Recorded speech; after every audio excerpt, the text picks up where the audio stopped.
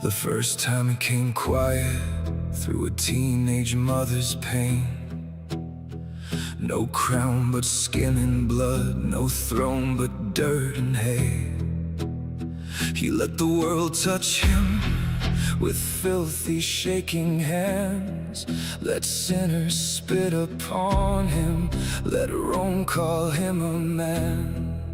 He stood there like a lamb while the wolves tore at his name. He opened not his mouth while they dressed him up in shame. But don't mistake his mercy for weakness in his bones.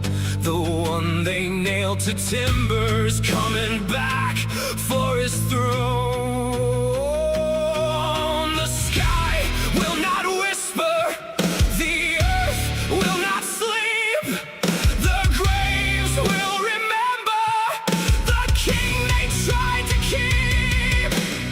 He's not coming as the lamb this time, not bleeding under Roman skies, not silent while the mockers laugh, not crushed beneath the sinner's wrath. He's coming as conqueror, he's coming as king, with fire in his eyes and justice on his wings. Every crown will hit the ground, every throne will split into the lamb who once was slaughtered is the lion coming through.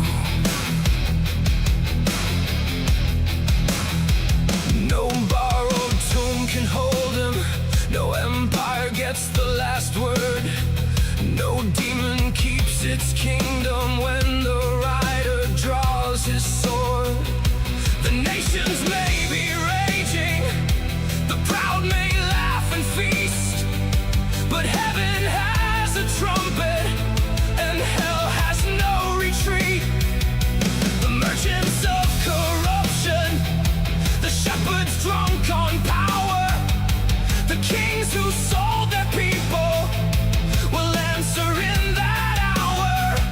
Every hidden room exposed, every secret dragged to flame, every mouth that cursed his blood will choke upon his name. The clouds will tear open, the dead will arise, and every lie ever spoken will burn in his eyes. He's not coming as the lamb this time, not bleeding under Roman skies, not silent while the mockers laugh, not crushed beneath the sinner's wrath. He's coming as conqueror, he's coming as king, with fire in his eyes and justice on his wings. Every crown will hit the ground, every throne will split into the lamb who once was slaughtered is the lion coming through.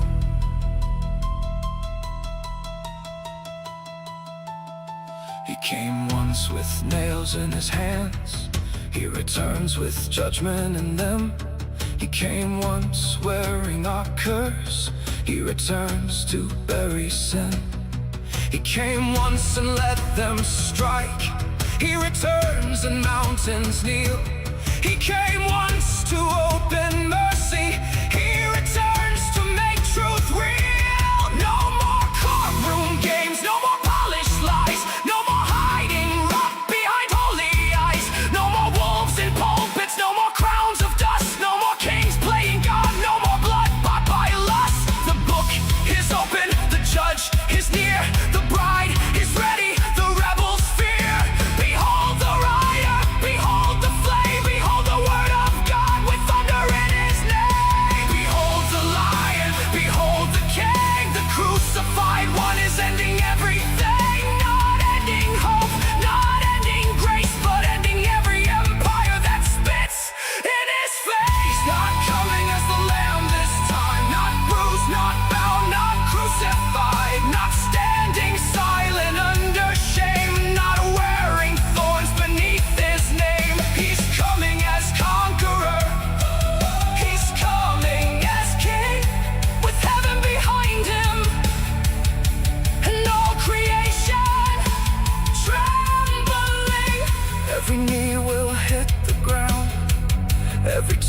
will tell the truth. The lamb who once was slaughtered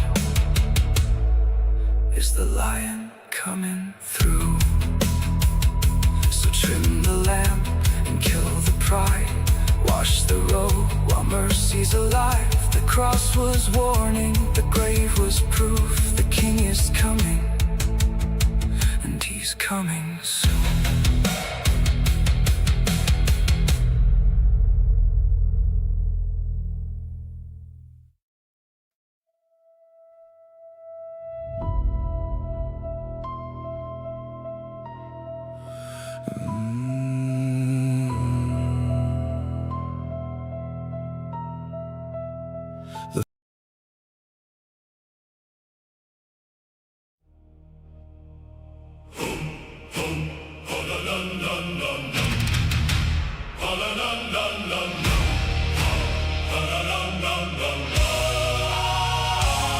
It's Wednesday! Let's go! Wake up!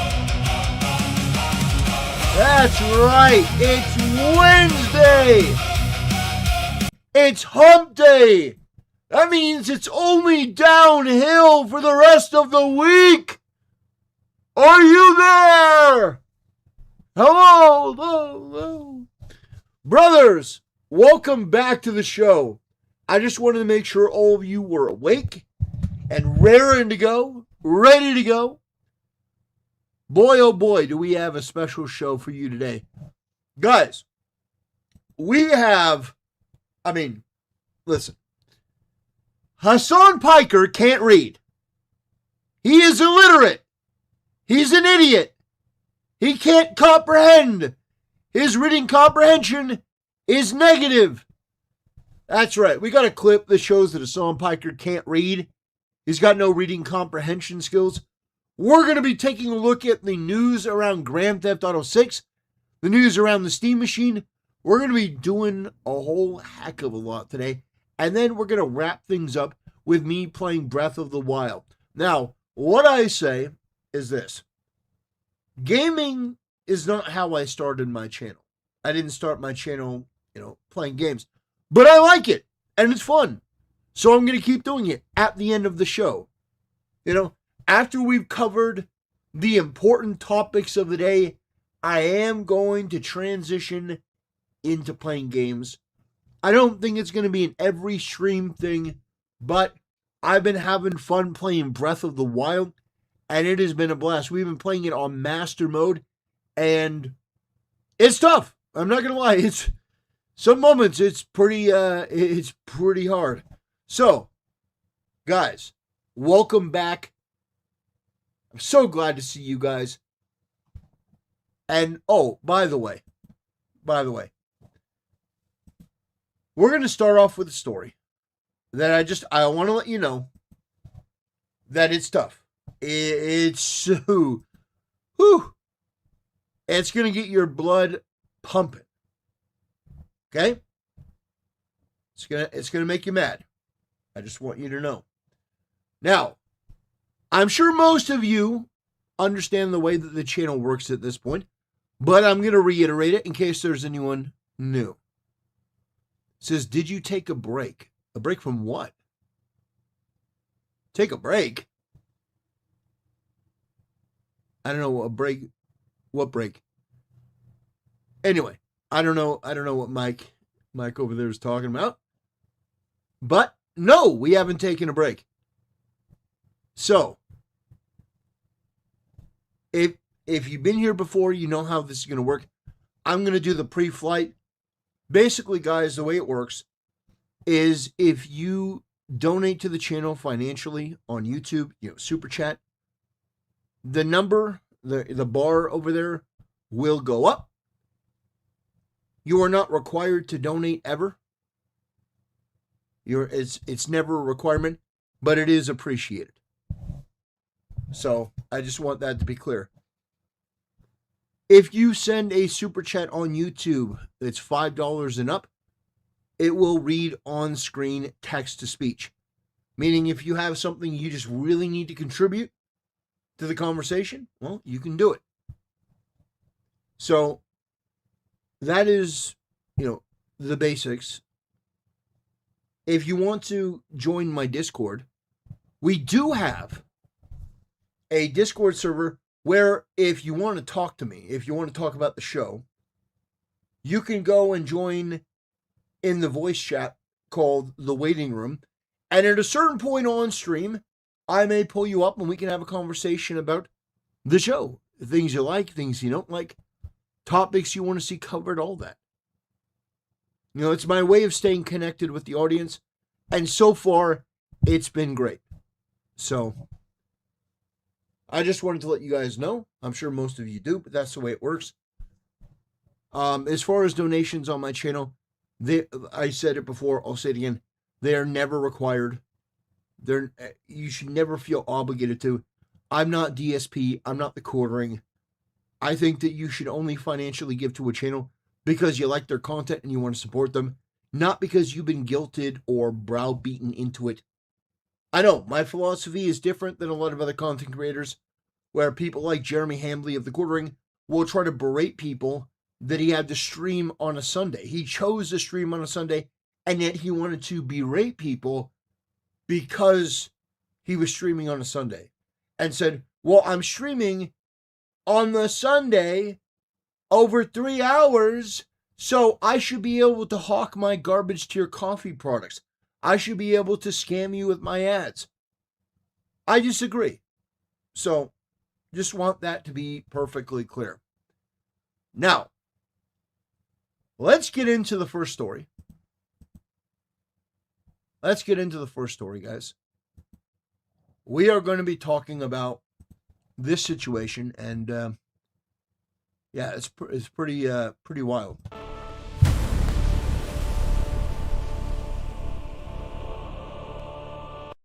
Brothers, we've got another just incredibly depressing and heartbreaking story where somebody was allowed to migrate to a Western country that should never have been there, and they committed another barbaric, heinous crime. Now, in this case, you had this gentleman here,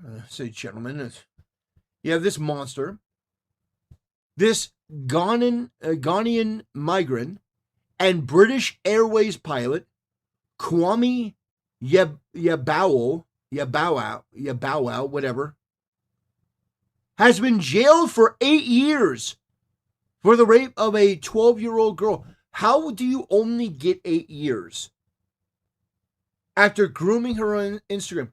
How? Only 8 years? You should be put underneath the prison. How do you only get 8 years? And so, listen, this is not where I want to go into this rant, but another aspect of this that pisses me off is you have these people online, these performative people that go out of their way and they'll be like, oh, Chibi Reviews is a pedophile, or all these other people are pedophiles because they like cartoon images. I think that shit is weird too.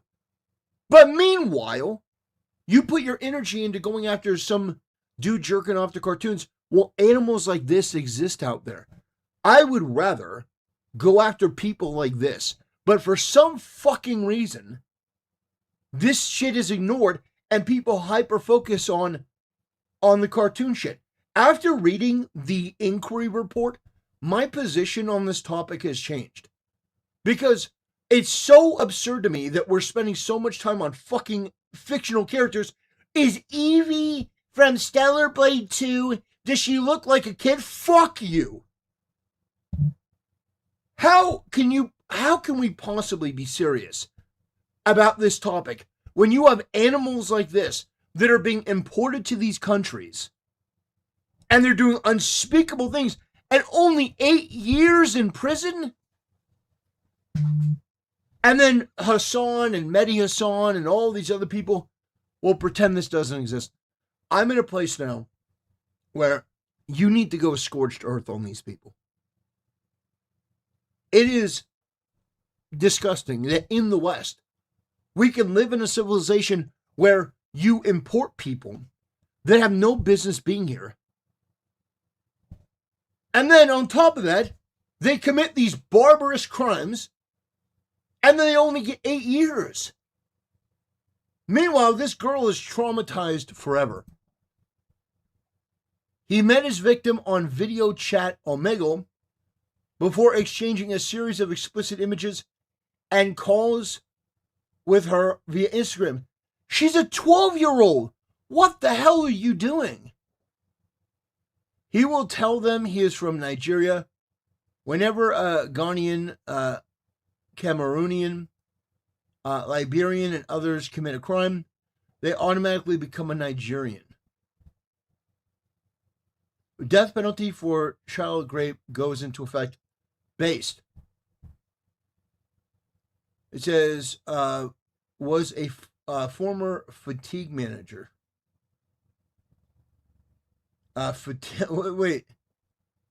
Senior first officer and fatigue manager at West Atlantic, AB. But here we have another story. It's going to get swept under the rug. Another victim brutalized and sacrificed on the altar of DEI and multiculturalism. And you know what? We've had too many victims. We've had too many victims to this cult, this delusion. It is evil. And there is absolutely no benefit. Diversity is not our strength. It's never been our strength. What actual strength looks like is uniformity. Uniformity. Coming together and creating a cohesive unit.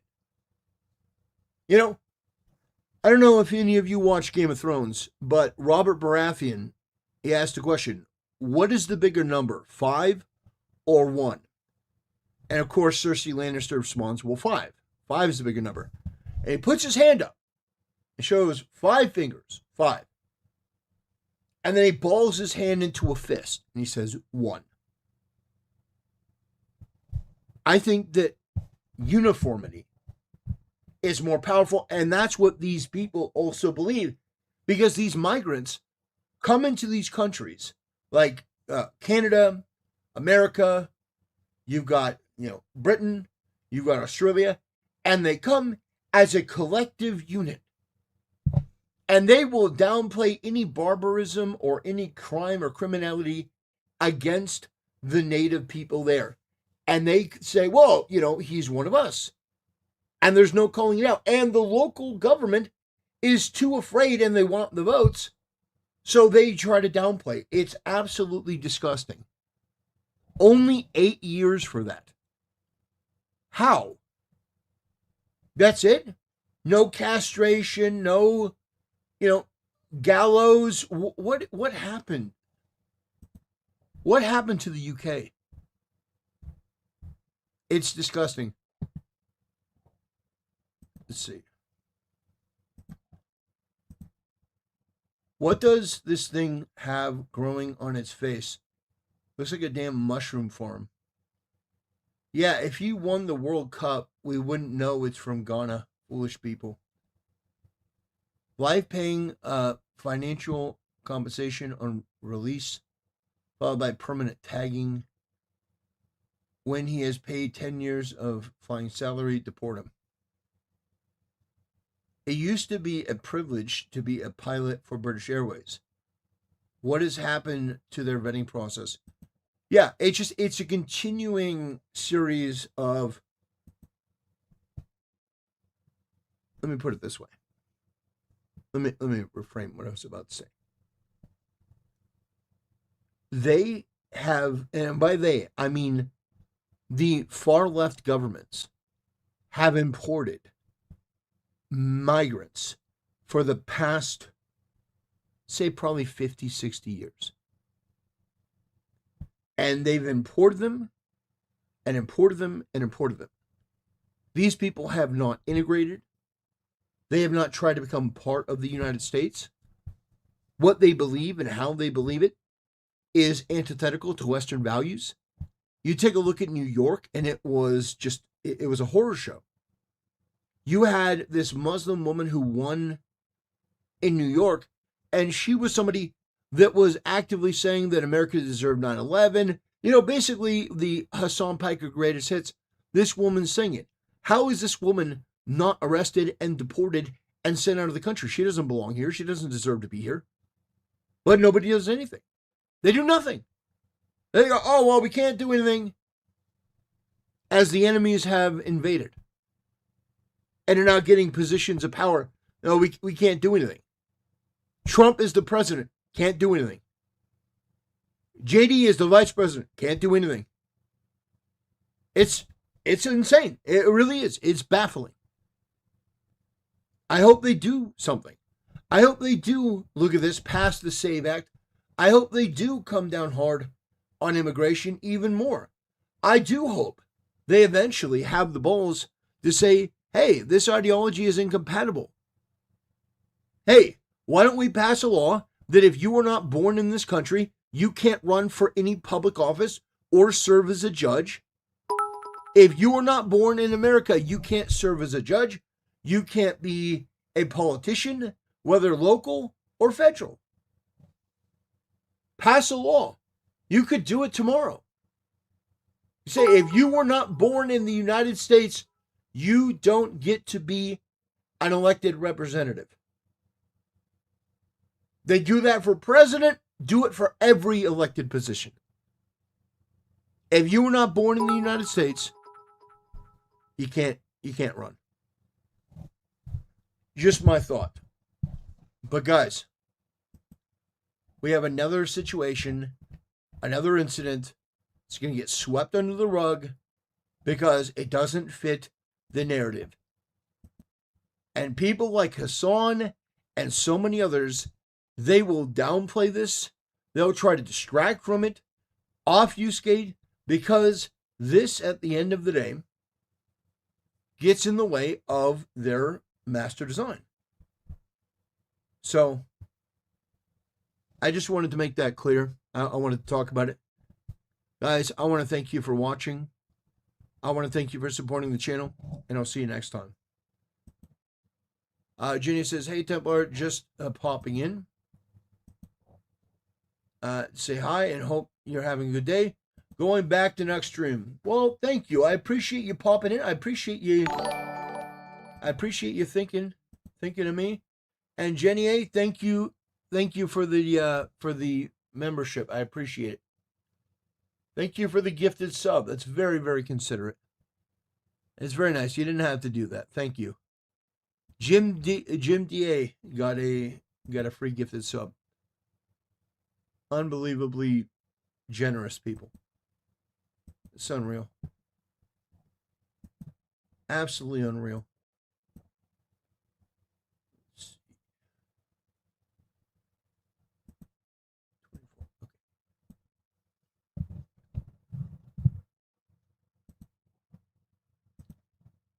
All right.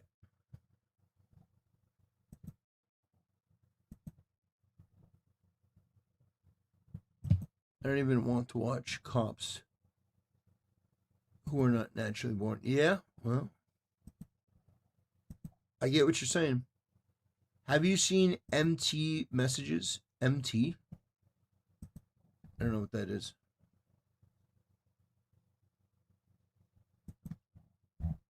Okay, give me 1 second. Asmongold said,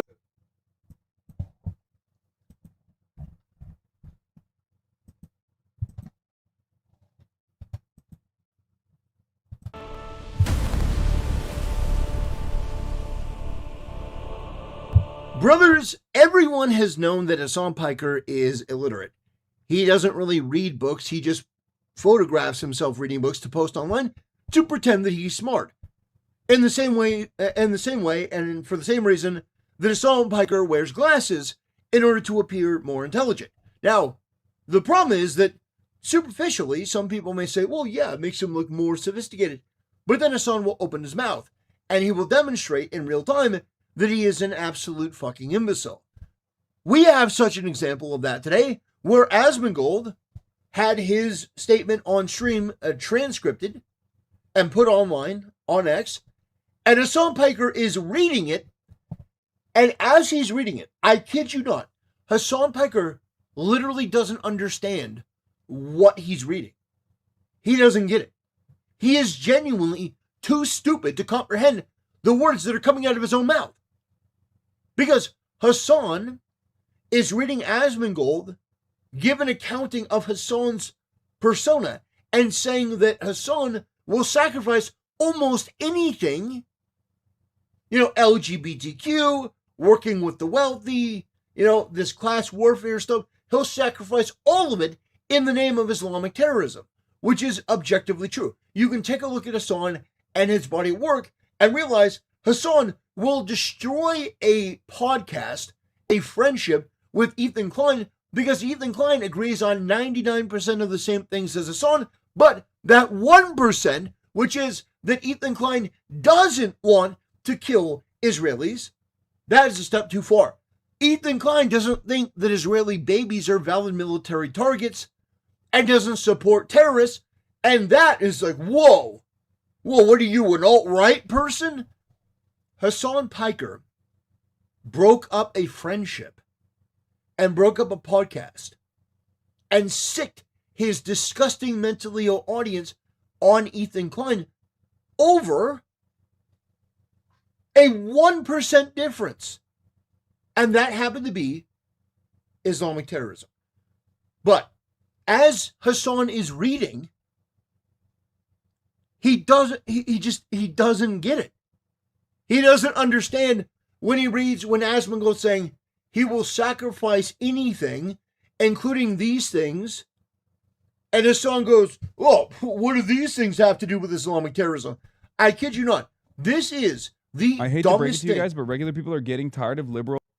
This is the dumbest thing I've ever seen from Hasan. And you know how much ground that covers. Just wait. Just wait until you see how dumb this man really is. Asmongold says Hasan's every belief exists to serve Islamic terrorism and nothing else. True. Everything that he does is going to be in service of Islamic Muslim terrorism. True. This is the core and center of his ideology. He will compromise LGBT rights by supporting the countries that will kill gay people. He will support wealth inequality by glazing China. But the one thing wait, is China doing Islamic terrorism? No, you fucking idiot! No, that's the point! Oh, no! Oh, my God. Let's watch that again. Oh, gosh. Islamic Muslim terrorism. This is the core and center of his ideology. He will compromise LGBT rights by supporting the countries that will kill gay people. He will support wealth inequality by glazing China. But the one thing wait, is China doing Islamic terrorism? No, he's saying that you will abandon your principles, no matter what they are, as long as it's not going up against Islamic terrorism, which is your number one value and priority. Oh my gosh. Oh gosh. No, you glazing China is basically you spitting in the face of your view about class warfare based on how China is run, with the social credit scores and the insane poverty. The insane poverty to the point where they have to put suicide nets up to prevent people from jumping off and killing themselves. Hasan, that's what he's talking about. But you are so dumb. You are so shockingly stupid that you read that and you're like, does China have anything to do with Islamic terror? No. It means that you will sacrifice any principle.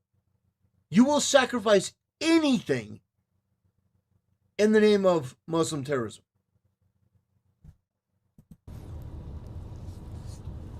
That's confusing. It's not. I guess none of it really has to make sense when... Oh, gosh. And Hasan is like, well, it's confusing for me because I'm a fucking retard. Hasan is inbred. Comes from inbreeding. By the way, that's not just me saying that. That's Cenk Uygur, his uncle, said that. Cenk Uygur, his uncle, said that Cenk's, his grandparents were first cousins.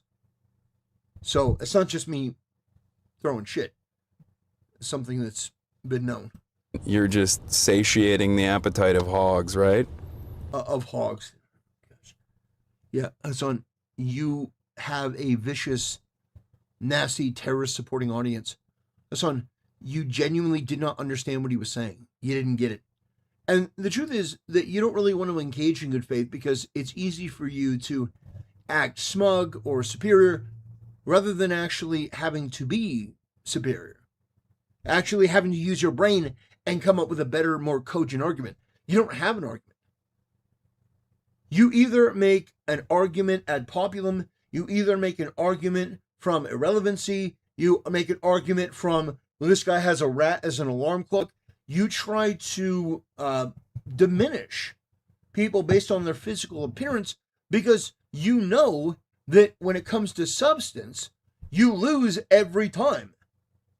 You have no rebuttal, which is why people despise your very existence, because you are a serial liar.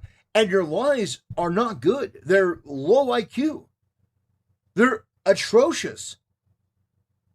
And it's not just insulting to the people that know better, it's also insulting to your own audience. You know, it's insulting to everyone that you just pretend that you don't have to live in reality. You can make up your own facts. You can make up everything yourself. You don't have to play by any of the standard rules that the rest of the world has to adhere to. Which is, you don't just get to make up your own shit. You have glazed terrorists, Hasan. You have downplayed the Rupert Lowe report. Every time you mention it, you try to add in some adjective or pejorative about it. That, oh, this is just relitigated nonsense. Oh, it's bullshit. Oh, some of it's true, but most of it's not. You try to run defense for this because you know it makes your ideology look bad. You don't care about young girls getting violated because, Hasan, you are pro the forcible violation of women. How do I know that, Hasan? Because, like everything else, you record yourself saying the most criminal and insane things. You recorded yourself saying that you would like to create some system where you put rapists, the sons of billionaires who may be rapists, with daughters, innocent daughters, who are, white Anglo-Saxon Protestant, and put them in the same group? Because you want the young white girls that are the daughters of billionaires to be violated, Hasan, and then you wonder why people hate your guts? Hasan, you're a monster. You're an animal. You genuinely cannot engage with anything. You have to come from an argument from the perspective of, this is ridiculous. It's not. The only thing ridiculous here is you. Everything that you say and everything that you do is born of your ego and your underdeveloped brain and your genuine stupidity. You are a rock. And I don't mean that as a pillar of, stability. I mean, you are dumb as a rock. You are low IQ. It's shocking, guys. It is genuinely shocking to watch this guy operate. You just kind of say things and people go, yes, you hate the guy that I've been trained to hate like a fucking bot. That's awesome. No one has been trained to hate you, Hasan. We come to that decision. I didn't shock Kaya, it's a vibration collar, as we can see tape on it if we zoomed in. Then his GF even said he took the prongs off. Yeah. Thank you for the donation, my friend. Yeah, Hasan, you lied about shocking your dog. And his ex-girlfriend. Yeah, Valkyrie is apparently no longer his girlfriend. But you hear the cope that comes from Hasan?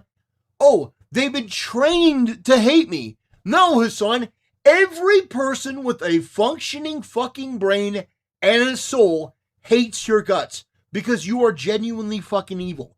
In the way that you approach other people, in what you say, and how you say it. You are pro-doxing.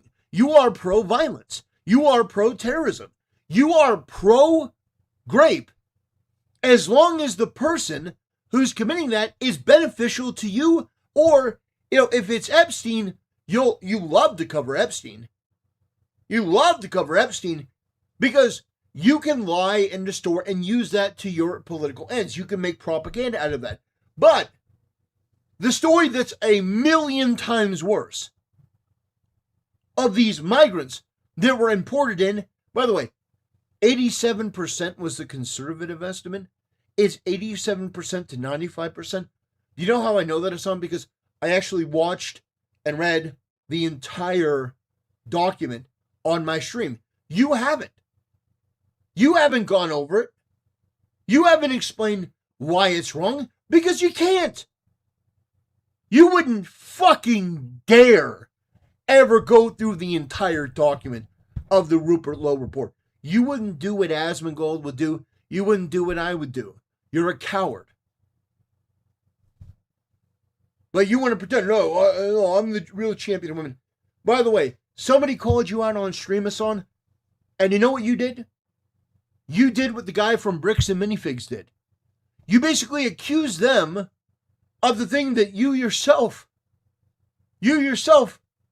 are doing. Now, in this case, you're not actively out there grooming young girls that we know of. I mean, there have been some reports, but we're not going to speculate on that. But what we will say is you're defending the very people that are doing this based on no knowledge. You haven't read the report on stream. You haven't gone over it. And I guarantee you haven't read any of it. Maybe a page. But you haven't read it. Asmongold read the whole thing. I've gone over and read the whole thing. We did it on stream. I did it on my channel. Asmongold did it on his. But look at how just vile this person is. But one thing he will never do is compromise on Islamic terrorism. Every other belief works in service to manifest the increase of Islamic terrorism. True. That's cool, man. I like that that's just commentary. That's political commentary on the... It is, and it's absolutely correct. And Asmongold isn't of the right. Asmongold is more left-wing. No, it's just absolutely true. Right. Is just accusing a Muslim American of... No, you're not an American. You are an anti-American. You are a terrorist supporter. And do you know why I call you a terrorist supporter, Hasan? Because you have been on camera, on stream, supporting terrorists. Hasan, you do not get to act incredulous. You are a terrorist supporter. Hey, should we go over some of the greatest hits of Hasan Piker? Should we go over some of the things that Hasan has said that are so vile and reprehensible that they shock even me, having seen them? Should we? I mean, good Lord. Like doing one good thing, which is that, like, if you have these millionaire, billionaire, WASP fail sons, at least taking them out of other colleges so they can only do date rape to other billionaire, millionaire failed daughters is, like, in some respects, from a utilitarian perspective, of course, a little bit better. You know what I mean? Like, taking these guys and putting them in a pen with one another is ultimately getting them away from the broader society. So in that scenario, Hasan, you absolutely disgusting rape apologist freak, what did the young white girls do to deserve that, other than their parents are billionaires? Your parents are a billionaire. Does that mean that we get to advocate raping you, Hasan? You probably like that. That's disgusting. But no, how about this, Hasan? How about this, you absolute subhuman scumbag? How about if somebody rapes a girl, we put that person in jail, or we put them to death? How about we don't put them in a pen where they can commit crimes against people you don't like, which is white people, because you're an anti-white bigot. You're an anti-American terrorist, rape-defending bigot. You 100% are. Yeah, Hasan, if you would like to defend that, you can't. Your brain is too underdeveloped. If you would like to defend that, Hasan, please try. No, you we're perfectly comfortable saying, instead of holding these people accountable from a utilitarian standpoint, let's take these people and put them in a cage and let them continue to do this against other people that I don't like. Hasan, genuinely, you are one of the most repulsive people I've seen online. And everything that I've said about you is not only true, but it's true not from like hearsay or other witness accounts. It's true from things that you have recorded yourself saying. Nobody trained me not to like you. It's not based on how you look. It's not based on how you look. It's not based on your heritage. Because there are people that come from other countries. Some of them, like Arnold Schwarzenegger, could barely speak English, and they're beloved. It's not based on skin color because, frankly, you are a hairy Turkish man, but you are extremely pale. Nobody cares about that. What people don't like about you is that the content of your character is remarkably poor. It is remarkably poor. You have poor character. You are a terrible person. That's what people have an issue with. And you act incredulous. Oh, how could you say this? Because it's all based on what you've done. That's why Asmongold says it. That's why I say it. Of trying to foment Islamic-style terrorism, specifically Islamic-style terrorism. Thank you, Twitch. That's cool. Back in the day, there was a terms of service, and... Hasan, you are a rape apologist. Hasan, do I have to play the clip again? You advocated rape on your stream of white women. Hasan, you have called for violence on your stream. Hasan, you have broken the law. Record yourself committing crimes on stream. You are in no position to be talking about the terms of service. Asmongold has not violated the terms of service. You have. Honestly, not only have you broken the terms of service, but if Trump wanted to deport you, I would be 100% okay with that. I think that would be fair. Hasan, everything that I've said here, everything is backed up by evidence. Things that you have said.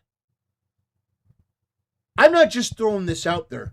The first thing that you said about the 250,000 young white British girls being groomed and violated against their will was to downplay the report, to minimize it, to try to go, guys, this isn't true. None of this is true. You have no idea if any of it is true because you haven't done any research, but you're immediately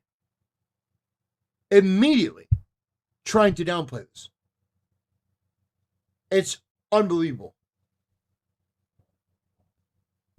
I'm glad that we no longer live. We've destroyed cancel culture. We've won. Okay? God forbid you fucking show the manifesto as a part of your regular news coverage of a terrorist. Damn. Accuse your political interlocutors of doing Islamic-style terrorism. Yeah. When your audience was being read the terrorist manifesto, they were spamming heart emojis. You have a pro-terrorist, anti-American, radical, rabid audience. It's perfectly fine. Trevor Durden would never do that to me. Dude, you know how we're over here running? We're over here, campaigns around, pushing for campaigns around, spend money on our children instead of killing other people's children overseas, that kind of thing. Let's take a look at the Republican gubernatorial run in the state of Florida. Here's what the fuck James Fishback is on. Byron Donalds is black, but that doesn't... What else did he say? What, is that an onus on? What else did he say? Wait, you played 2 seconds of that? You absolute pig? And then you put this is why people don't trust you and despise you. You are so dishonest. Well, he said black. That must mean he's racist, right? Hasan, you are a wretched, despicable human being. You are a disgusting parasite. You are somebody that infects American politics with this Middle Eastern tribal blood feud bullshit. And you know what? People have had enough. People have had enough of this shit across the world. And finally, it seems that the tide is turning. Man. Hasan, I genuinely hope that you eventually get out of whatever. I don't know if it's drugs. I don't know if you're just genuinely that retarded. I hope you eventually do get help. Because it's depressing to see just how despicable you are. You are never honest. You're never forthright. You never have an ounce of integrity. It's insane. So, that'll do it. I want to thank you for watching, and I'll see you next time. Okay. Now I'm going to do a shorter version. I'm going to do a shorter version of that story. Hope you guys don't mind.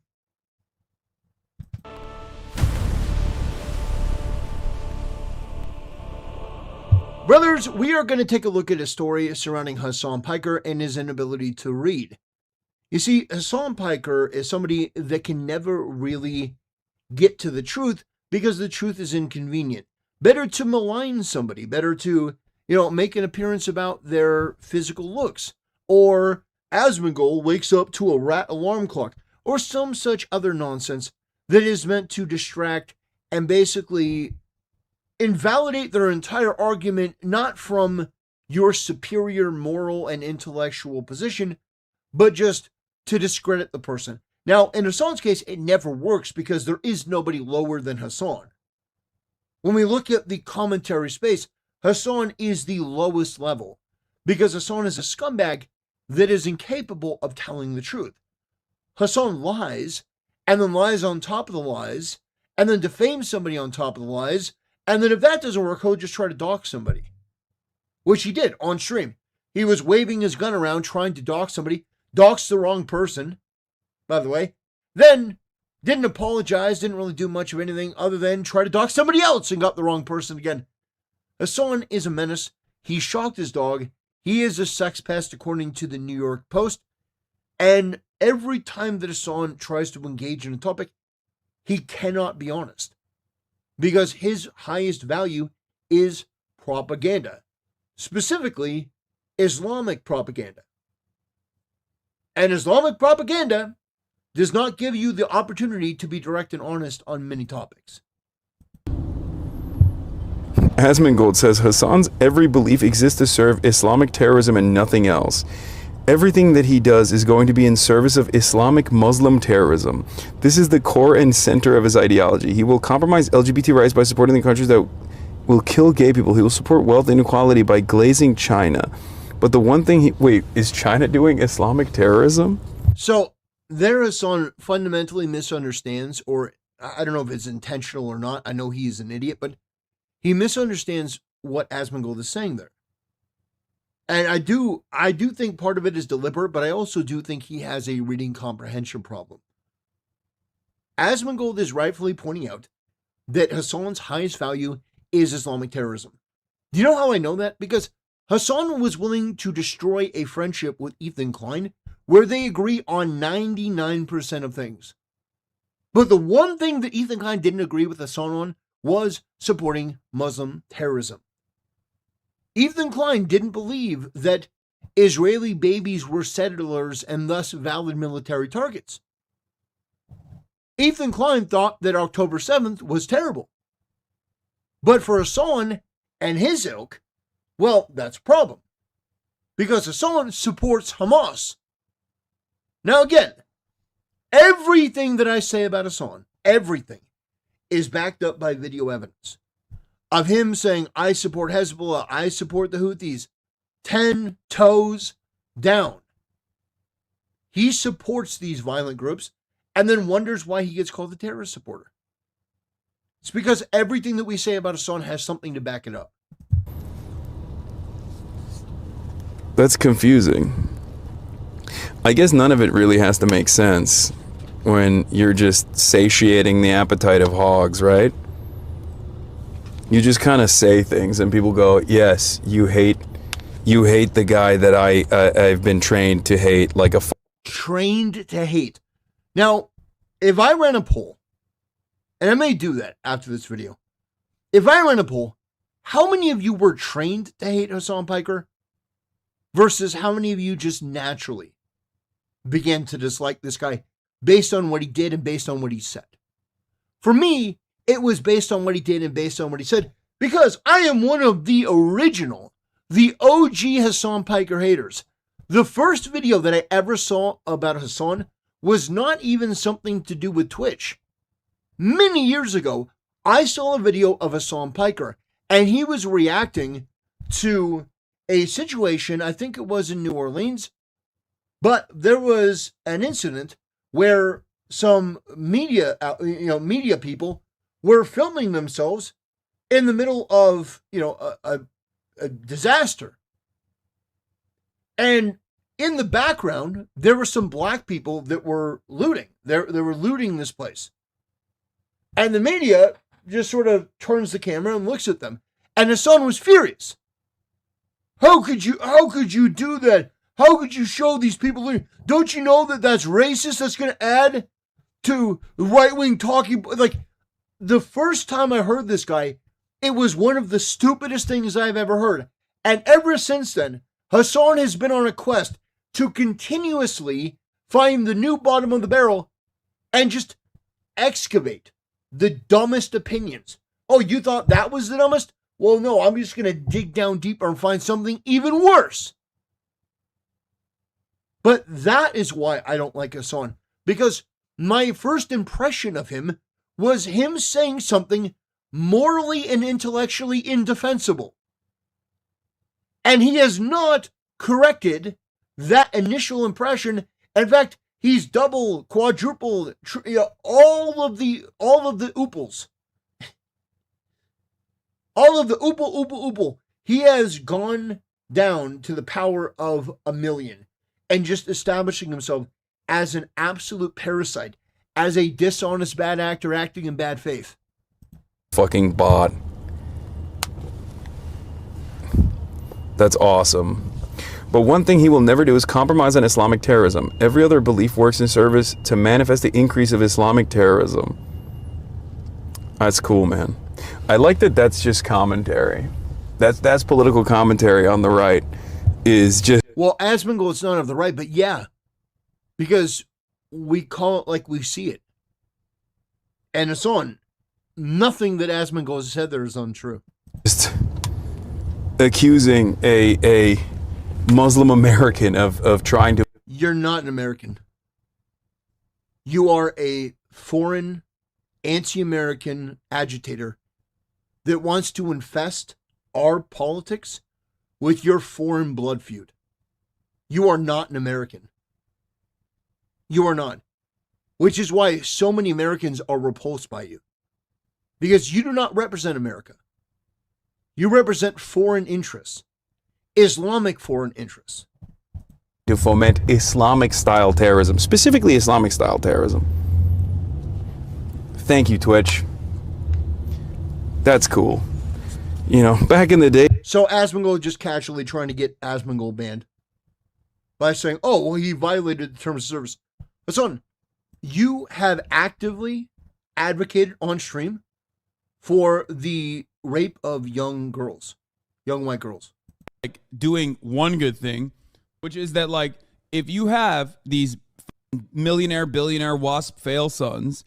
at least taking them out of other colleges so they can only do date rape to other billionaire, millionaire failed daughters is, like, in some respects, you know, from a utilitarian perspective, of course, a little bit better. You know what I mean? Like, taking these guys and putting them in a pen with one another is ultimately getting them away from the broader society.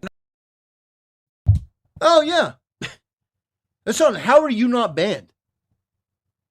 How are you not banned for that one statement alone? And Hasan, There's 100 others. Times that you've said things that are so profoundly immoral and indefensible, it's insane. Hey, there was a terms of service, and I'm glad that we no longer live. We've destroyed cancel culture. We've won. Okay? God forbid you fucking show the manifesto as a part of your regular news coverage of terrorist. Damn. Accuse your political interlocutors of doing Islamic style terrorism.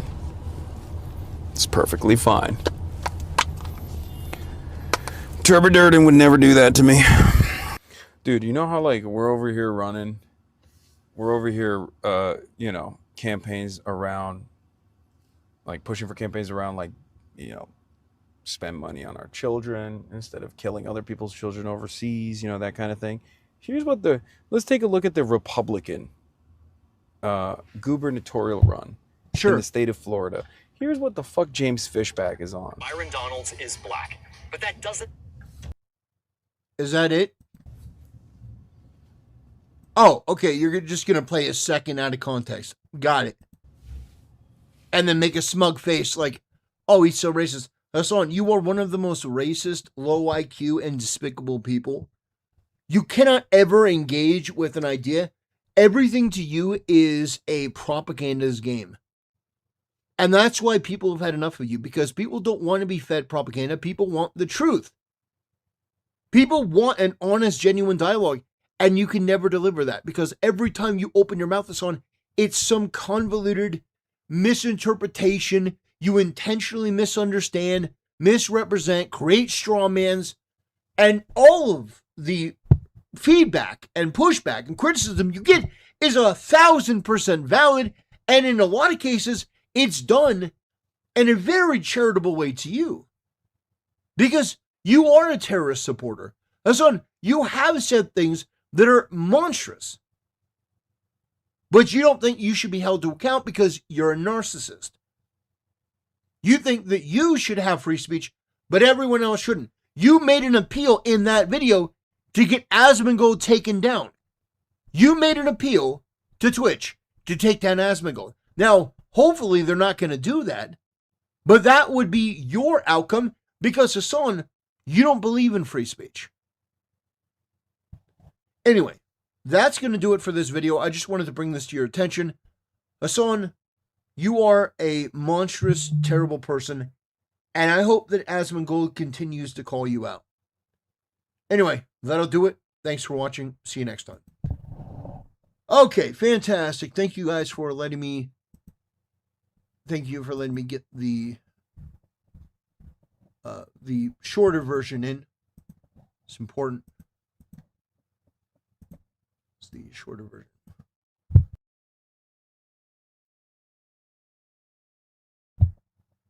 Nuxenor's stream just ended. Oh, that's nice. How was his stream? How was his stream? He didn't raid me? What a fucking asshole. What a... No, I'm just kidding. He didn't raid me? What an asshole. Yeah, that's what you get. I didn't slip my usual shekels into his pocket. Oh, and everyone comes back. Welcome back, Janae. Welcome back. So good to see you. I do appreciate you guys going and showing Nux some support. It's very cool. Glad he's back to streaming.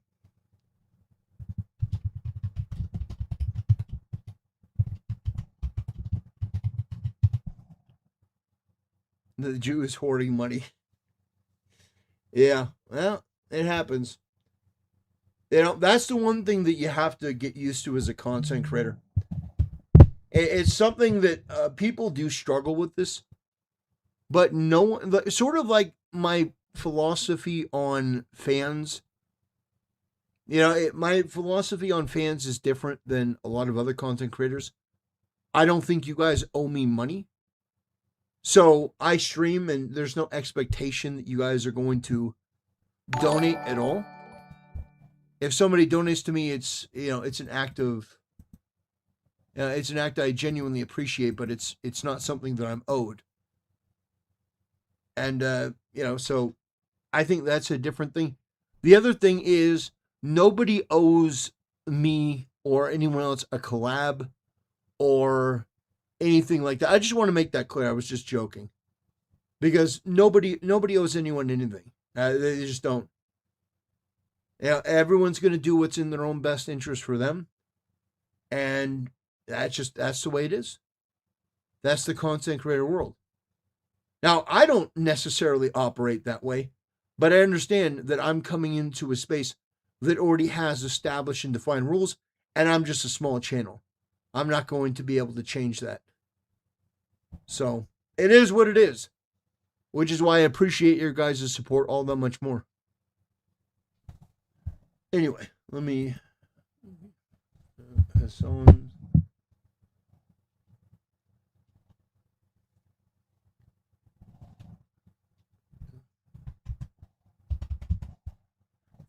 Hasan can't read.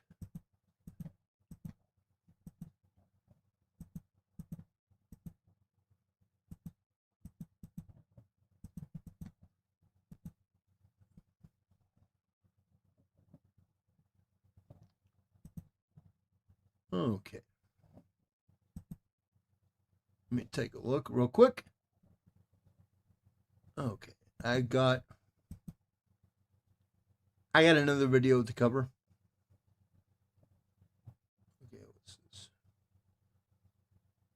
Oh, did Asman go cover that? We're gonna be covering a video from Moist Critical. We're gonna be covering a video from Moist Critical. Okay. Give me a second.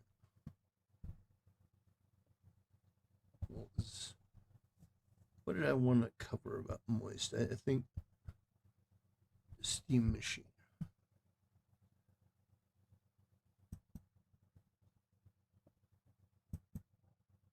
Give me 1 second here.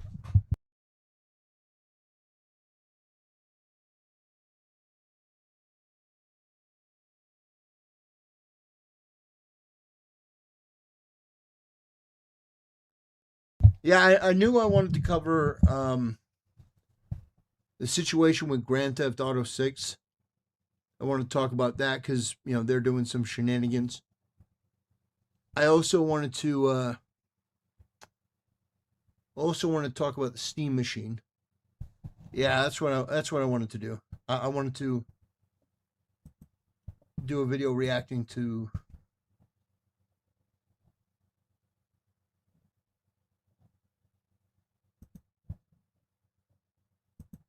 Okay. All right. We're ready to go.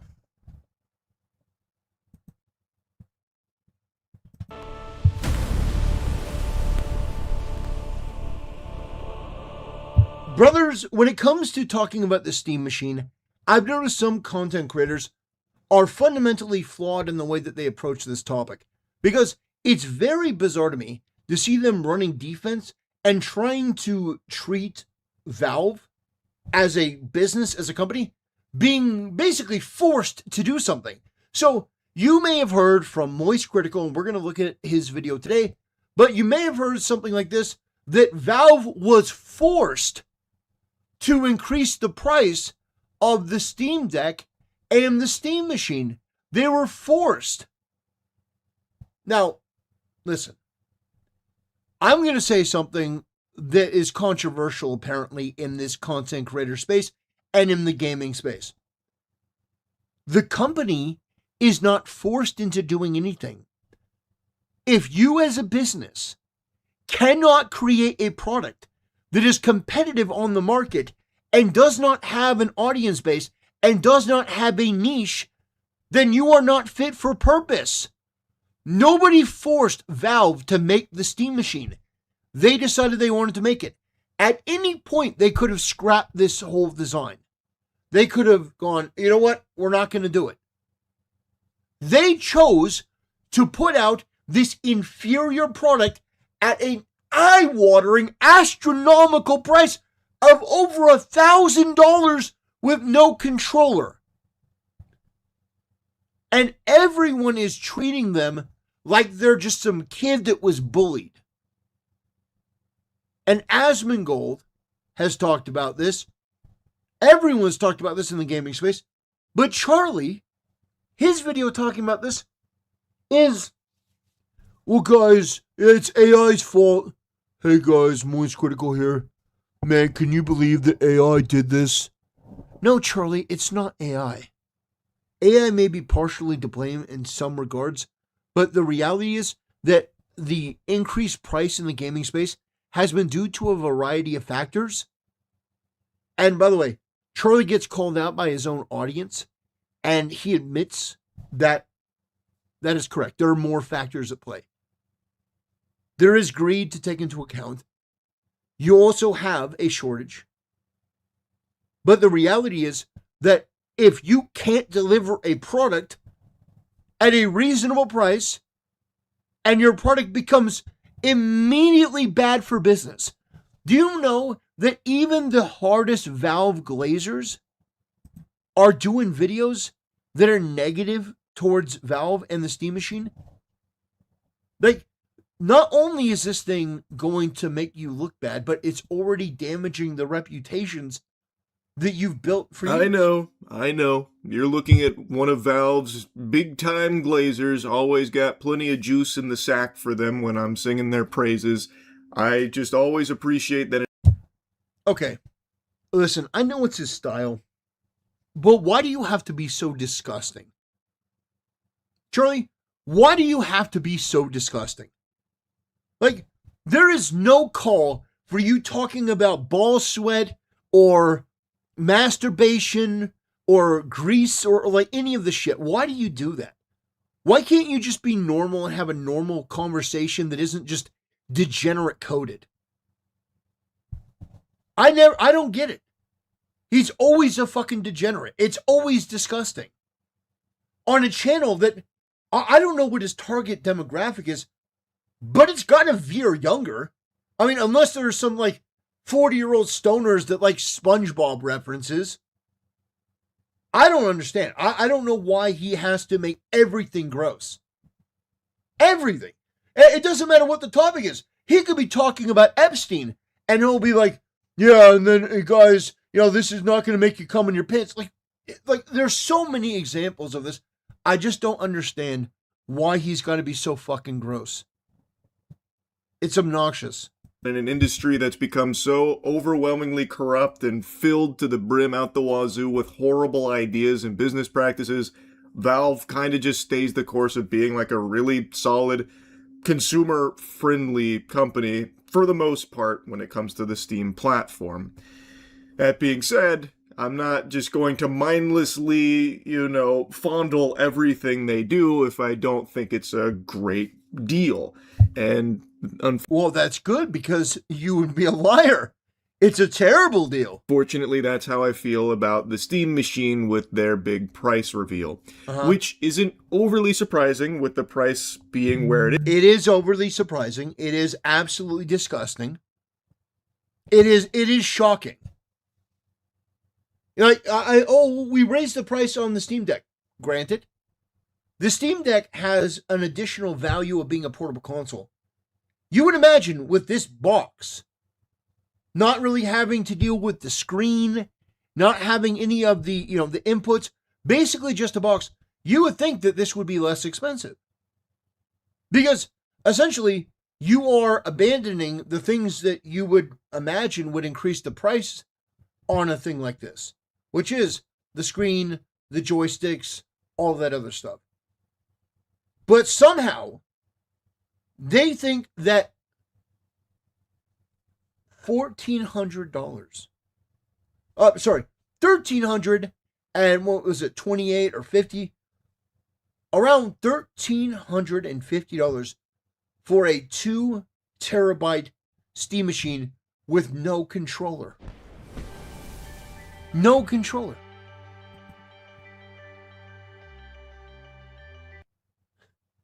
I feel attacked. I'm 39 and a stoner that loves SpongeBob lol. Well, apparently, Charlie, I found I found one of your flock, Jeremy. They wandered onto my channel. Thank you for the donation. I appreciate it. Charlie, I found one of yours. Okay? I found your target demographic, all right? So maybe I'm wrong. Maybe they do exist. The older, these people that are like in their 39, 40s that are into SpongeBob and love the SpongeBob references. But anyway, Charlie, yeah, this machine was shockingly priced. And you know who agrees with that? Linus Tech Tips. That almost flipped over in his chair when he heard the price. It is, considering the state of the tech sector in general, thanks primarily to AI just butt fucking all of it. Oh, yeah. Yeah, it was AI. Yeah, everything was great until AI. Yeah, everything was great until AI. Guys, it was AI that butt fucked the gaming industry. Hey, Charlie, you absolute gaming tourist. Do you remember, Charlie, do you remember Mass Effect 3? I do. The gaming industry has always been a hive of scum and villainy. They have always been one of the most repulsive roaches in any form of entertainment. If you think this is merely a result of AI, you are insane. Do you remember with Mass Effect 3, there was a day one character DLC, 10 clams, $10 on top of the base game that you had to pay to unlock a character that should have been in the game from the first place. The gaming industry has been filled and rife with companies making bad decisions, and Valve, while they make a lot of good ones, is not immune to that. And the thing is, Valve didn't have to release this. They didn't have to put it out there. They made a choice. They could have said, guys, the components are too expensive, so what we're going to do is we are going to release this OS that we were going to have on the Steam machine. We're going to release it for free, which, by the way, is what they did. But say, we can't release the Steam machine. It's too expensive.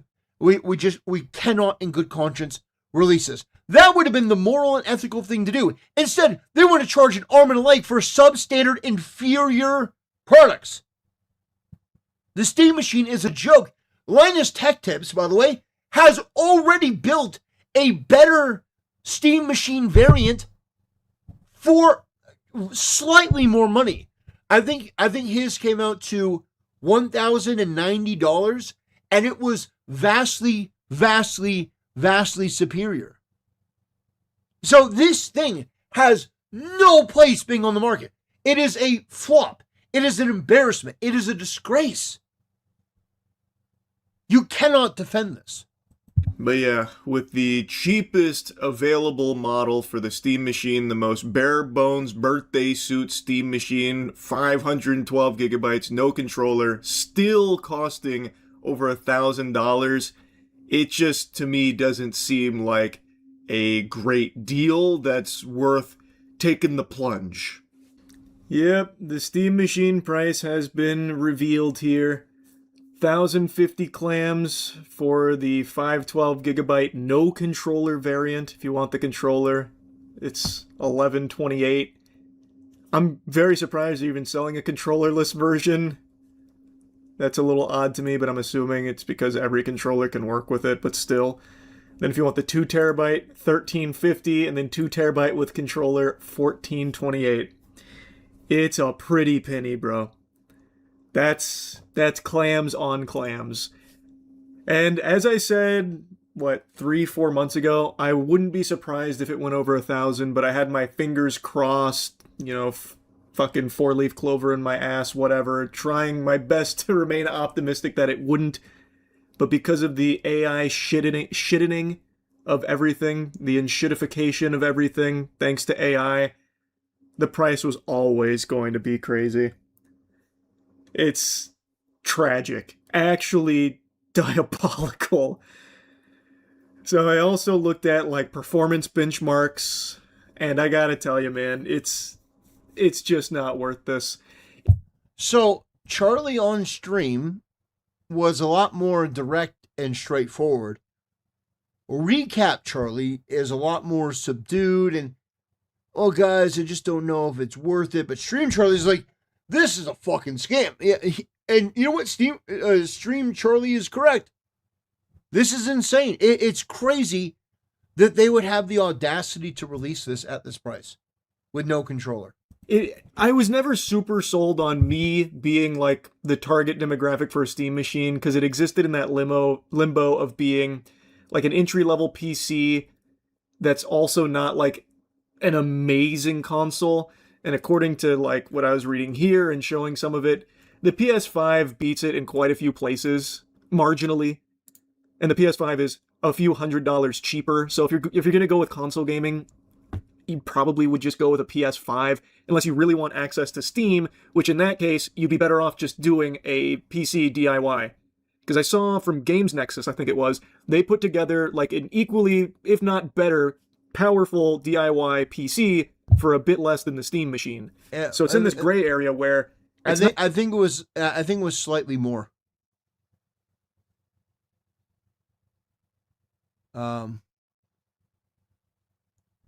PPP was talking about the Steam machine Monday night and says it's overpriced, but there's a chance it will only go up in price. That is insane. If it goes up in price from this, I don't think so. I'd like at that point just take it off the market. There's no way. You cannot justify this price, but if you go up, that's crazy. Not the best console you can get, and it's not the best entry PC you can get. So I don't see why I would buy it. It's just sad because it's pretty clear the reason the price is here is because of the AI ass blasting. From what I understand, it was probably going to be around $750, which that makes a lot more sense. If it could have come out like in the summer of 2025 or even a little later in 2025 at $750, slam dunk. Absolutely slam dunk. But at this price, I just don't see it. I really don't see it. It's now been 24 hours since the price reveal. I just got up. Turns out, wasn't a bad dream. It is going to stick around this price. And again, I recognize it's not where Valve wanted it to be, but with the state of AI being a miasma that infects and ruins. Yeah, Charlie's got to hate on AI. It's such a cringe take to be anti-AI.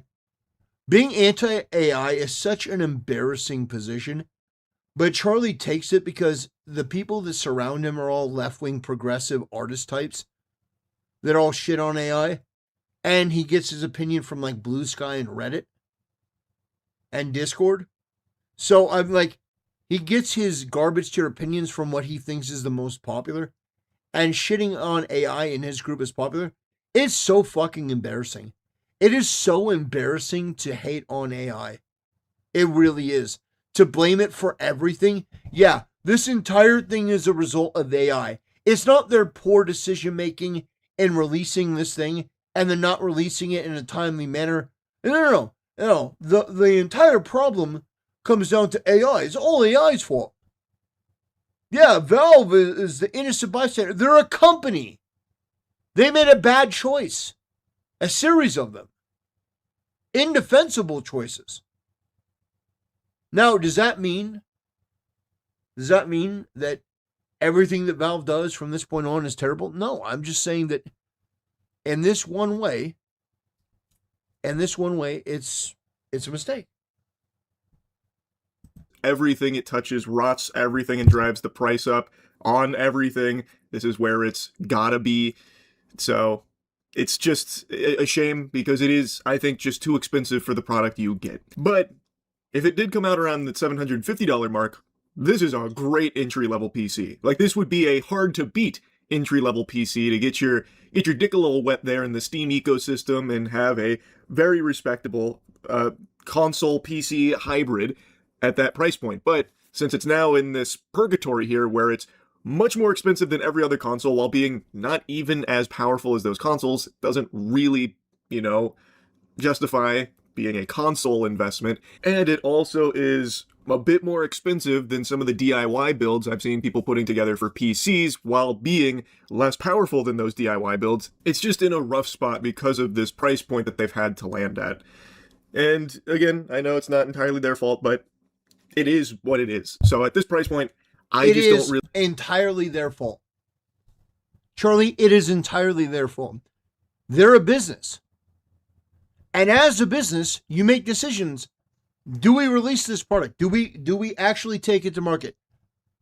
What is the realistic price? You can survey your audience. You can go and get a general feel for what people are willing to pay. Anyone can tell you that this was too much. This was a mistake.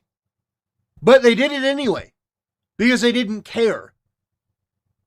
So it is 100% their fault. Now, there are always going to be market fluctuations, components that are more expensive. Before that, what was the excuse? Oh, COVID. Oh, chips were more expensive. And, that was the thing with the Switch 2. They're like, well, they're not going to be able to make the Switch 2 because the components are so hard to get. Well, they managed to do it. And you know what? The Switch 2 is reasonably priced. It is. In comparison to everything else. I mean, now especially compared to the Steam Deck. Which, you want the best Steam Deck, it's nearly $1,000. There's no excuse. They could have discontinued the Steam Deck and said, you know what? We're not releasing the Steam Machine, or done one Steam Machine with a controller. Like, they made these choices. Nobody made them price it this much. They could have tried to run it at a loss, like the way that a lot of these companies do. There are a lot of things they could have done. It is entirely their choice to do what they did. But isn't it interesting the way that Moist Critical and other people treat Valve? Which is they're like an innocent victim in all this? No, they made a business decision. Anyway, it's so ridiculous to me. Watching these people, they run defense for the companies that they like, and then they give no charity to the companies they don't like. If Nintendo released the Switch 2 with no controllers, do you think that Charlie would be giving them that sort of benefit of the doubt? If the Switch 2 came out at $600 and it had no controllers, no Joy-Cons, you had to buy them separately, do you think he would be, do you think he would be generous? By the way, $600 in comparison to the Steam Deck is a steal. The Steam Deck, $900 for the top of the line version. My point is that this Steam machine, the entire topic, is so transparent that people's biases play a big role in this. And I'm just here to tell you that Steam had every opportunity. They had every opportunity to do the right thing and to either price this reasonably or to say, you know what, we scrap this. Prices are too high. We can't justify this. We're going to use the components for this in something else down the road. No, they didn't do that. Anyway, that'll do it. I want to thank you for watching, and I'll see you next time. All right. All right. Let me get this uploaded.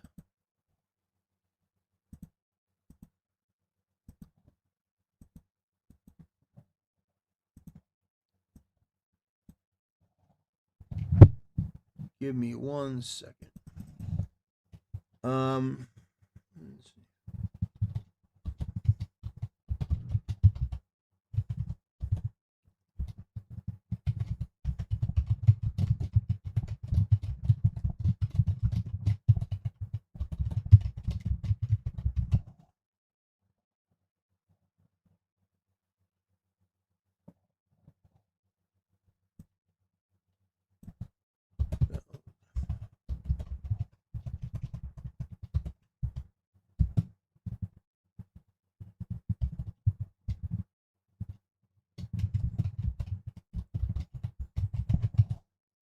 Okay.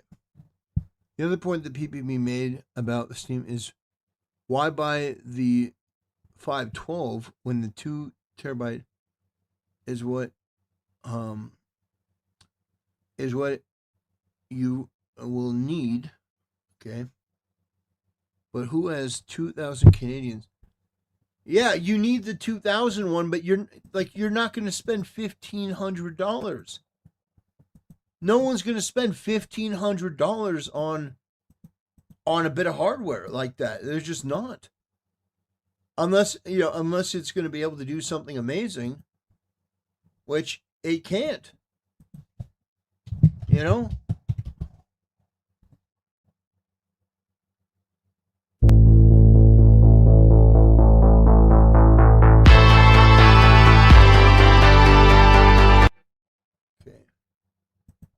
Broke nigga alert. Broke nigga alert.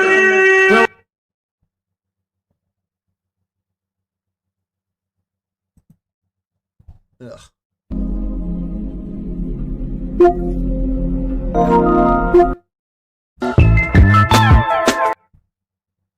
Okay.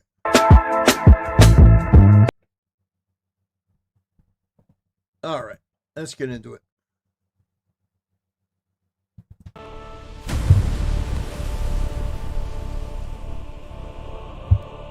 Brothers, Grand Theft Auto 6 is one of the most anticipated games of the year.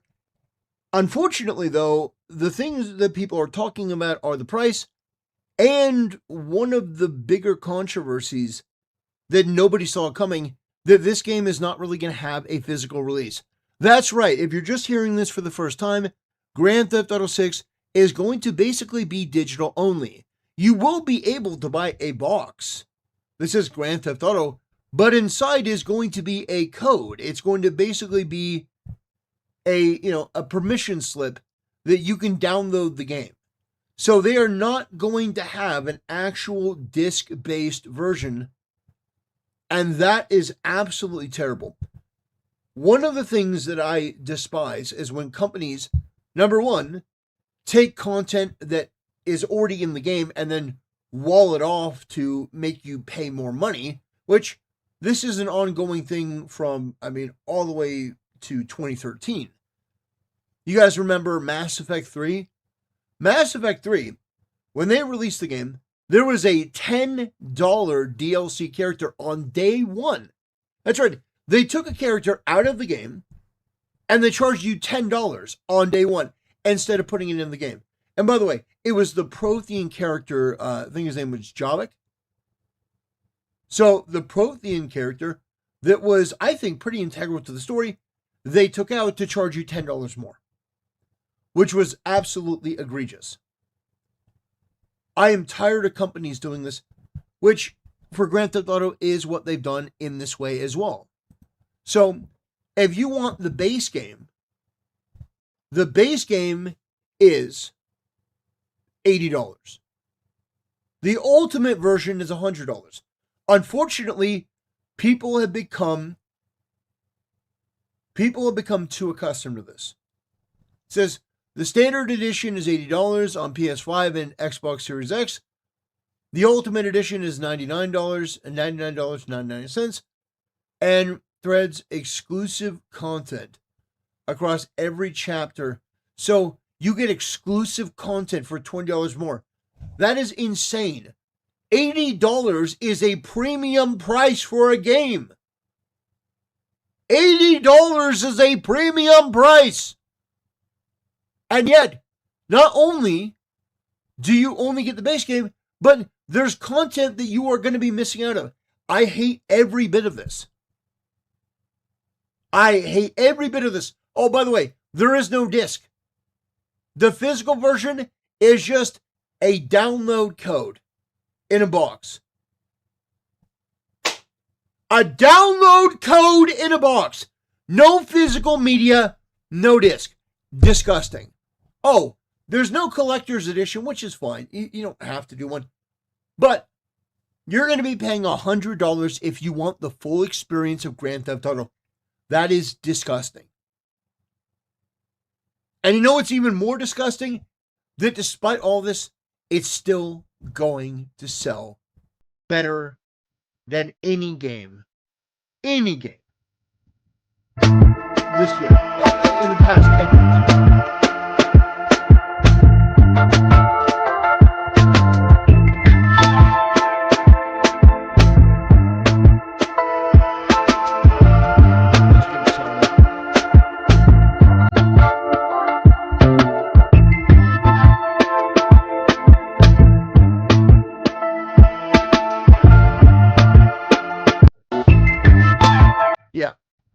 So Jeff Keighley saying Grand Theft Auto 6 will retail for $80 and the Ultimate Edition will be $100. Dang. Says prices have not been revealed yet. Yes, I have been sent this information directly by Rockstar Take-Two. These are the prices. Yeah, Jeff Keighley, listen.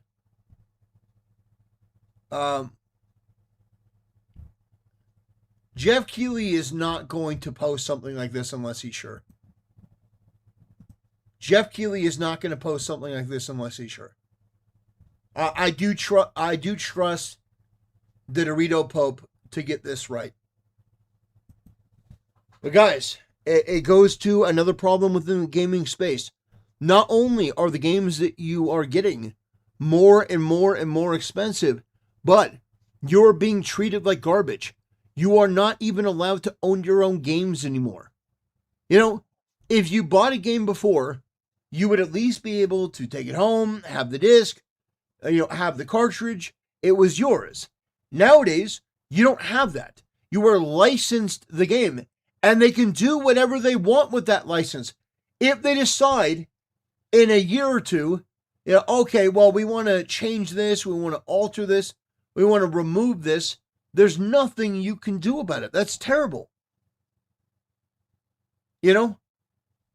It's pretty egregious.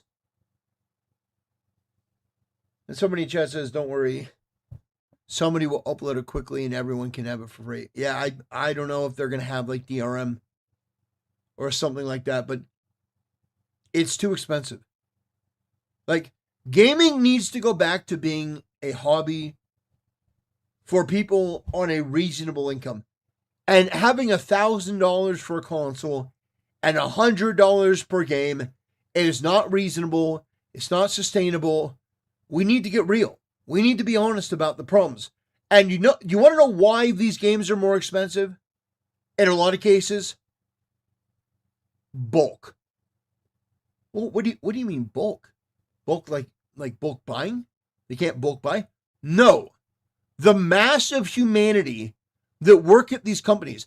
It used to be a lot of these gaming studios were a small team of people, a bunch of chuds, a bunch of absolute legends. People that were the traditional, grimy, geeky Asmongold type. The guys that just like cool shit.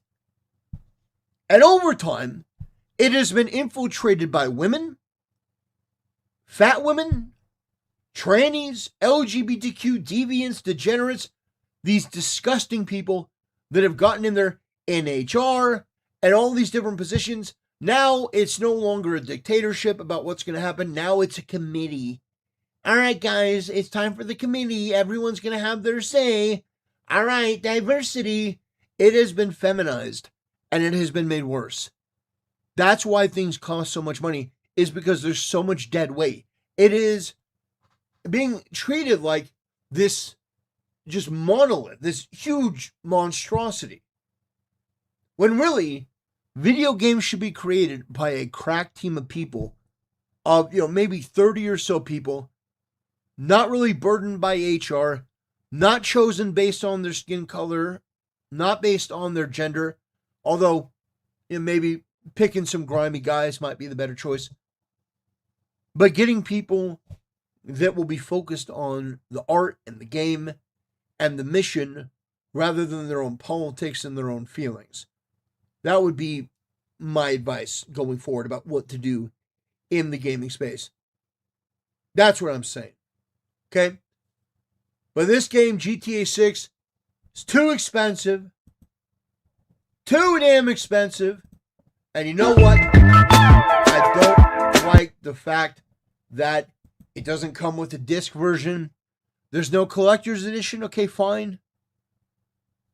But what do you mean you're locking parts of the story in every chapter for $20? All right, guys, step right up. You can have the basic version, or for $20 more, you can get the Deluxe Ultimate Edition. No, just give everyone the same game. Let everyone experience the game the same for the standard price. This is so absurd. It's ridiculous. And why didn't you do a disc version? We need to save money, and now people can't own their own games. Ridiculous. What TT is talking about reminds me what I heard about EA games. They either fired their best programmers or they quit. Yeah, I'm not surprised. We got Neckbone McGrizzle saying Templar dog and got a pound fist emoji. How you doing, brother? Yeah, I'm irritated. Now, am I gonna buy Grand Theft Auto 6? I don't know. I really don't know. You know, I'm sure it'll be fun. Maybe I'll wait until it goes on sale. But I'm just tired of it. I'm tired of these games coming out, and there's no disc, there's no, actual version that you can own. I understand the convenience of digital. I do, I get it. But at the same time, you should be able to own your own games. And it's ridiculous that we live in a time and we live in a place where that's not how it is. So, that's my opinion on Grand Theft Auto 6 and its price. I am even less enthused about this game than I was before. Yeah, the game is going to look nice, but I'm not really stoked on the main characters. I don't think they are as interesting, at least on first glance, as Trevor, Michael, and Franklin. I definitely don't think they're as interesting as Tommy Vercetti. But I do think this game is going to sell well. That's for sure. It's going to sell really well. But I also think, I don't think that GTA 6 is going to be as culturally impactful as GTA 5. I just have a feeling. I have a feeling it's not going to be as culturally impactful because of the price. But I could be wrong. We'll see. We'll see what they do. Ginny says, I have over 380 plus days play on GTA 5, and I have no interest in 6. I don't know what's up with games lately, but nothing looks intriguing. Yeah, I wonder how many people are like, yeah, I've got GTA Online. I'm not gonna play GTA 6. There's no online? What? I wonder if there will be people that are like, yeah, I've got GTA 5. I don't know. I think the game is going to sell well. I do. But I think there's so much more they could have done. Anyway, that's going to do it. I want to thank you for watching, and I'll see you next time. Okay.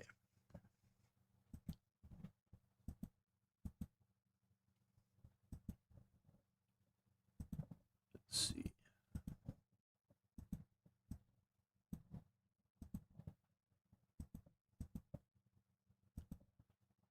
All right.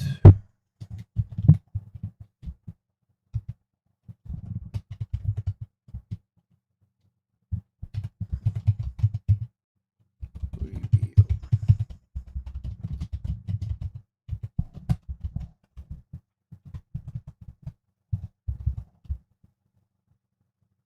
$2.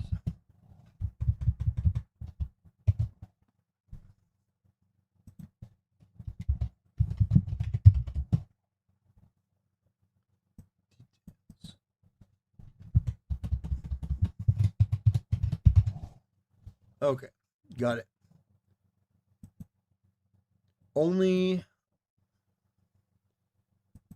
3 latest games were decent: Pragmata, Digimon, Time Stranger, and Elder Scrolls.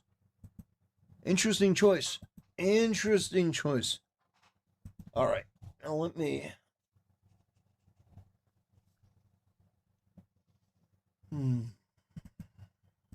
Okay. All right, got that one done. Give me 1 second. Pull it up. I hate to break it to you guys, but regular people are getting tired of liberal. While the steam machine is a cool... Oh, yeah. All right. Let's go.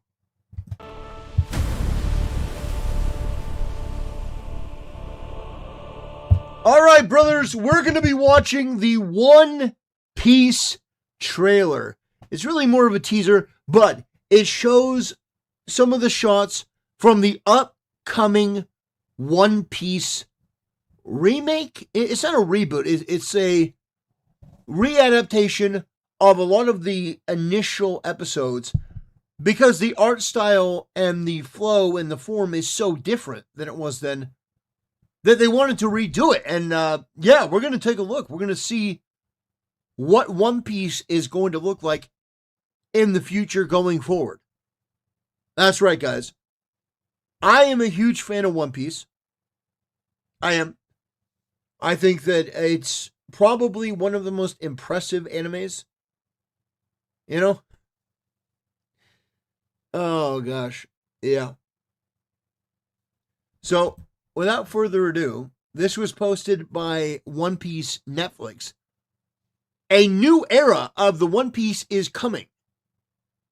The experience Luffy's East Blue adventure like never before with Wit Studios' all-new anime adaptation, streaming exclusively on Netflix in February 2027. Now, February 2027 is, it's about 8 months. 8 months away.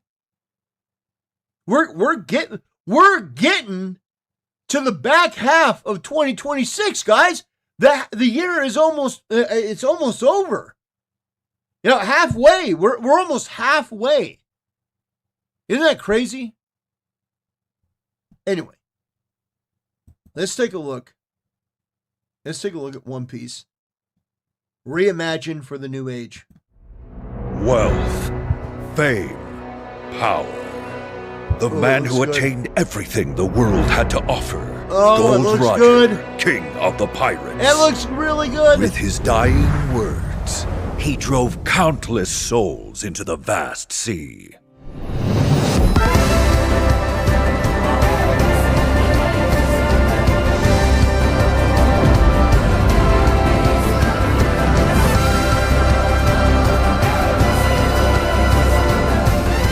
In search of the One Piece, many set sail toward the Grand Line.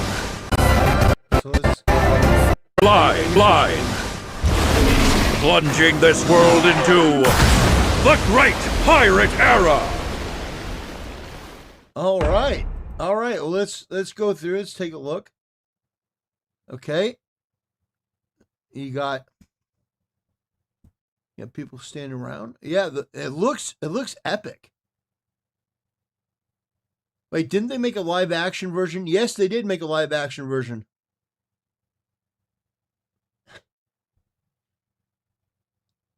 You got Gold Roger looking pretty spiffy. I like this shot. This is pretty cool. I mean, it looks very nice. Very nice. Look at the scale of the ships. I like that too. The ships feel so much bigger than they did in the original. Like, look at that. And Shanks heading out. Giving him the hat. That's a great shot. Oh, that's a big bitch. Look at that. Oh God. She's falling out of the sky. Oh, look at her.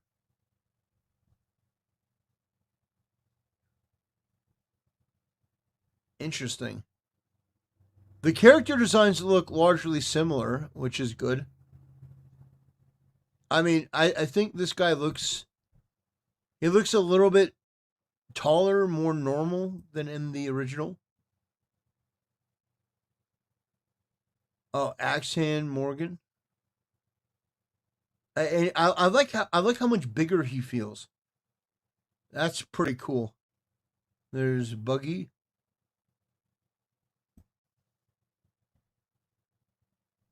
Okay, very nice.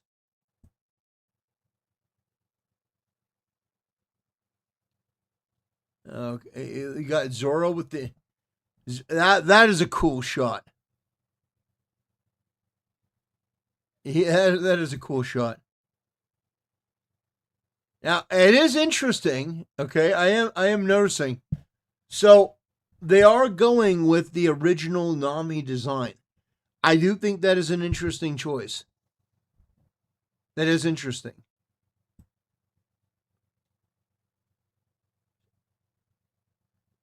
She definitely looks.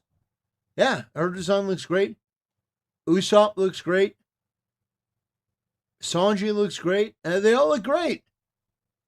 Yeah, I mean, I don't really notice that much of a difference between them.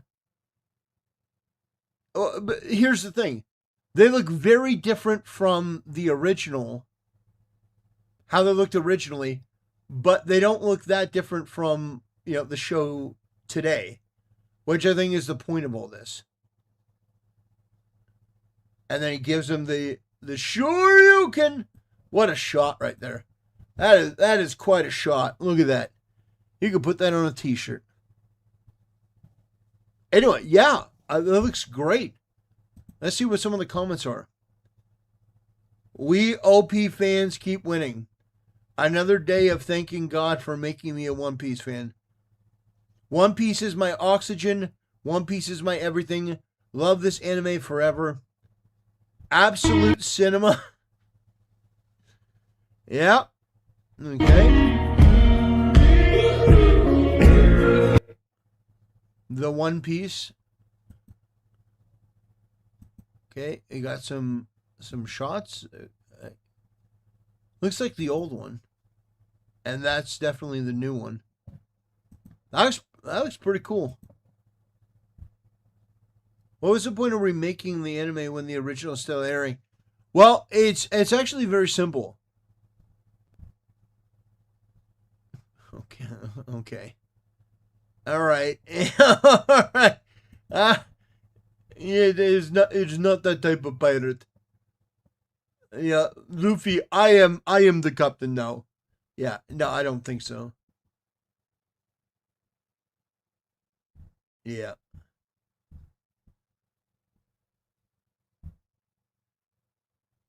If Netflix has that many resources to waste on remaking One Piece, one of the largest anime series, they could have made One Punch Man. Yeah, I mean, they could have, but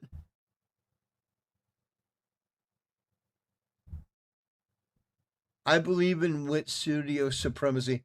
So oh gosh, just a little bit of blasphemy. So people are pleased.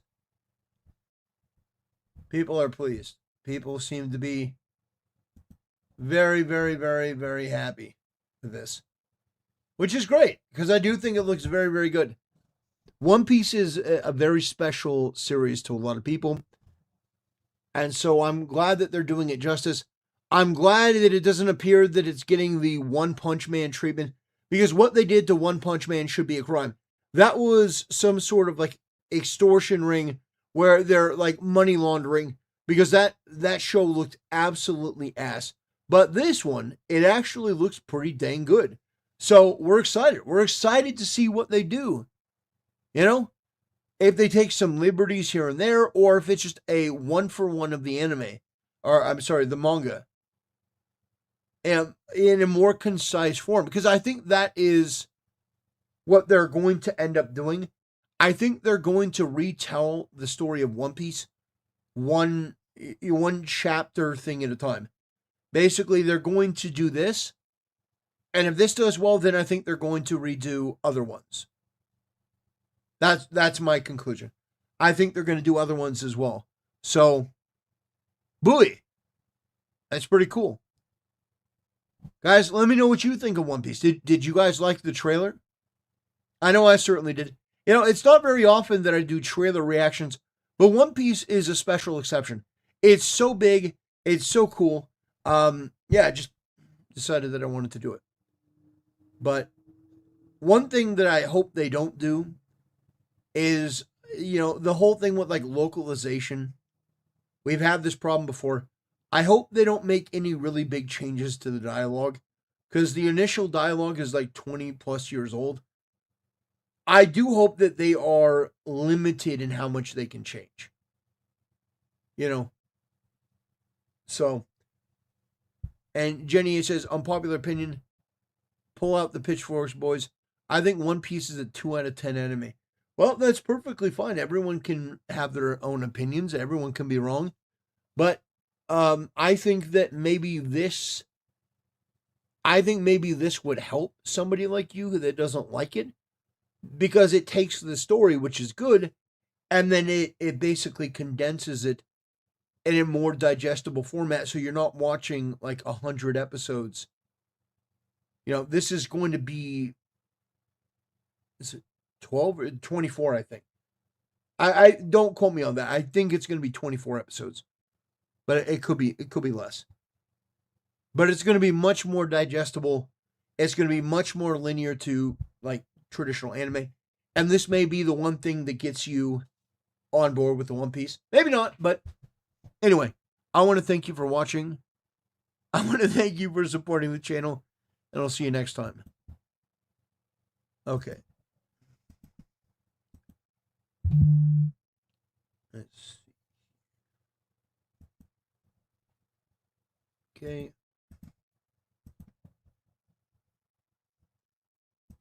Why? Okay, erase song. Got it. Okay, song is gone. Yeah.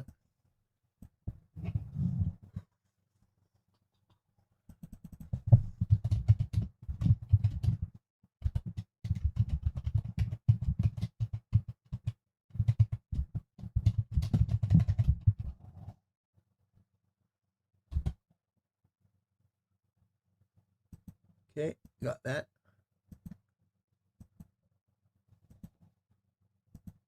All right.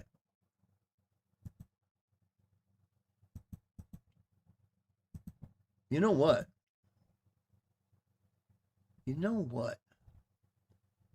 A lot of people don't like goofy anime.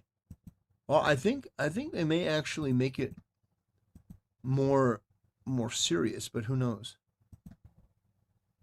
They may make it more serious, but who knows? Okay.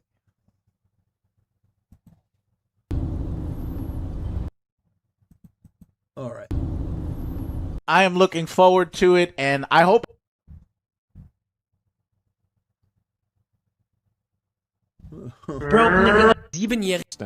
So whenever he says wasp, he is explicitly and.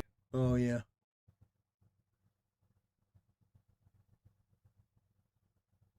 Not deliver mail-in ballots. So that's line dancing. Nick sent $20. Have you It feels as though Islam is heard of the Canadian? Vergewaltigt wegen I don't change my opinion because I've seen 700 plus episodes and I hate it. Dang. I am looking forward to it, and I hope. Man.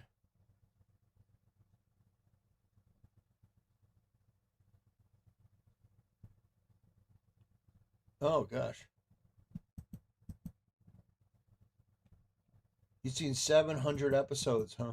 Just gonna cut to the chase, give you an update on what is going on. I've been doing YouTube for over a decade now, and all of my channels have been demonetized. That's right, terminated from the monetization program, and the reason they gave me was harassment. They gave no examples, they just said harassment. So just letting you know, this is a mistake. Obviously, I do not harass people on the channel. Yeah, I make fun of ideas a lot, but I do not tend to go after immutable characteristics and stuff like that. But obviously, I'm a right-wing channel. I don't lie, and therefore I am subject to this stuff. It happens to a lot of people, actually. I'll be real. I wish I was surprised. The impressions on my channel have been going down for a while now, even though the views have basically been going up. because the average click-through rate of my videos keeps getting higher, meaning more people clicks on the videos if they actually see it and they're recommended. It just doesn't get recommended as much. Now, I know YouTube has been clamping down on this kind of thing. This is not surprising to me. In fact, the reason why I pivoted to this is because, honestly, it's important to talk about. Now, I am not saying this to stir up a public shitstorm or anything. Obviously, that's, the nuclear option, and we will discuss it probably, hopefully never. I'm going to try my best to be diplomatic about it and work on things behind the scenes if I can. I just wanted to give you a bit of an update. The truth is, though, while my content is perfectly fine according to the community guidelines of YouTube, and I do believe this is an error due to a mass flagging campaign where YouTube got bombarded with people being like, oh my god, this guy's harassing people, which I don't do. So hopefully the error will be rectified eventually. YouTube also owes me about $80,000, which they say they will not be able to pay back. At least not until I'm back in the monetization program. So retroactively, I'm being punished for this too. So I wanted to take this moment to say, we're coming back to streaming, boys. Wow. Just gonna cut to the chase. Give you an update. Dang. Nux is a grooming enabler and likely a pedo. No evidence for that, but sure. Yeah, that's not surprising in the least given how he talks. Oh, yeah. So all these people are in favor of deplatforming, demonetization. I mean, just the fucking lowest of the low. And by the way, this guy right here. Just gonna cut to the chase. Give you this guy, snot-nosed swagger. This guy was part of the infamous little snarker Discord where they were trying to dox an anonymous Twitter fan account. I don't think he was part of that, but he was part of the Discord. It's like, man, it's just like, these fucking losers all flock together. And the thing is, it's so short-sighted. To support demonetization is so short-sighted. Nuxtaku doesn't harass people. He makes videos about content, but it just...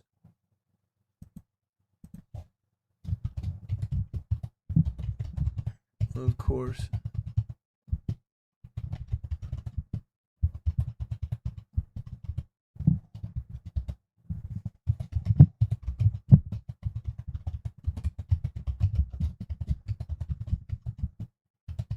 Gets his...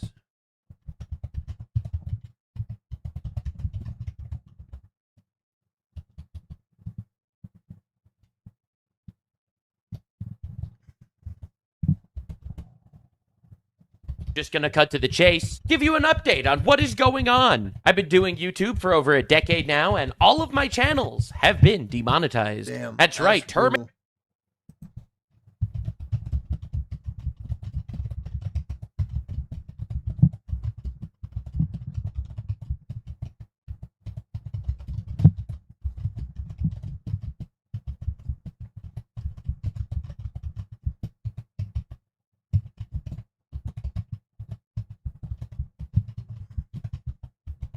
Where's the channel?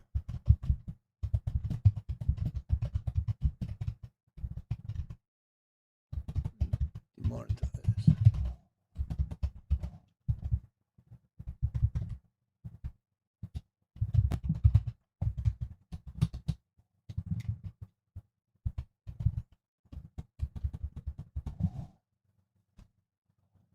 Yeah.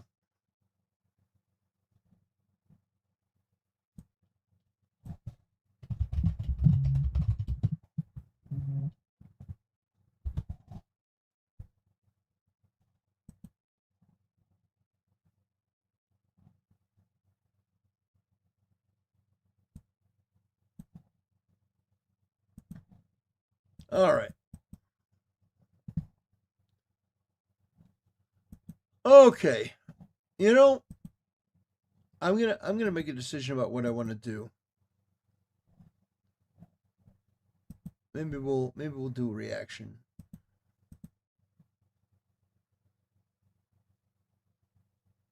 What is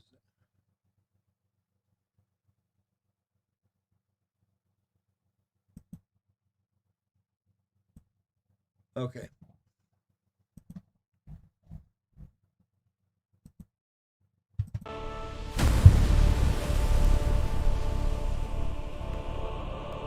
Brothers, today we're going to be looking at this video from Asmongold talking about an ongoing issue that we've been discussing on the channel, where you seem to have an influx in a certain type of crime that's being ignored from a certain type of people around the world that shouldn't even be in a particular country. So what I want to do today is I want to go over this and I want to highlight this because Asmongold has been doing amazing work in pointing out some of the just indefensible things that have gone on. And there are a lot of people like Hasan and others that have desperately tried to downplay and obfuscate and deflect and create any sort of barrier from accountability.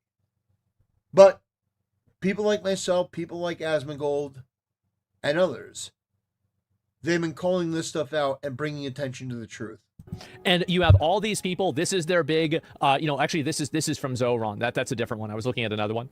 This is, no, where did they go? Well, one of these. And so you're having the Democrat Party be totally taken over by socialism and by race communism and other bullshit like this. I think it's actually quite funny because I've told people this is what was going to happen. I have. Yeah, well, we've known it's going to happen. It's just, it's shocking. You have these people that have no allegiance to the country. They hate America. They hate how America was founded. They hate white European Christian traditions and values. They want to subvert all of that. They want to basically root you out of house and home, and they want to take over. Now, the solution to this is very simple. That you do not allow anyone to run for office if they are not a natural-born U.S. citizen.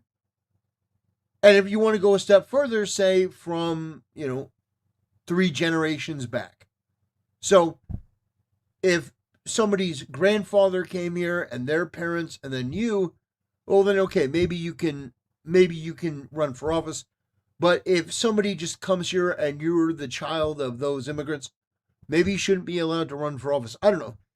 You need some sort of solution in place because it's ridiculous that we're at this point where New York is now being overrun by these radical, anti-American, America deserved 9/11 sort of far left types. I've said this multiple times over and over and over. Leftists now, right? And so this is the new party of the left. And this is the reason why I'm happy about it. I'm happy about it because this is a very easy group to other. This is an easy group to demonize, and it's an easy group to take action against, right? And I think also they don't really appeal to the average, like they appeal to Democrats. They're going to win Democrat primaries. And it's because Democrats are, there is no cohesive ideology that Democrats exist around. There isn't. And so also this, let me see if I can pull it up.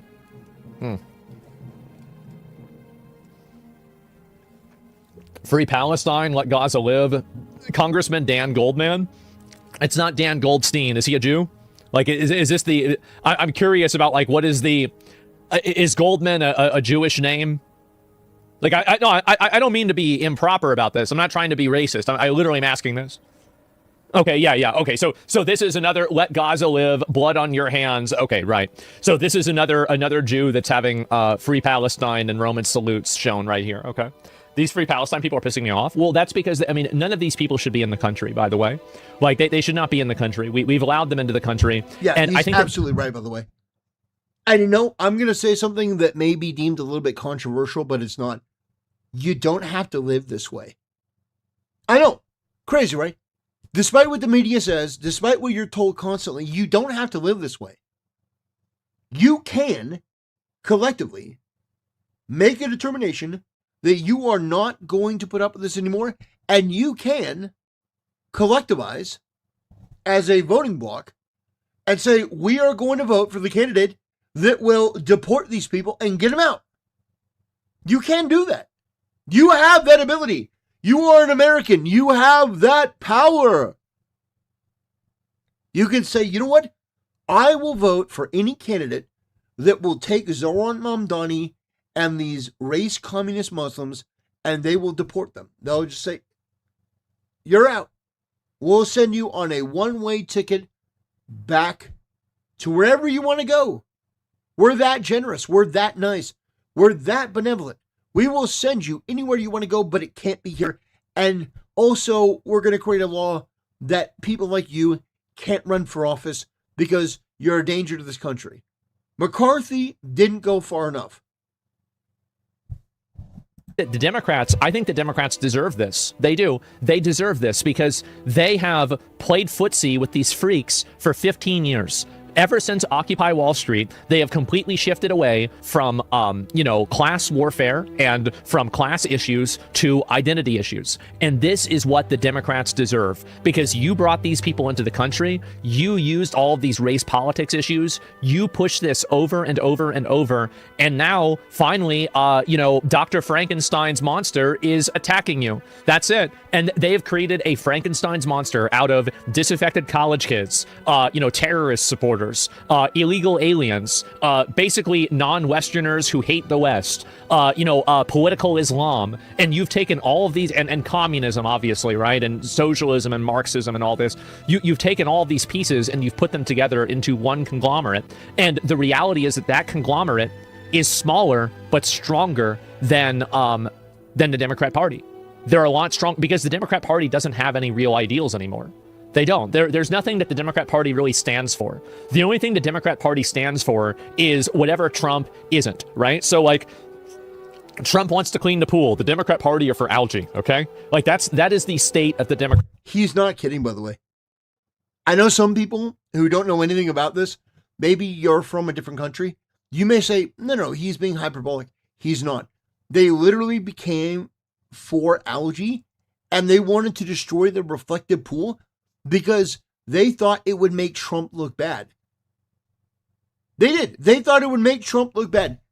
These mentally ill, disgusting, absolutely abhorrent people, they got caught vandalizing this pool, but they were happy to do it because they thought that it was a fight against fascism. No, I'm not kidding. Democratic Party. For all of their faults and all of the things that I disagree with them on, I will say that the DSA has a cohesive vision. They have a cohesive vision that I completely disagree with, and I want to deport almost every single one of them out of the country. But I respect the fact that they have an idea. They have an idea, a vision, a plan. And that is something more than the Democrats can say. The Democrats can't say they have a plan. They don't have a vision. Their only vision is just being antithetical to Trump. And that's not a very good way to do it. Stand for spending other people's money. Yeah, and I think that's respectable, right? It is. And at least they're outspoken, and that's it. Are you ready for Star Fox tomorrow? I was actually worried it was going to be today because it was in Japan. I was worried about the date difference, right? But I checked earlier this morning. Fetterman's the only good Democrat left. But what does it matter, right? I mean, Fetterman is a good Democrat. But what the remaining American Democrats are going to have to realize is that you have played identity politics for so long that you have both won and lost. You have won and lost in the identity politics game. You have lost your own party because you have achieved your goal.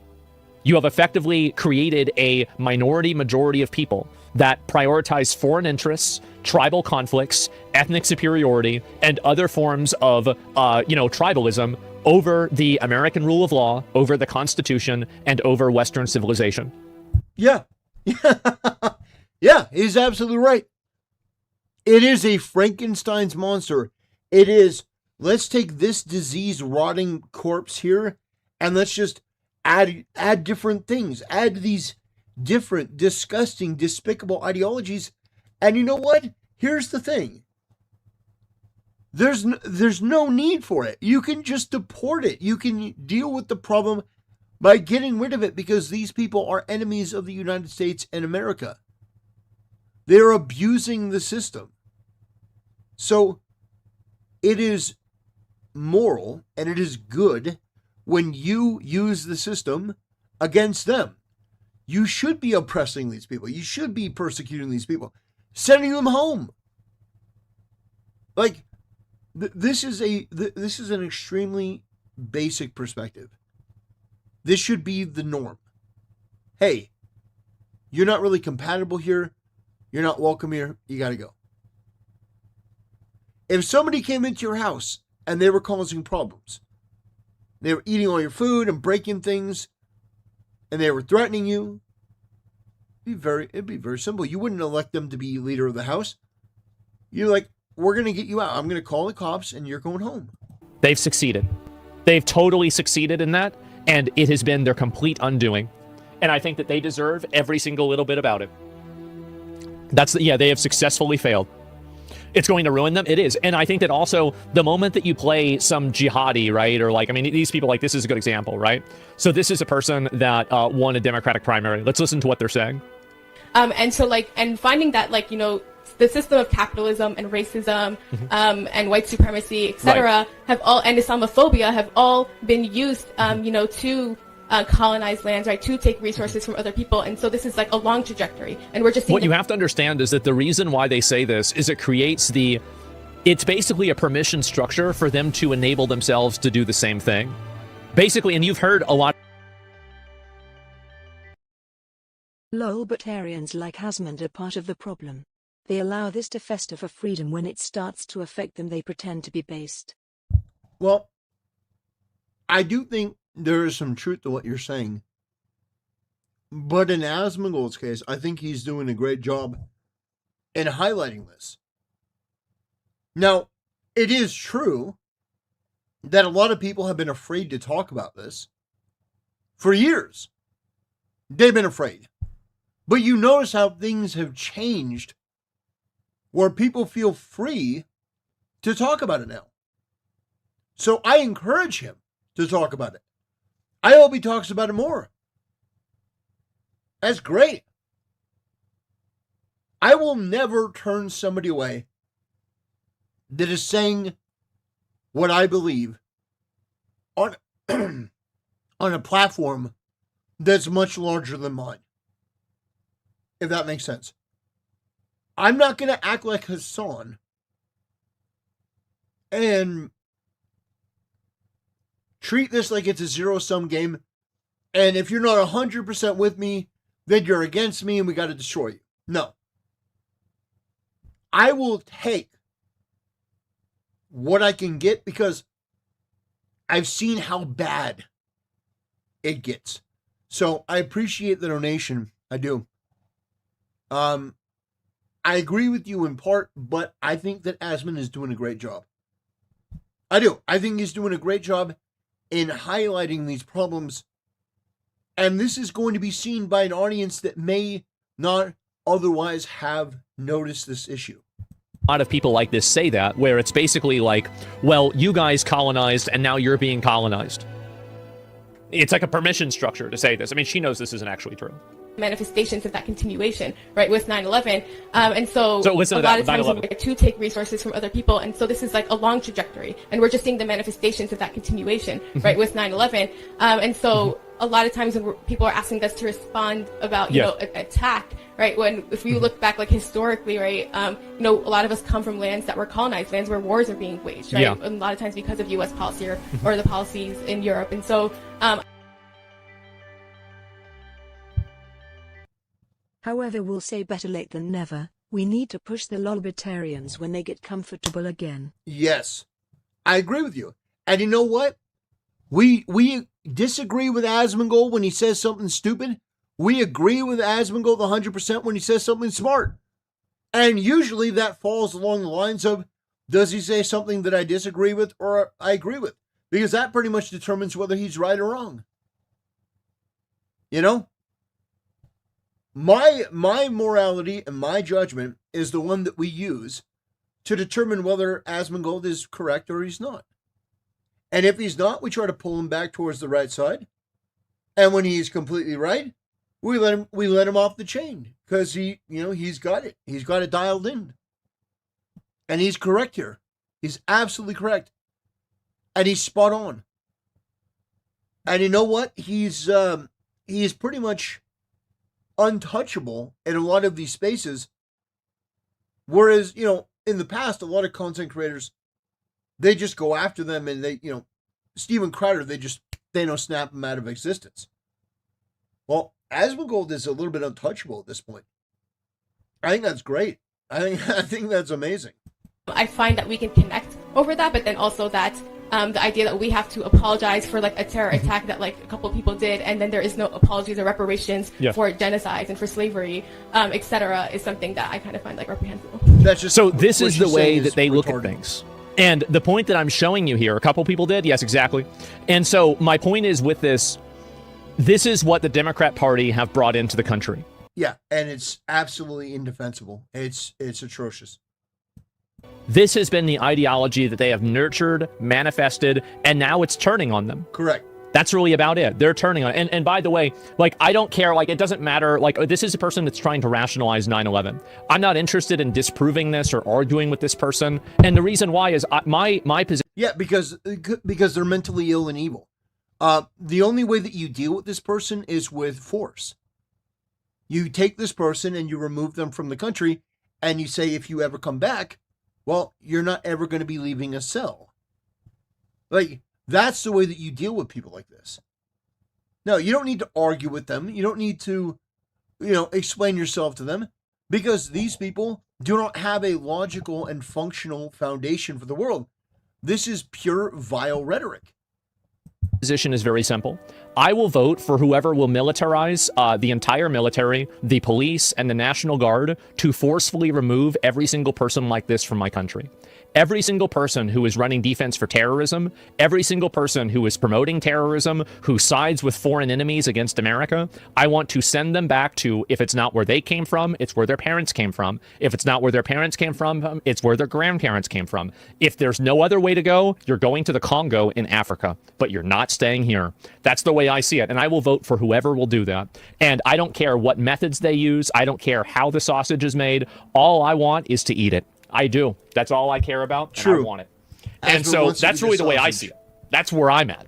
And so, but I recognize this, but here's the problem, is that a lot of Democrats will hear me saying that, and they will say that I'm a bad person, or you shouldn't say this, or I'm wrong, or whatever. Yeah. Well, now these people are doing it to you.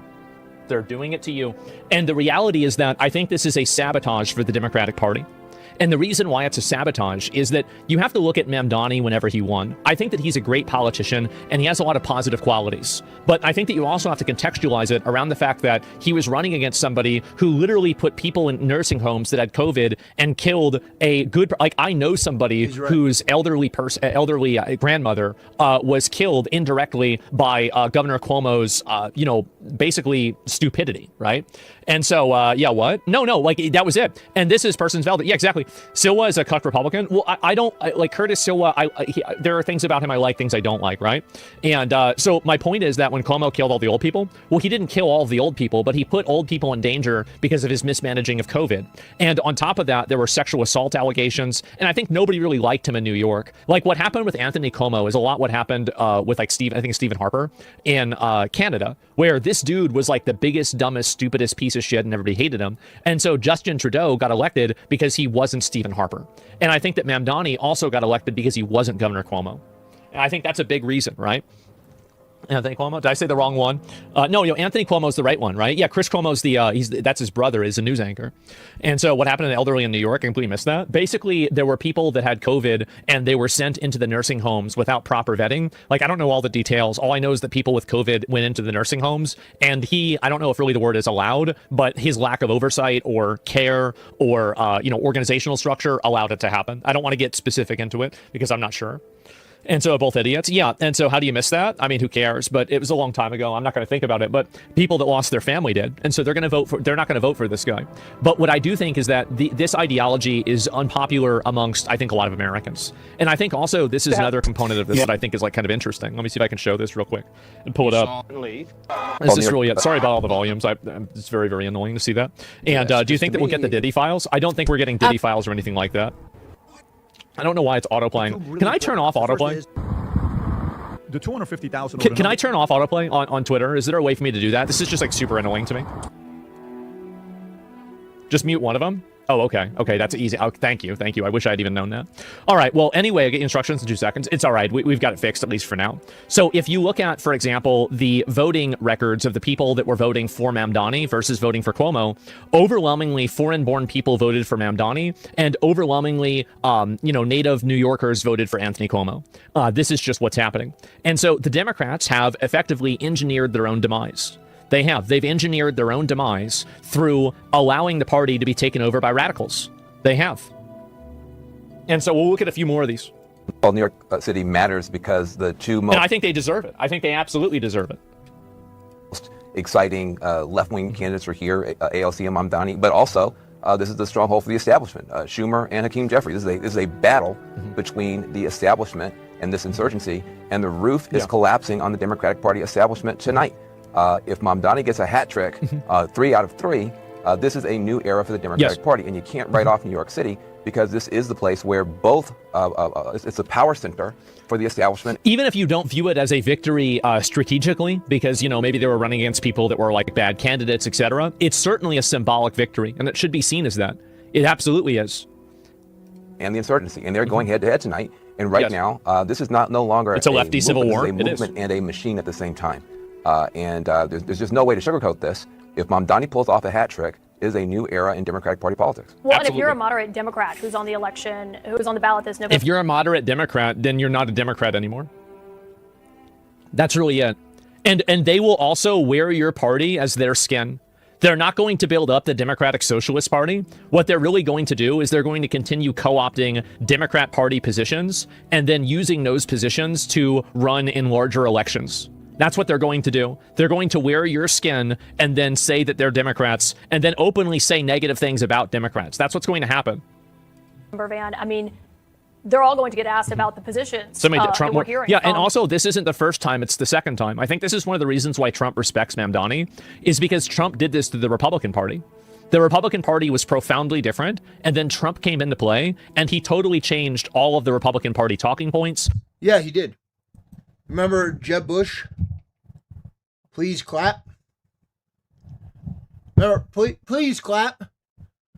So, yeah, no, he's absolutely right. What the Democrat Party is being changed into is the Mamdani Party, which is some of the most absolutely indefensible views. This anti-Americanism just being rebranded. And yeah, there are going to be people that are stupid enough to fall for it. But hopefully, there's enough Americans left to reject who and what he is. I think that Mamdani does represent a threat. Because he is part of a different culture that believes this shit about America. America deserves 9/11, that whole thing. They have an animus against this country, and they're going to treat its people very terribly. In comparison to the people that they import in, they're going to treat very well. Mamdani has already said that he wants to tax white people because he thinks that taxing white people, which, by the way, is illegal, but he thinks that that is a moral good and it's necessary because white people have systemically, you get the point. Yeah, he is somebody, along with these other new Democrats, these leftists, these race communist Muslims, they should be deported. Like before Trump, they were still bellyaching about gay marriage. They were still talking about smoking weed being illegal. They were still thinking about, I'm trying to think like illegal immigration was still a right-wing issue. Like Trump really changed things. He did. He totally changed it. Who cares about that shit? Well, old Republicans did. A lot of Republicans did. And, it's like talking about using job creators as a reference to really rich people. And it was basically the party of government. It was, not a government, a business. It was the business party, right? From these other fellow Democrats. Well, look, I think, from our frontline Democrats will be able to make their case for themselves. I think they'll be able to do okay. No, they won't. They won't be able to make their case for themselves because these people vote for one thing and one thing only. Foreign ethnic interests. That's the reason why. You're not going to be able to communicate with them. You're not going to engage in democracy with them. You're not going to get them to vote for you. They're not going to see your side of things. This is a profoundly different culture that we have imported into the country, and they do not vote on, respect, or use our way of life, our way of voting, or anything else. And the Democrats knew this. Everybody told them this, but for some reason, they thought it would be okay. It'll be fun to watch. I think it's hilarious. I do. I think they totally deserve this. Like, honestly, like that, what is it, Schadenfreude or whatever the fuck it is, the German word of like enjoying other people's suffering. This is exactly like watching all of these mainstream Democrats melt down and be like, but they actually hate Jews. Look, the person that won said that they agreed with Hamas. Yep, and we tried to tell you that, and you thought it was more important to focus on trans kids, illegal alien pedophiles, trying to pin the Epstein files on Trump instead of keeping new people that want to make the Epstein files the fucking law. These people that are coming over, a lot of them are coming from countries where the age of consent is 9, is 12. You bring over enough people there, and the age of consent here is going to be 12 or 9 too. That's what happens. You weren't paying attention. You weren't listening. You didn't want to listen. And now you're getting it. And you deserve it. I think they deserve it so much. I hope their entire party gets obliterated. And it's sad. It's really sad because you need to have a Democrat. Like, we used to need a Democratic Party. We still need a Democratic Party. Think about how many issues principled Democrats could stand on. Things like AI protections. Things like, sunsetting jobs with being able to give people gainful employment for, retiring and helping, usher in a new age of, electronics. Think about housing. Think about all of these other issues. Universal basic income. Think about healthcare. We're not getting any of that. We don't care about any of that anymore because the issues are racial, ethnic war issues. That's it. The Democrats became the party of blocking Trump no matter what. Yes, and ironically, the Republicans, in the same way that the Republicans used to be the party of blocking Obama.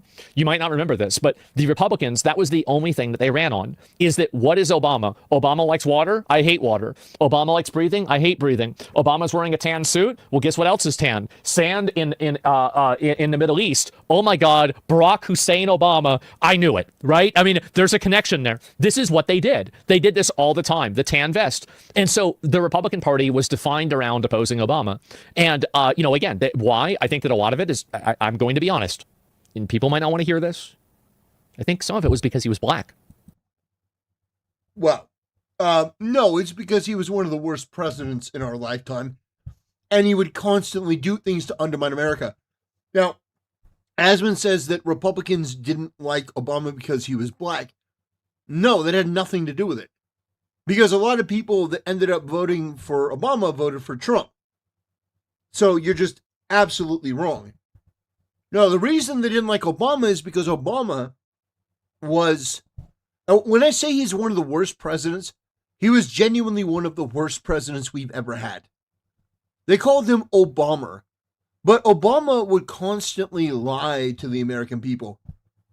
He would constantly misrepresent, distort, distract. Like, he would use all of this language. Fast and Furious. You guys remember that? You remember Fast and Furious? Obama was involved in so many scandals. And not only that, but there was a degeneracy crisis that was brought by Obama. When Obama was running for office, he said, I support gay marriage. By the time that he left in 2016, there's no such thing as gender. A woman is a woman, which is a woman. It feels like a woman. Obama did irreparable damage to the culture and the country, and we are dealing with the problems of Obama. That's the reality. We are dealing with the aftermath and the ramifications of Barack Obama as president. And Joe Biden as his VP, Asman. No, it wasn't just because he was black. It's because he was part of this cabal that you're talking about. Barack Obama went to a church. Hey, Asman, do you know about Obama's pastor? I'm very curious. Do you know about Obama's pastor? I'm guessing you don't.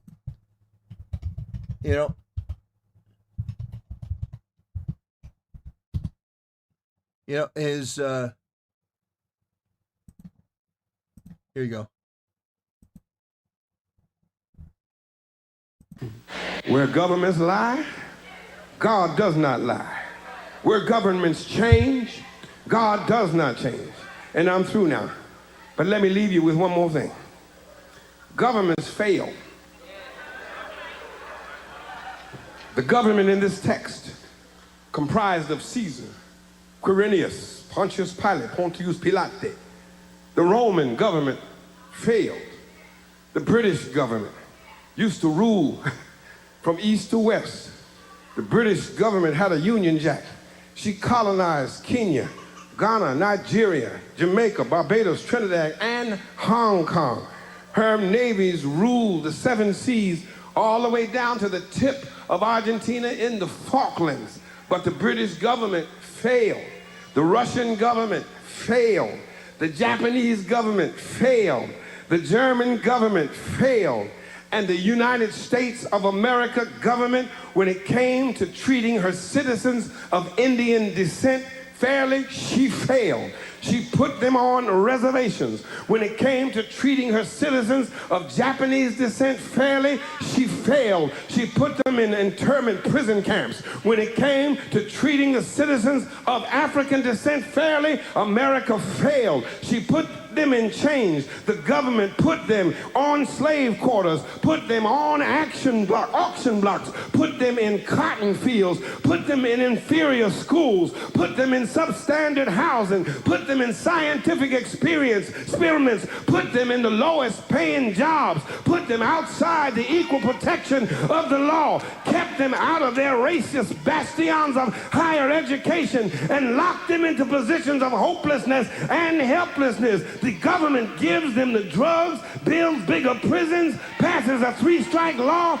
and then wants us to sing God Bless America? No, no, no. Not God Bless America. God damn America that's in the Bible for killing innocent people. God damn America for treating her citizens as less than human. God damn America as long as she tries to act like she is God and she is supreme. Yeah, that was Obama's pastor, by the way. So no, Obama was the very thing that Asmongold is talking about. But the thing is that Asmongold is new to this. He's new to this. So Asmongold doesn't know. Asmongold doesn't know. Obama was this. This is an offshoot. This is the cancer that started with him, and it has metastasized, and it is virulent, and it is destructive. I do. I think a good amount of it, especially then, it was because he was black. A lot of people were uncomfortable with that. Not on an awareness level, but on a personal subversive level. I think that they were. And I'm not saying that Obama was good or the criticism against him was all racist, but I think that it did exist. And I think that it existed in a bigger way than people made it out to be. It was what it was is it existed, but it wasn't as small as Republicans made it out to be. And it wasn't as big as Democrats made it out to be. No. People hated Obama on legitimate substantive grounds. Legitimate substantive grounds. He deserved every bit of it. It wasn't because he was black. Asmon, this, oof, man, what a take. So the entire Republican Party was built around hating Obama, opposing Obama, going against Obama. And then Trump comes in, and Trump has a forward message. Trump doesn't have a retroactive message. He has a message of, let's change things. Let's get rid of the fact that we have a bunch of illegals in the country. Let's do, let's build a wall for Mexico. Let's put the people that have, entangled us in Middle Eastern wars like Hillary Clinton, let's lock her up. And these were opinions that this was something that you could look forward to. You see what I'm saying? You could look forward to this thing. And I think that the DSA does that well also. They have forward-thinking ideals. And in the same way that I think that the Republican Party was destroyed effectively by Trump, I think the Democrat Party will be destroyed by the DSA. Because the Democrat Party has no ideals, and the DSA does. That's the truth. I've been talking for a long time. I'll read some comments.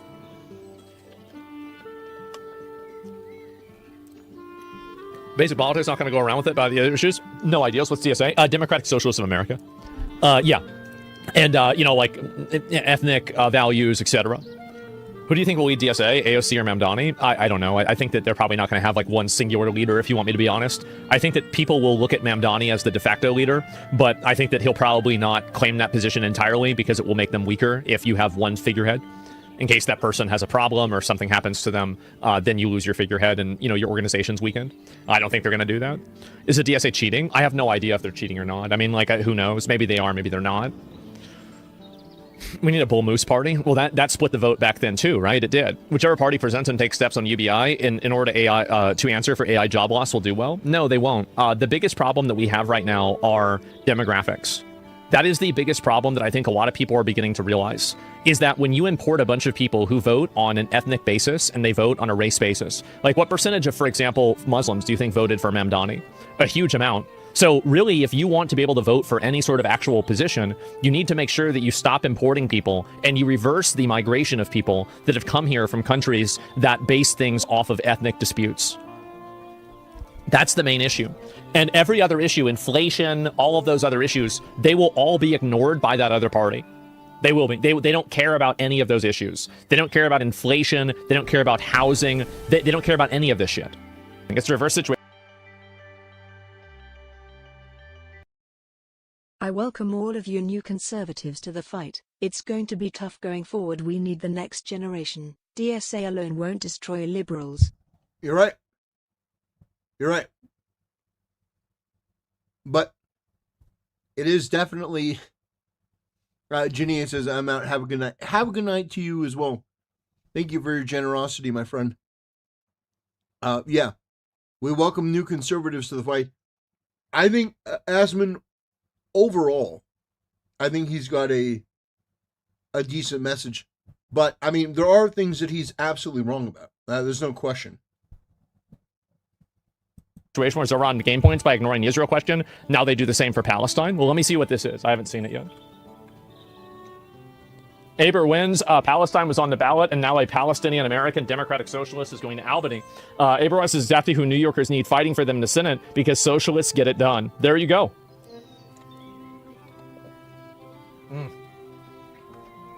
And vote, by the way. I know. Rip New York. Well, no. You should feel no sympathy for any New Yorker. Unless they were out there voting against all of this stuff for the last 20 years. Unless, like, any Democrat is totally, completely, you know, like, what's the word for it? Responsible for this. They are totally responsible for this. Because they are the ones that shut down any reasonable conversation around, let's not let terrorist supporters into the country. Let's not do this. Let's get rid of terrorist supporters. They've been complicit in this. And they're the ones that are going to lose their political power. Like, I think that Republicans and MAGA people and, you know, like people like me, for example, like we're going to maintain and probably even gain, like, I think a lot of people are going to see this and are going to be like, oh my God, this is insane. Okay, maybe these guys weren't that wrong. So I don't mind this at all. I think this is a good thing, if anything, right? There's a degree of acceleration. And it's also happening to people that would, you know, be my opponent. The same people that were chanting and doing dances about getting the vaccine and COVID were the same ones calling you racist for complaining about this person being in the country. So you should have literally zero sympathy for those people, and every single one of their businesses that gets destroyed, every single time that they get harangued in the street for being a Jew, they should be saying, I'm sorry to you. You should be saying, I'm sorry to me, because I told you this was going to happen. We all told you this was going to happen, and you called us racist. You said that we were wrong, and you... And here's the thing. I've been saying this, and other people have been saying this for years longer than Asmongold. Asmongold is new to the fight. But even he gets it in a relatively short span of time. He understands. He gets it. And I mean, like, yeah, it's obvious. If you have somebody like this that is going to be part of the American system, you are going to radicalize people in a major way, because this person is an anti-American terrorist defender. Yeah, that's not going to be okay. That's not okay. You are going to get people that will inevitably come out to vote against this person, and for the person that says, I am going to use the military to deport this person and Mamdani and all these other people. Eventually, you will get to a point where somebody will run on that and they will win. Said, no, this is different. And you know what? It's not different. It's just like a bunch of other times in history. And you know what? If these people take over, a lot of them, and I hate to say it, guys, a lot of them hate Jews. They do. They hate Jews. They don't hate Israelis. They hate Jews. That's why they're attacking random Jewish places and not just Israeli places. It's because they see them as one and the same. That's the reason why. That's the communication challenge that we all have together, Sean, which is to explain to the American people the Democrats you grew up with, the Democrats that your mom and dad grew up with, the Democrats that your grandma and grandpa grew up with, do not exist anymore at all. Not at any level. If you don't like 9/11, then you shouldn't vote for a Democrat. Because the Democratic Party enables the people that like 9/11. It's that simple. So if you thought 9/11 was bad, you shouldn't vote for a Democrat. True.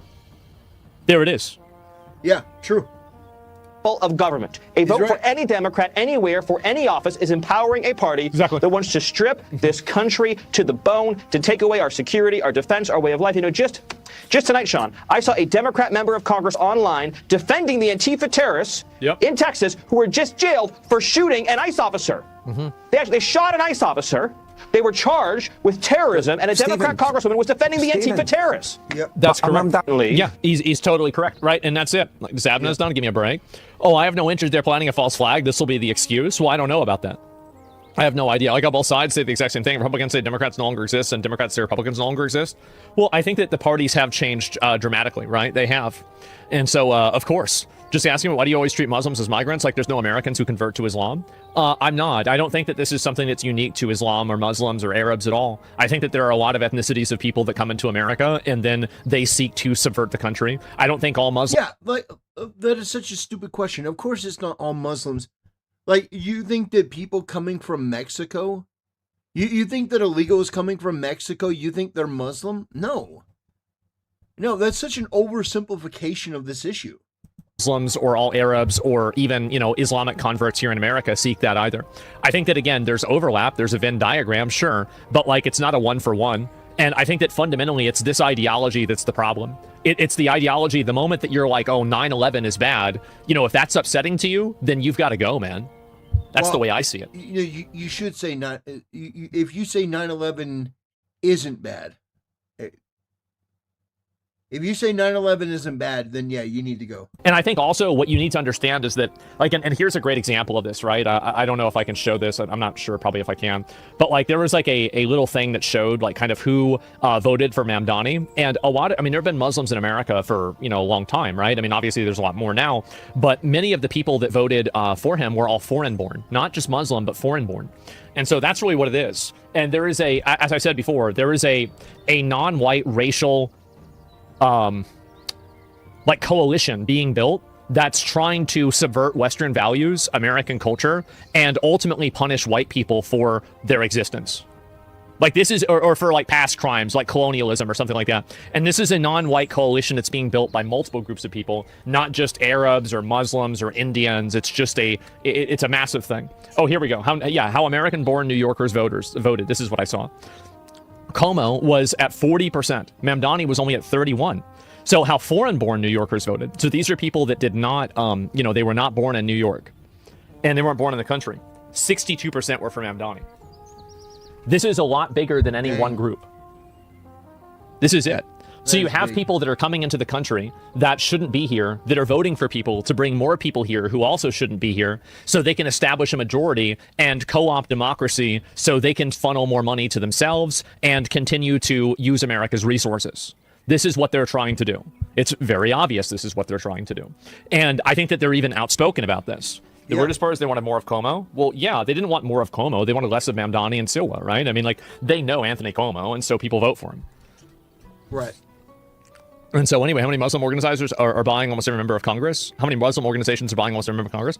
You're not going to create this false dichotomy that I can't criticize this behavior because Israel's bad.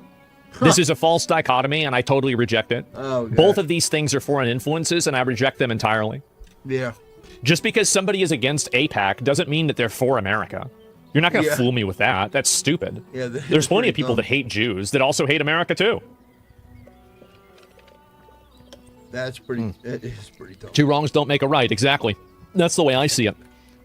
What do you think of chances of passing a SAVE Act anytime soon? I have no idea, honestly. I really don't. This is New York City. Mamdani lashed out at Israel yesterday for eliminating Ahmed Wishawa, an Al Jazeera journalist. Palestinians posted an obituary of Wishawa, the journalist. Is this the journalist?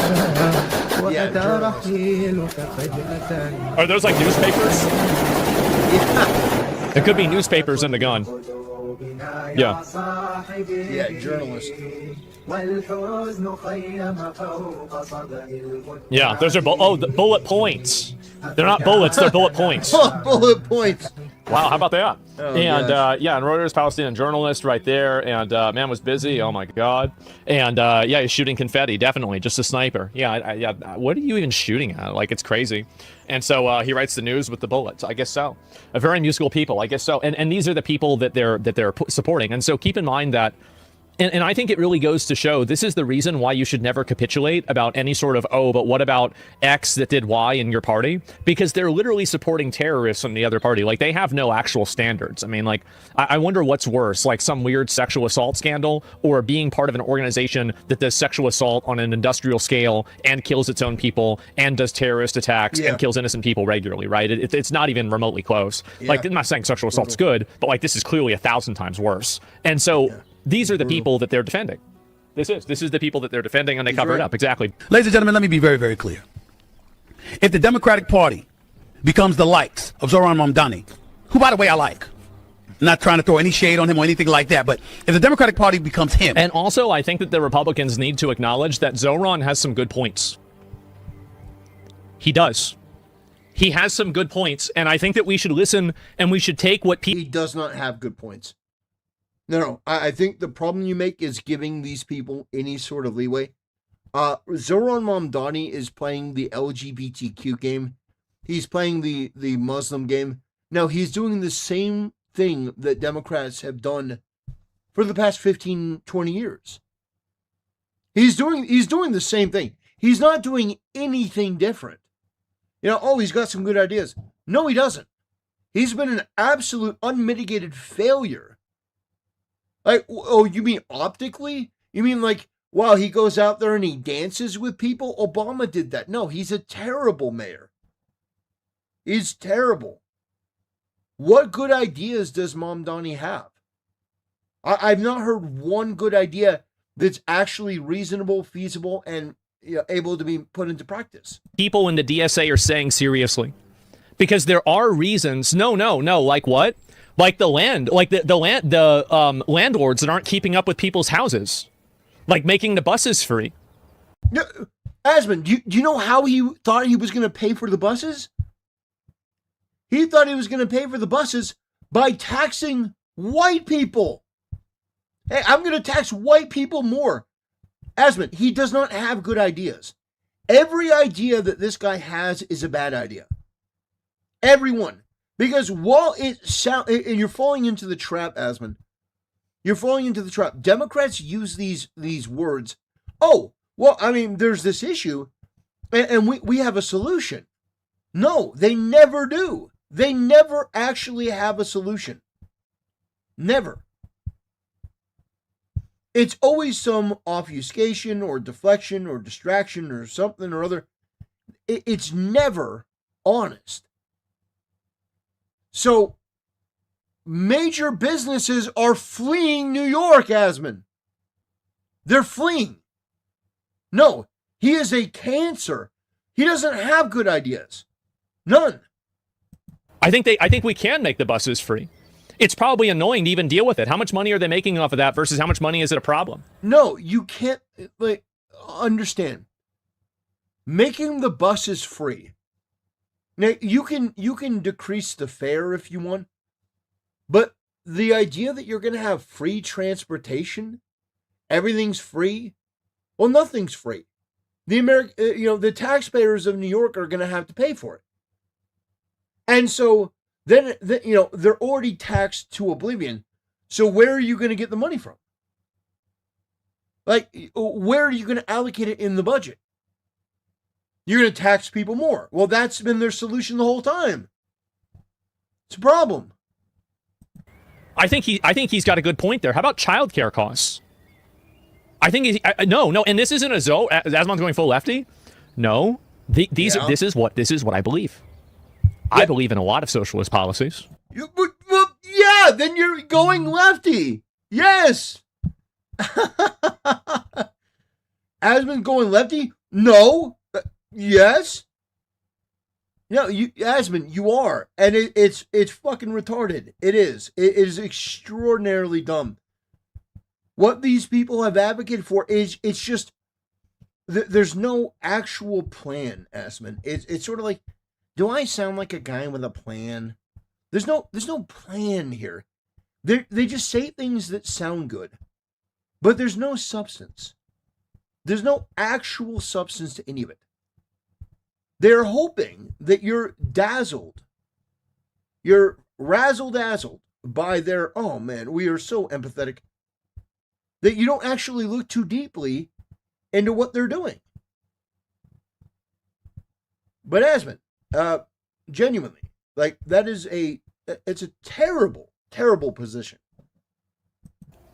And I want to kick out every single fucking parasite that's sitting in this country that hates it, that's having 11 fucking kids that can't speak English. I want to kick every single fucking one of them out of the country. If it takes the military, the National Guard, and the police and volunteers put together, I would do it in a heartbeat, because I believe so much in these policies that I know that having all those fucking drains on them will kill the policies. I want to kick them all out so we can have great childcare costs. I want to kick them all out so we can have lower housing. That's my point. Yeah, that's true. That's great. I think that's great. Kicking them all out is great. But it doesn't mean that once they're all out, we're just going to give people things for free. Because somebody has to pay for that. And if you put that on the American taxpayer, I think that's an incredibly unfair burden. I do. So I'm a very, very big socialist in a lot of ways. Ew. For Americans, not for foreigners. Ew. You got to go. So huge socialist I am. You're gonna have to get used to it, guys. Gross. Too bad. It's what I think the right way of doing things is. That's disgusting. Not with everything. I'm a reasonable guy. I'm a very reasonable guy. I don't hate billionaires. Socialist, Asman. I don't hate this kind of stuff. Asman, you're not a fucking socialist. Asman, shut the fuck up. All right, shut the fuck up. You're not a fucking socialist. You don't believe in the means of production, that everyone who works for you should, have a partial ownership in your company. Asman, shut the fuck up. You're not a socialist. You've never been a socialist. Take off that gay shirt. It's rotting your brain. No, you believe in certain socialist policies. Fine, but you're not a socialist. You're not a socialist. You don't believe in each person according to their means, that sort of thing. Every person according to their need, by each person according to their means. You don't actually believe that. If you actually had to deal with a real socialist, if you had to deal with somebody that is a genuine socialist, you would say, fuck that. I am a red-blooded capitalist. We need to stop allowing people like Asmongold to say this gay shit. You're not a fucking socialist. You're not a communist. You're a capitalist. And you know what? God bless you for it. It's absurd. You're not. You're absolutely not, Asman. If you were an actual socialist, if you were somebody that believed that we should take Elon Musk's money and redistribute it to other people, steal Elon's money to redistribute it, if you actually believe that we should force him to give up a majority of his money, I'd say that is a very, very, very poor idea. But I think that if you make a lot of money, you got to chip in. And I think that we can take care of people. I think we can do that. And I think people like Zoran Bendami are tapping into a truly real desire that is not being met by either the Democrats or the Republicans. And he's saying, we are listening to you. And there are a lot of people who say the DSA is full of terries, clowns, and crazies, but at least they want my rent to go down. But they don't. And I think you should be listening to that. But they don't. They don't actually care about rent. No, they don't. They use rent as a scapegoat. No, they don't actually give a shit about rent and the cost of rent. Most of these people, as we've seen from Caleb Hammer, are financially irresponsible. They'll buy like a month's worth of rent on Labubu's and then blame the cost of rent. No, it's in part due to their poor financial decisions. And then they want to blame somebody, so they blame capitalism.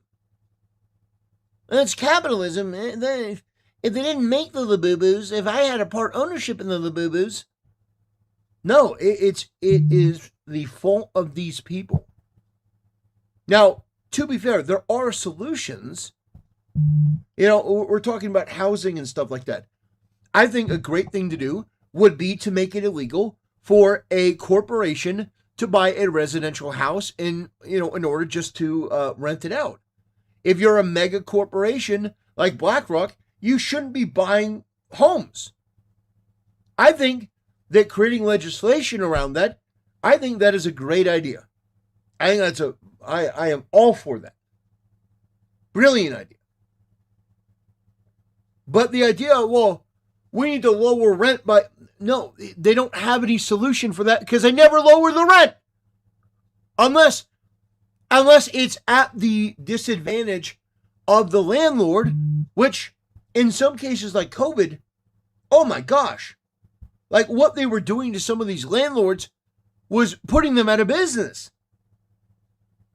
It's terrible. No, their policies are disastrous. Zoran Mamdani wants soft on crime, but at the same time, he wants, what did he want? He wants government-controlled grocery stores. So you're going to put people out of business. Because there's going to be a lot of people that can't compete with the government-run grocery stores. You're going to put some of these bodegas out of business. No, Zoran Mamdani is a communist cancer with a violent Muslim packaging. It's terrible. Because I don't think they're wrong. Does that make sense? That you should. Brother, I'll read a few comments. Do you know why rent's going up in Democratic cities? Zoning laws, restrictions, other types of, I don't know, there's 50 different reasons. There's 50 reasons. Immigration is one reason. There are other reasons too. Has he been consistent with this for a while? Yes, exactly. Like, I agree with Social Security. I agree with SNAP. I honestly, I hate to say this, I'd let him eat food. I didn't eat junk food. You want to spend your money, your $200 a month or $300 a month on Sody Pops? Go ahead. I don't give a fuck. This is America. We're supposed to be the... No. Like, if you're getting something for free, I understand why he's saying this, because it's his experience that he grew up with his mother. The problem is that if you are giving somebody something and they're not required to give anything back, there should be restrictions. I think it's very reasonable to say, okay, look, if you're getting an EBT, you shouldn't be able to buy lobster, okay? You should not be eating better than people that are working, every day. Joe Blow, he goes to work every day. He's got to go to the grocery store. He's got to go to the convenience store. He's got to go to the gas station. He's got to buy all the sodas. He's got to buy all the stuff. But somebody who's poor should be able to eat better than him? Like, we've seen some of these people in California on these programs. They're eating like lobster, genuine lobster. The richest country in the world. Get your Mountain Dew. That's right. Get your Mountain Dew, Patriot.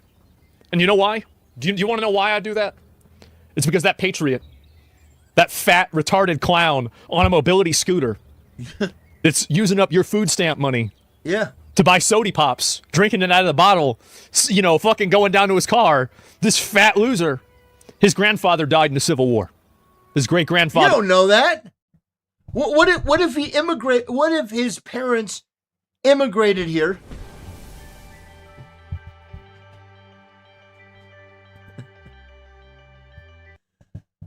We gave them the money already for Asman's ideas. Some millions stole it. We already tried IT. Yeah, it's Asman only is stolen. R-cubed Now, Red. thank you for the donation, my friend. I appreciate it so much. To be fair to Asman, he does want to deport the people that were stealing the stuff. But even still, come on, Asman, my friend. This is very, very short-sighted. Asman, my friend. Father died in a civil war. You don't know that. I don't think we should forget that. That's the reason why. Well, yeah. Hey, Asman, that same argument could be used for reparations. Oh, we should give them reparations because their ancestors, they were slaves. Do you believe in reparations, Asman? I hope not. Listen, if Asmongold comes out in favor of reparations, that would be the funniest shit I've ever seen. Where Asmon's like, "Yep, I am 100% in favor of reparations. I fully support reparations." Oh man, that would be extreme. That'd be extremely bad. Yes, of course I believe in reparations. Maybe his grandfather fought the fucking Nazis and he won. I'm not going to forget that. Well, that he didn't fight the Nazis. If his grandpa is still alive, he can get the Mountain Dew. That fat useless sack of shit doesn't get nothing. Give him some bread and some water. I think we got a right to pay it forward. And maybe his son, maybe Fatty and the mobility scooter's a worthless piece of shit, but maybe his son might do something good. No! You get that piece of shit out of here, Asman. You get that piece of shit out of here. No, he didn't do nothing to earn it. What about the druggies getting cash for drugs? Well, I think we should put him in a rehab. Like, that, yeah, duh. It's just me. What if all lineage are losers? They might be losers, but they're still Americans. That automatically puts them above other people, in my eyes. Yeah, being an American, like, Hasan is an American, technically. Hasan is technically an American. So, I mean, I'm just saying. It's just that simple. Especially when and it doesn't put them above other people, like, morally. But, like, whenever you're talking about giving people money from the American government, yeah, I think we should give it to Americans. Like, duh, of course. Druggies can't be saved. Some can, some can't. Some are going to kill themselves. That's just what happens. Anyway, all my point is that, do you accept immigrants from Europe and Canada? Oh, I absolutely have an immigrant tier list. I 100% have an immigrant tier list, and I'm not sorry, and you know exactly think about what it is, you're right. Anyway, so yeah, but, and again, I think that people ignore the DSA, because the DSA economic complaints are real. And I think that people should take them more seriously. You have no chance. On a national basis in terms of the presidency. Yeah, I don't think it's going to happen. In Senate, seats in the House, you have no chance. I can see a couple of Senates being flipped by DSA people. I can see that happening. Same with the House. I'm not going to see it as a big thing, but, like, yeah. You have no chance. I want to be very, very clear about that. You might have a Democratic Socialist sprinkled here and there, but that ain't what America is. America's about These people aren't American. I don't know what you don't understand. They're not American. They don't identify as American. They hate America. They don't even like the American flag. Capitalism. America's about dollars and cents. America's about an economy, a flourishing economy. Okay? And you know what it's not about? Free stuff. Somebody got to say it, so I'm going to say it. Ladies and gentlemen. I think that America is about free stuff for Americans, and we kick all the fuckers out. All those freeloading fuckers out. That's it. That's the way I see it. And what the fuck is a kilometer? I guess so. America should be about cheap stuff. What tier ABGs on your list? I think that we should allow hot chicks from anywhere, right? I mean, that should be like the highest tier of immigration allowance that we have. I think that just kind of makes sense. Well, oh God, we should allow hot chicks from anywhere. Well, I don't know. that can lead to some problems. You saw the result of this latest these primary elections for the Democrat Party. The headlines this morning say it all. I've got a collection of them here. Socialist earthquake, one of them said. Mamdani candidates sweep New York House races. These are socialists. These are Marxist in their ideology. They are. Next headline, Mamdani hailed. He should be so happy. The Republicans should be so happy that the Democrat Party is destroying itself. It's totally destroying itself. They're killing each other. They can't decide whether they hate Jews more or they hate Trump more. It is actually perfect for Republicans. New chapter for Democrats, one of the Chiron said this morning on the news. Hakeem Jeffries, my counterpart, the Democrat leader here in the House, was booed at some of these return parties last night. Yeah, because they don't like saw him. that on social media and some of the clips. When he was being interviewed on the screen, the crowds in New York, in his own backyard, in the Bronx, in one of these districts, were booing him. Yeah. And they shouted, "You're next." Yep. Hakeem Jeffries has a tall task ahead of him right now. He's got to go out and somehow make a credible pitch to Democrat establishment donors that that's a good national investment right now. That's a tough one to make. He has just proven that he cannot even hold the line in his own backyard. That's How right. can he possibly defend against the Marxist march around the country in these other districts? This is not your father's Democrat Party, as we say all the time. Last night, among the incumbents... I think it is. The fathers are the one that allowed it to happen. They're the ones that said that you can't criticize it or it's racist. Yeah. This is the manifestation of your father's Democrat Party. Yep. This is the direct result of that ideology. And now the chickens have come home to roost. Chickens. Too bad, huh? Shouldn't have done it. Who lost. Adriano Tried to help Esquivel, you. who's chair Tried of to the stop Democrats you. Hispanic Caucus. Dan Goldman, who was mocked for his Jewish heritage Jew? in a coffee shop in New York and maligned online. because of a it. Jew? Man. The Democrat Party, the socialists, the Marxists, It's like a nominated bad some of guy. the most radical candidates to ever run for office, and they're running for Congress. The insurgent left is on the rise. I was reminded all last night and this morning about the warning, the admonition from the... Socialism always fail because no one wants to work hard if they get the same stuff as everyone else. I don't want to argue about political systems right now. It's just... Oh, no. No. I'm a socialist. Oh, never mind. Asman, no. Asman, no. Oh, gosh. Oh, man. Oh, goodness gracious. So, yeah, Asman really doesn't want to talk about that. Just, I don't really feel like it. Like, I missed yesterday, so I have other stuff that I want to talk about. So, yeah. And problem with America is Elon charges for a Tesla as a socialist. Yeah, this is all previous evaporated factors condensing together. I can't say we didn't see it coming. Yeah, I think that's exactly it. The old Democratic Party was based. It was. I think that if we went and we watched... It was not based. Oh, my gosh. Democrats from the 90s talk about things, most people would be agreeing with that more than they agree with modern Republicans. That's the truth. Probably. Like, that's why, for me, I used to be a Democrat. Like, I have Obama posters in my fucking, in my old room. Oh, gross. Like, so, yeah, I think that many would be. But, for some reason, people don't want to look into that. Yeah, well, Asmongold, I think, is right on a lot of issues. I think he's wrong on a lot of issues. But you know what? I appreciate his style. I appreciate the way he delivers information. And even if I don't agree with him 100%, you know what? He's a funny, entertaining guy.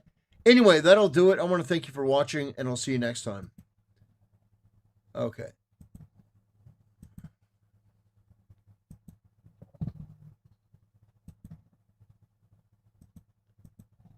Okay, let me see here.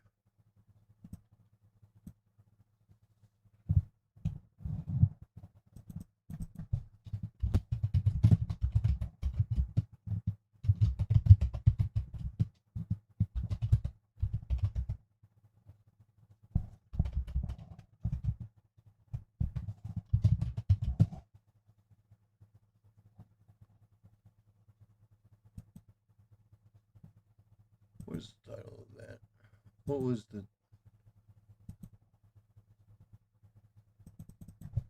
Let's see.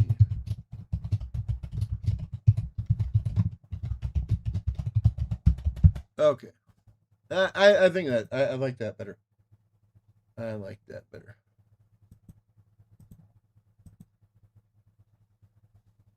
Okay. All right. I think it's time we play some Breath of the Wild. What do you guys think? I think it's time. I don't know. Tell me, what do you guys think? Should we play some Breath of the Wild, or should we, let me know.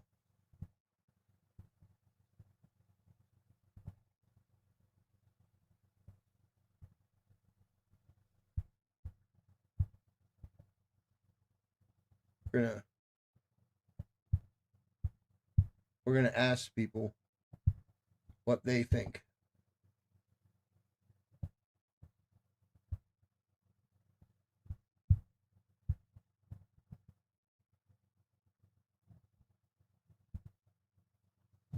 All right. So, what are we doing? Are we gonna play Breath of the Wild? Or are we gonna cover another topic?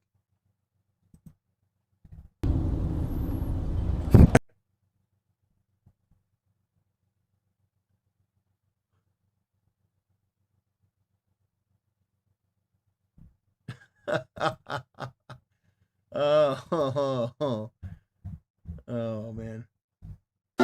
Bro. I hate While the steam machine.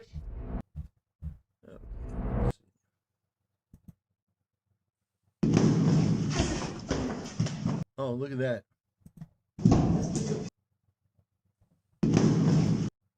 Wealth. Fame. Okay. All right. Well, let me run a poll on my YouTube chat. Start poll.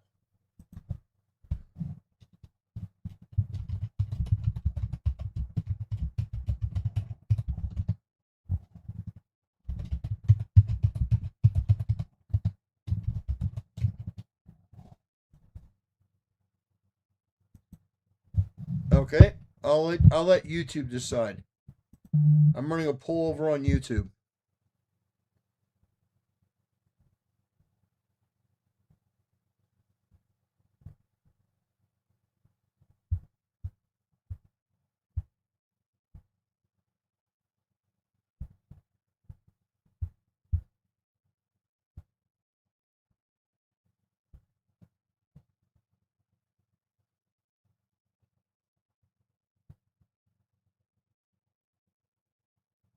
Okay.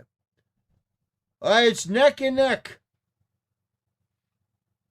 It's neck and neck right now.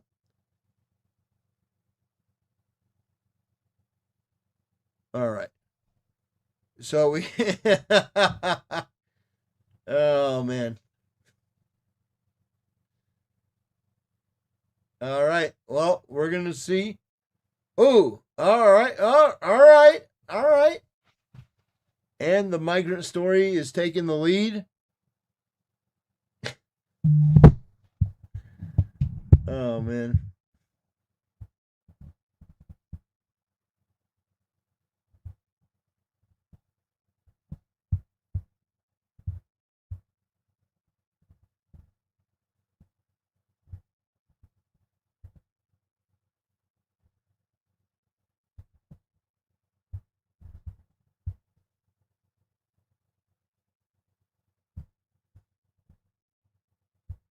Oh, gosh.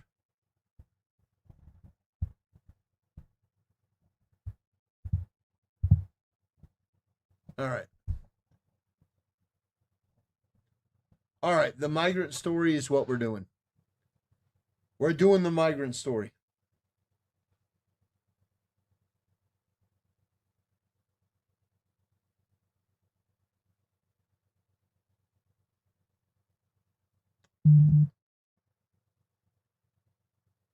Okay.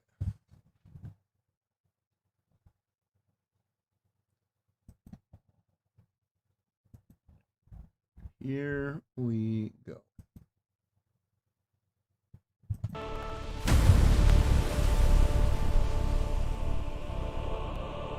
Brothers, unfortunately, we have another heartbreaking story to go over.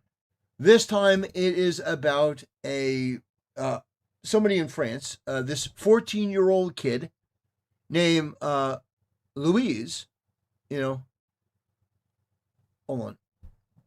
Hold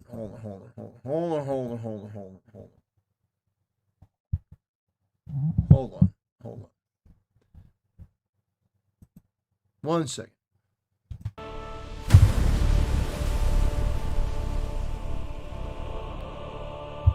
All right, brothers, we have a story coming out of France where you have a 17-year-old kid who was stabbed and killed by is a North African migrant who shouldn't have been there. Yet again, you have another story about somebody that shouldn't be in the country, that's there from the third world, imported in, and they killed somebody. This time it was a young kid. So I can't show you the footage, but there is footage if you want to see online. It says North African migrant gang, like a gang of these migrants, beats 17-year-old Louise to death in a premeditated ambush in Narbonne, France.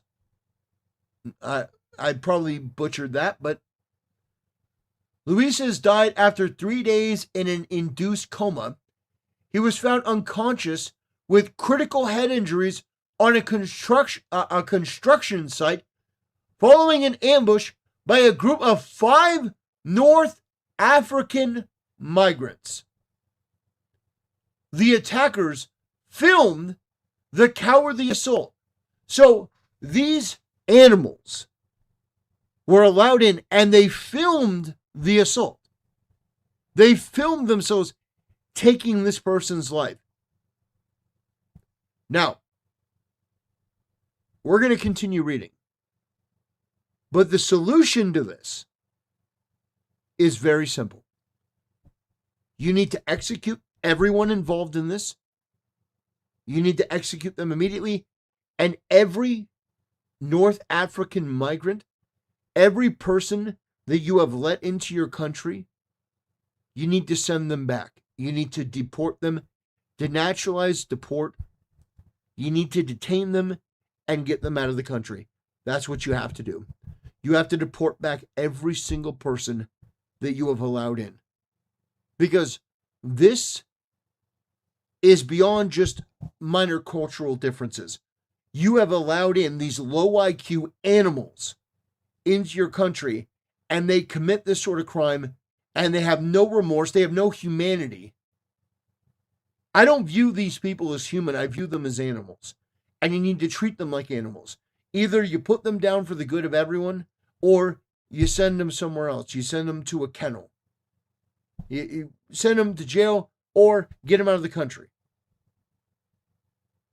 It says, the attackers filmed the cowardly assault, showing repeated kicks to the head and blows while mocking the dying teenager.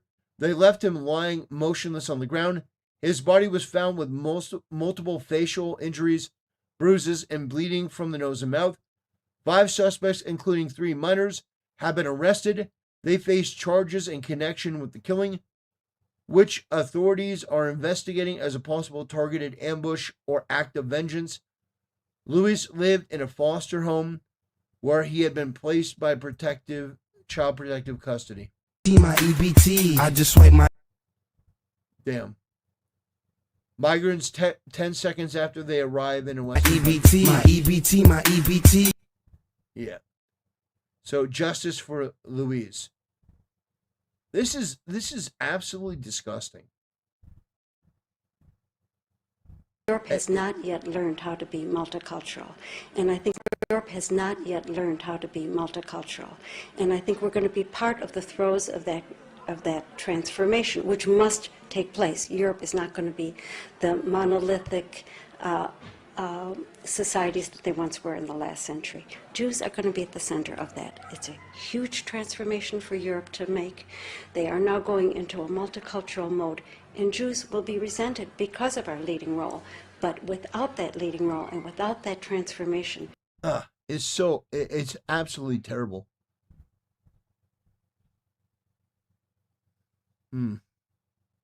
Unreal. On the heels of Keir Starmer. Yeah, people are not happy.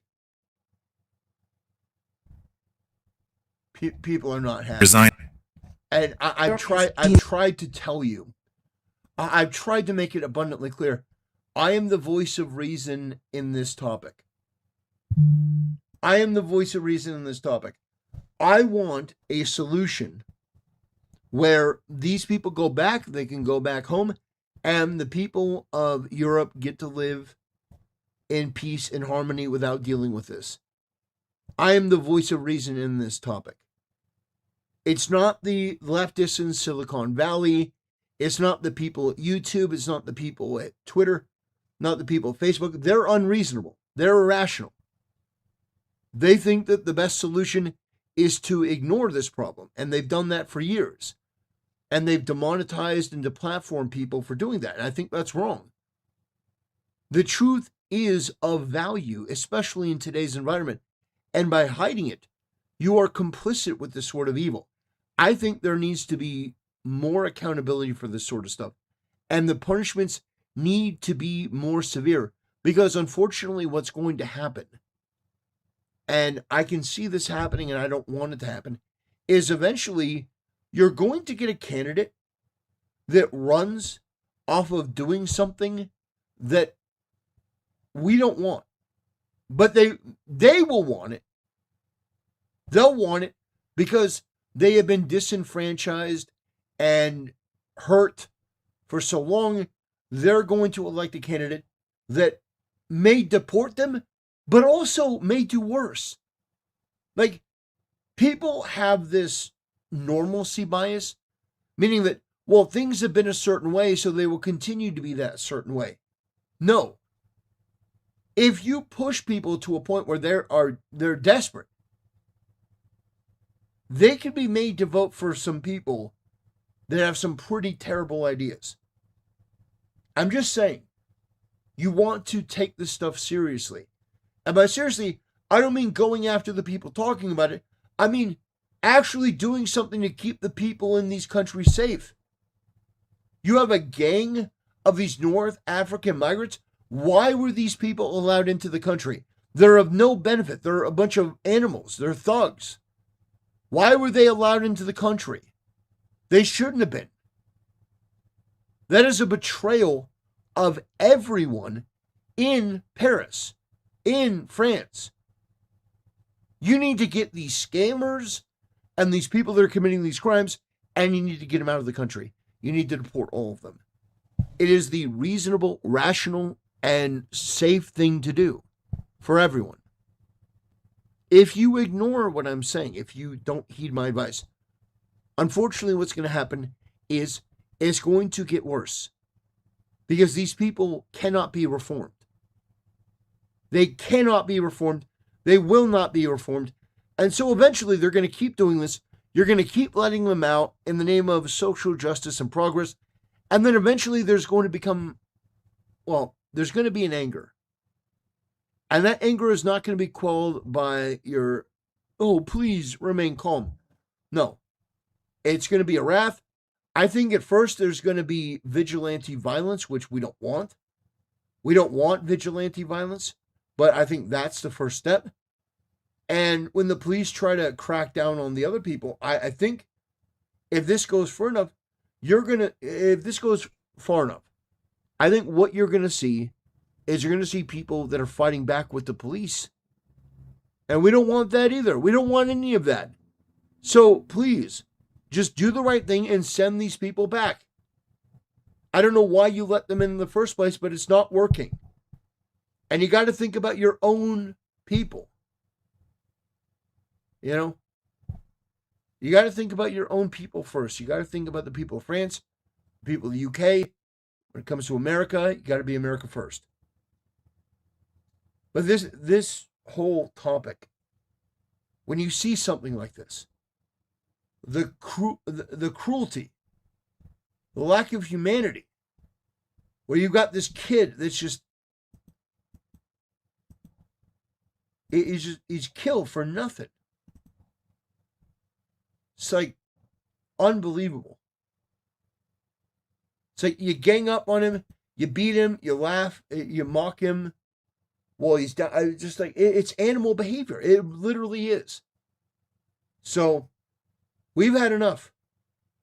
We've had enough of this chaos, this insanity, this violence. We don't want more of it. And the way that we deal with it is by finding the people responsible, finding their group. Oh, you're a migrant? Oh, you're gone. You got to go. You got to do it. For so many different reasons, you got to do it. No more of this bullshit. Anyway, that's going to do it. I want to thank you for watching, and I'll see you next time.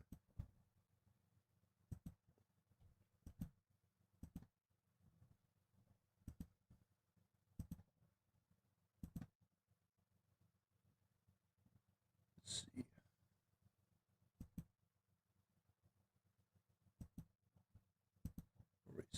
So, all right. Well, to round out the night, I think we're gonna play some Breath of the Wild. We're gonna wrap things up for the night by playing some Breath of the Wild. Let's see.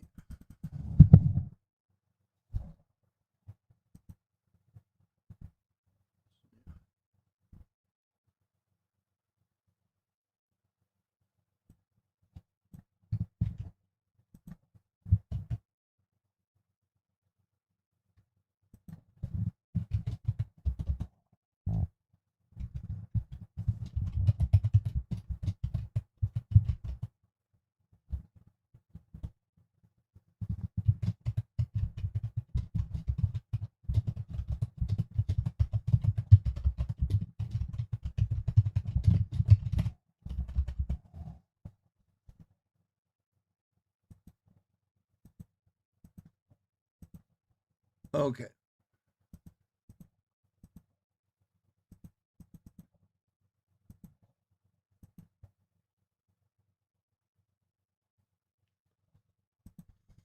All right. We're gonna play some Breath of the Wild. That's what we're gonna do.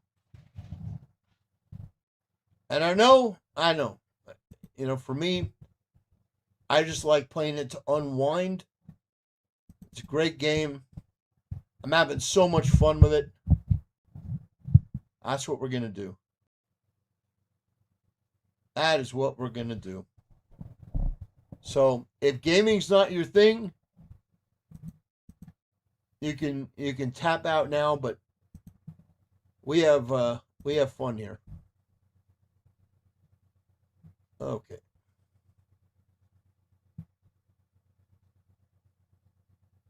Let me see here. Okay. All right. Where were we? Fantastic.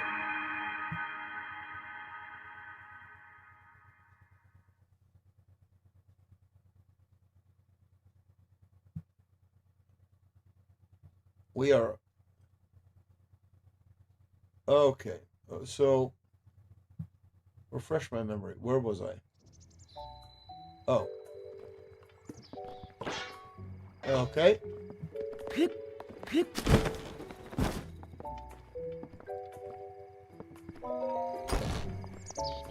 All right.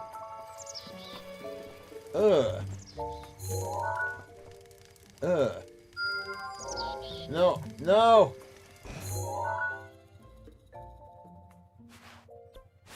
No, I don't. Ew. Brother, I don't want that. Don't like that.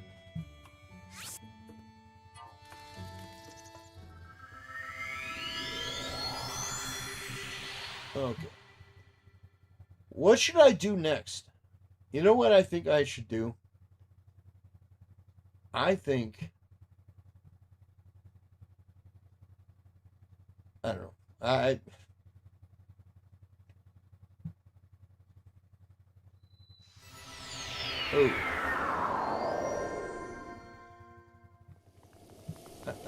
That's a flying one. That's a flying guardian. I do not want to mess with that.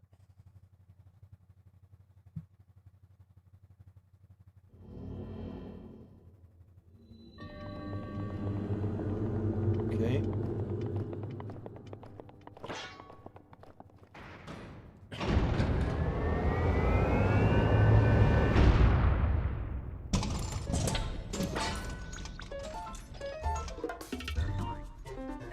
Okay. No.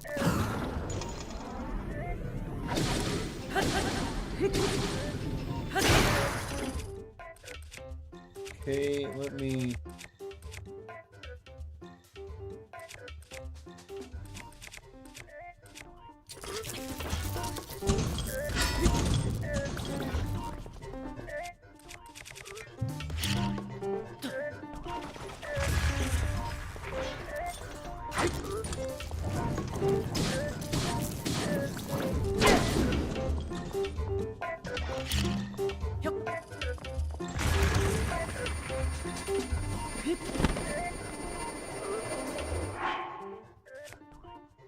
Okay,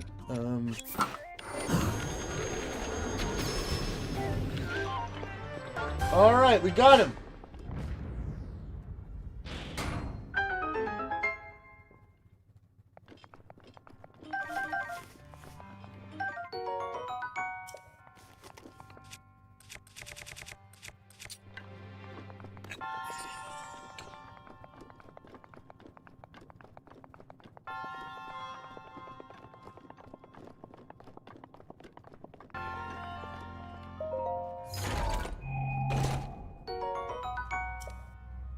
Oh, come on. Really? Oh, the Guardians. Oh, goodbye.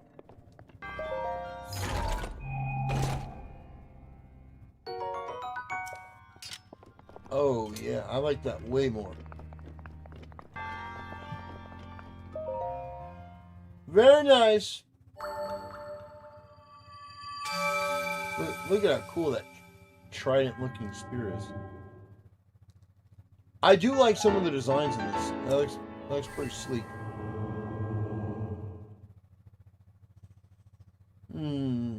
All right. So now,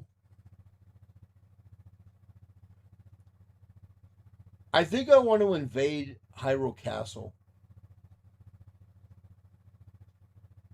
I think I want to invade Hyrule Castle.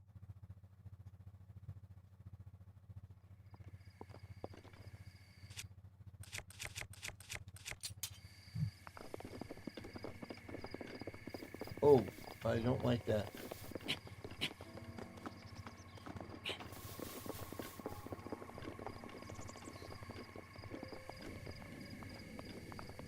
I don't like any of this.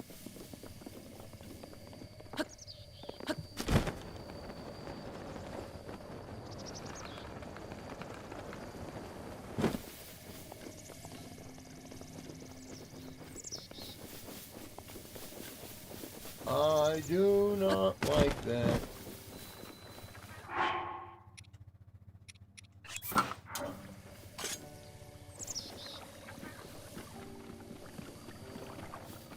Should I fight this?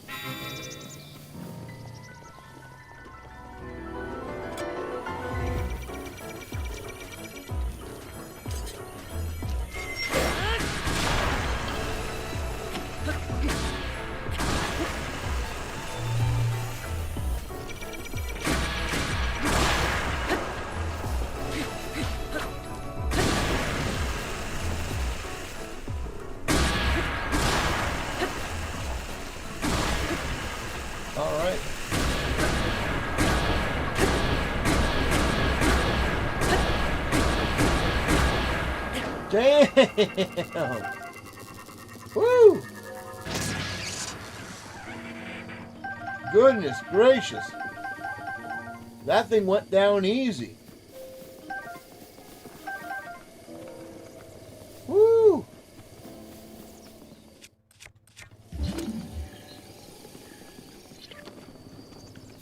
That thing went down easy.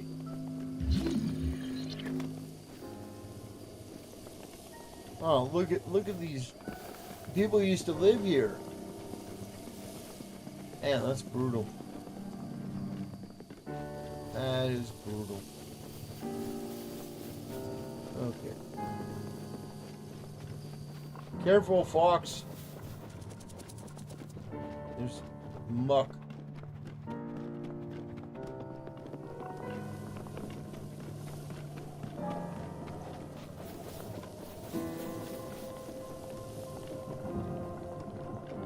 Okay.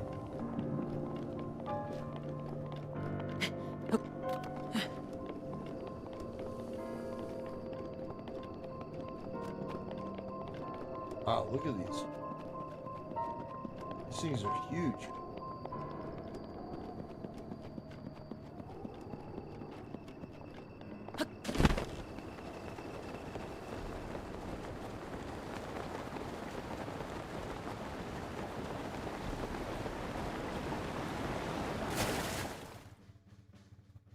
What? What happened?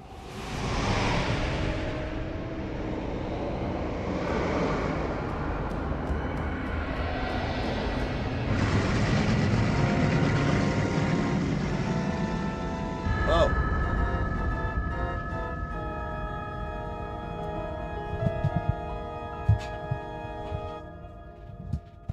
Okay.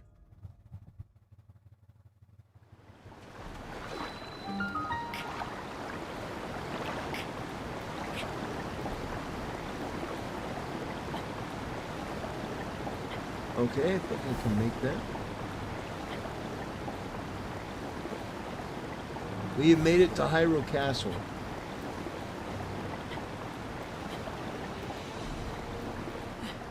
Okay.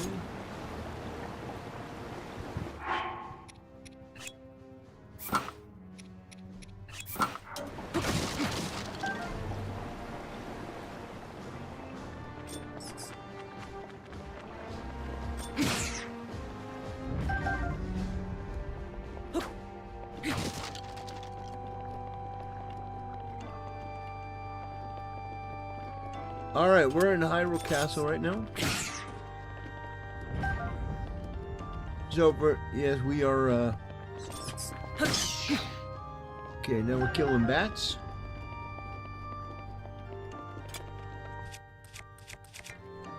Okay, I don't like you.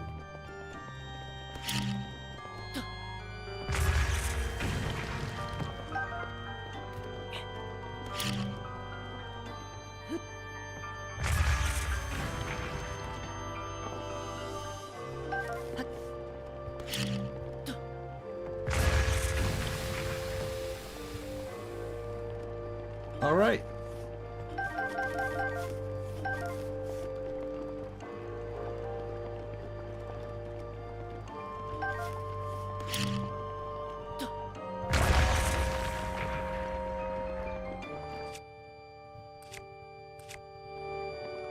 All right, we're making our way in slowly but surely. Okay.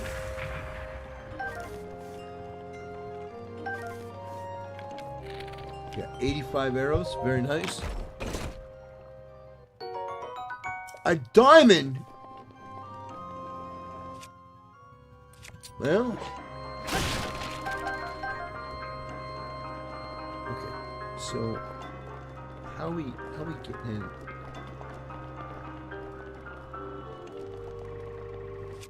Okay, how we getting in here?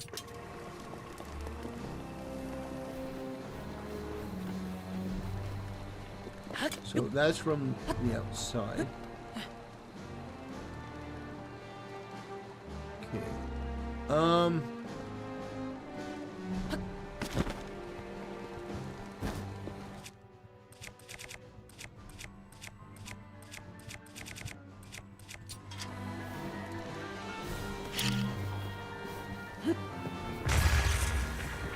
Ooh, very nice.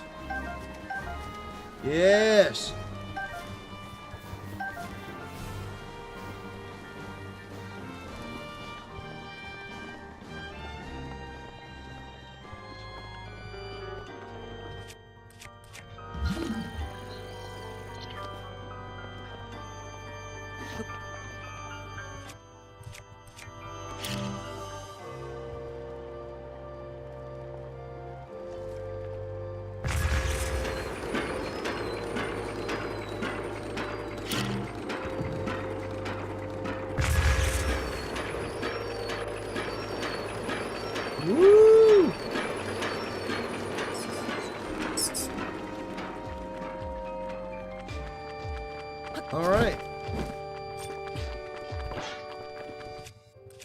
I'm not hitting you with that.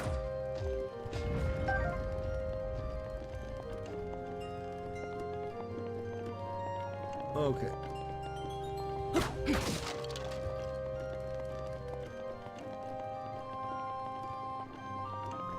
What is... Oh, Guardians. Down here?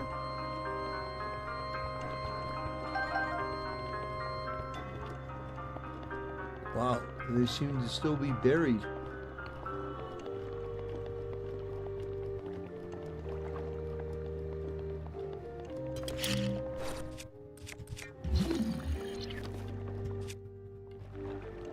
Alright, I'm going to assume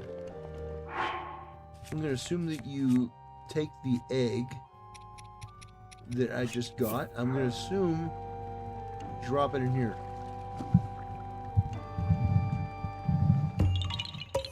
I was right!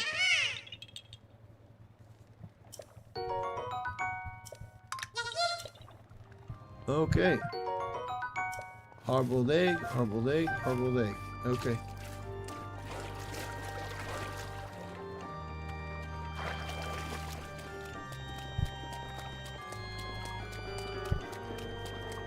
All right, we're gonna sneak in.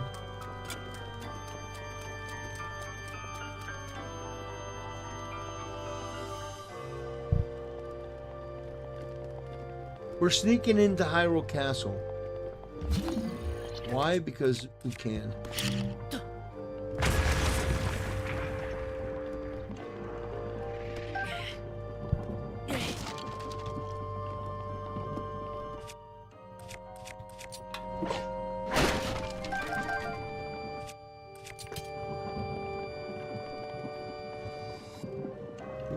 Okay. All right, where are we going?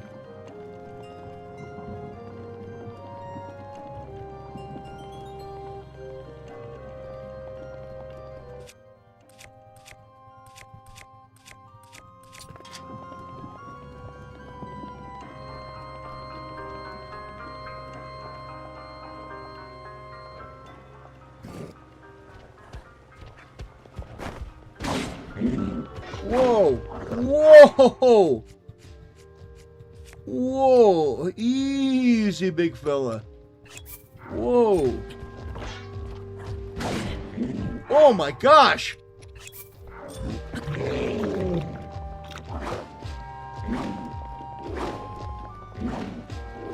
Goodness gracious, you do a lot of damage.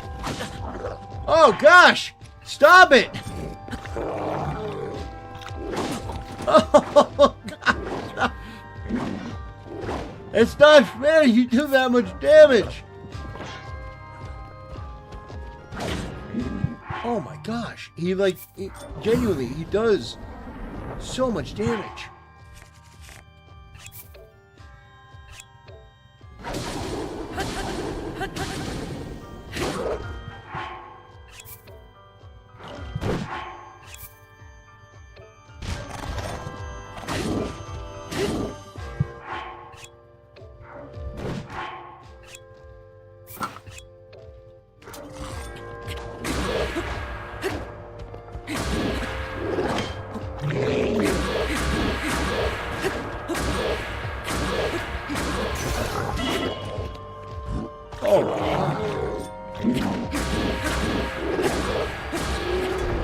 Oh! Man! No! That's a lot of damage!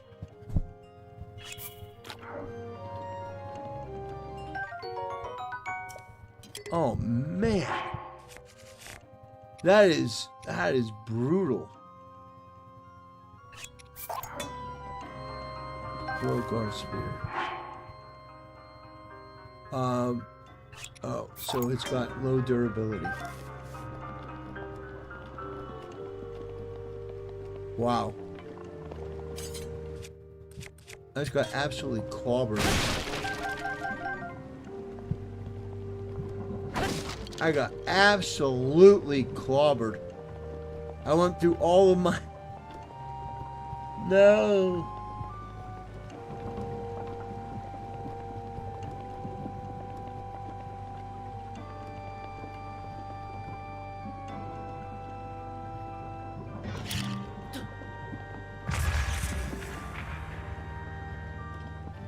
Okay.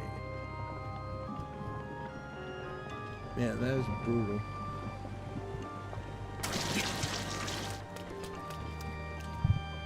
Man, that was brutal.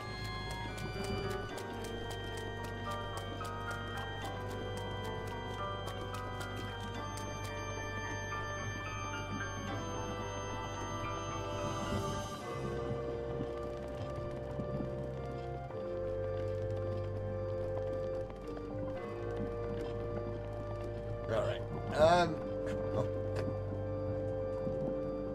I'm rethinking my plan. Oh gosh.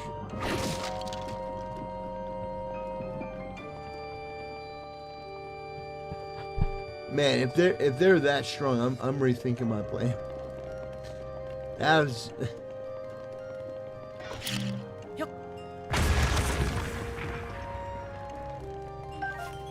Well.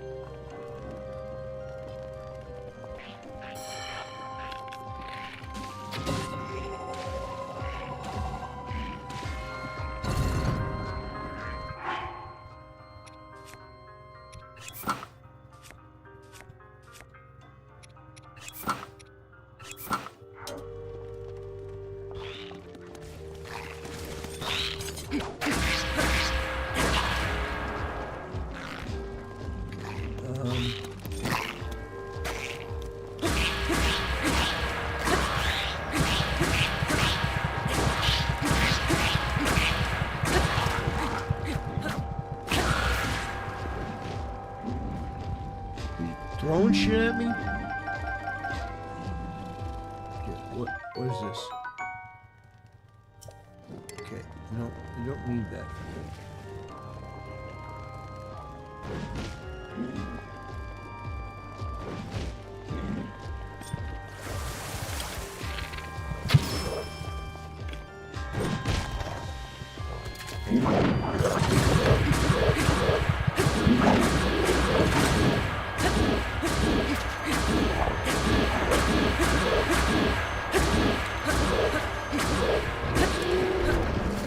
Woo.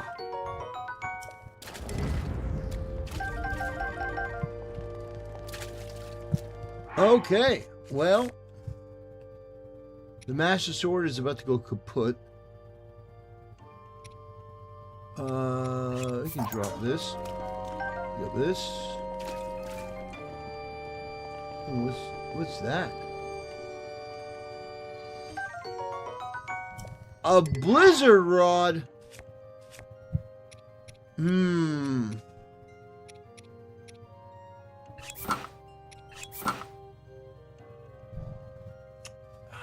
What do I get rid of for a blizzard rod? I got a frost spear. I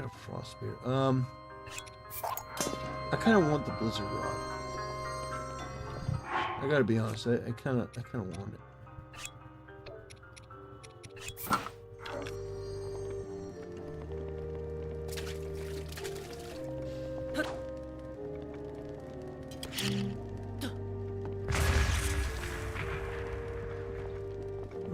Okay.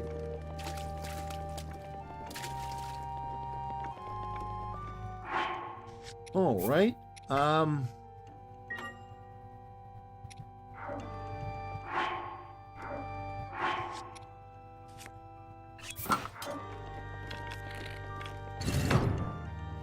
Oh, okay. Right.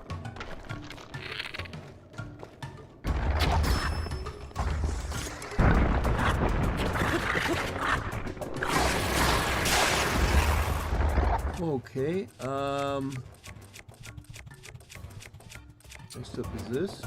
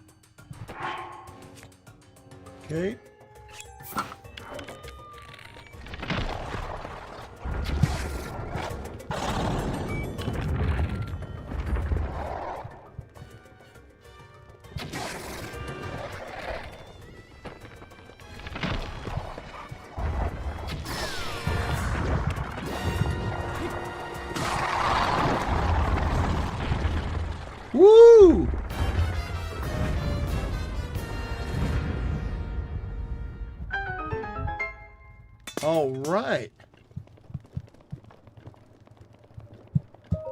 Say, test of the Royal Guard. Strike down the giant foe to become recognized as a Knight of the Kingdom. That's right, guys. We are now a Knight of the Kingdom.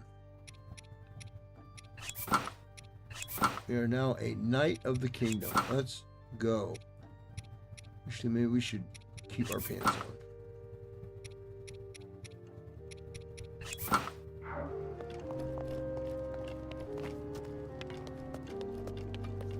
Oh, yes.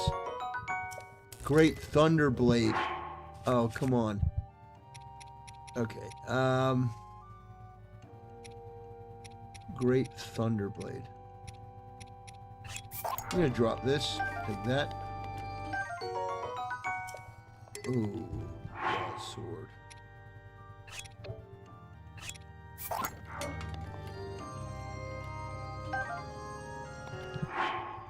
Okay, this is the same as this one.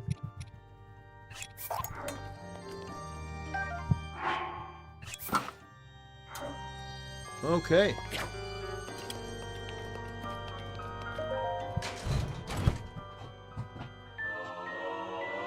Let's go!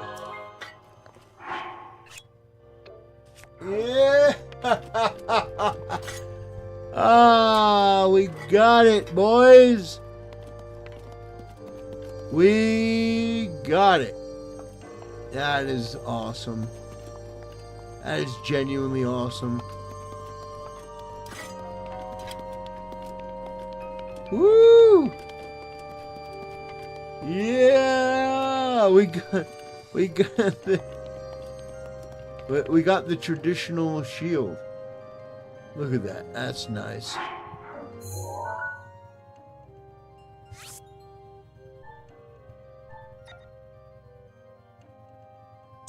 Yeah, I think we're let's get out of here. Get me out of here.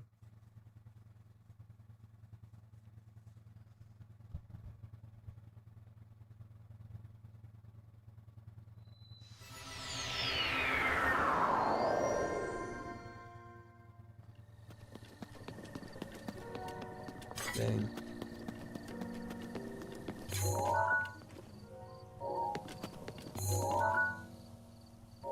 That thing is going to be definitely... That thing is 1,000% alive.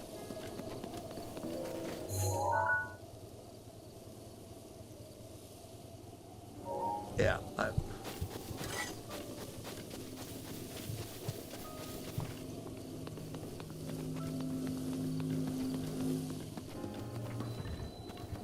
God.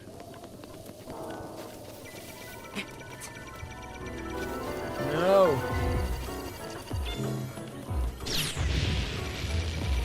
Okay, oh, okay. Can I teleport? Okay. Get me out of here. Where do I want to teleport to?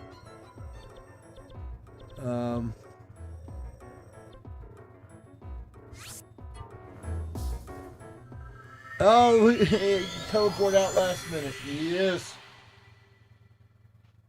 Oh, gosh. That was close.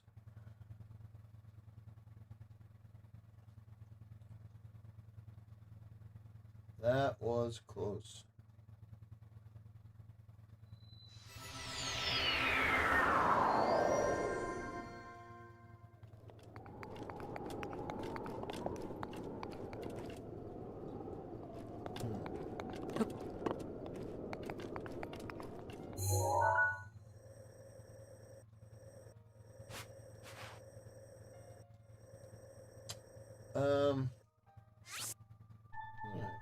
Go right here.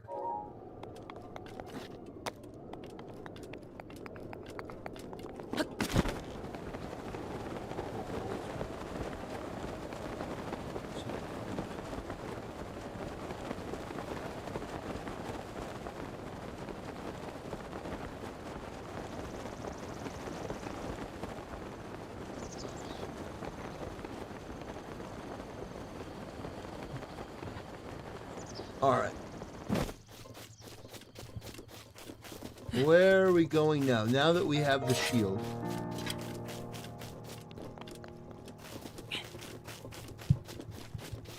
Where are we going now?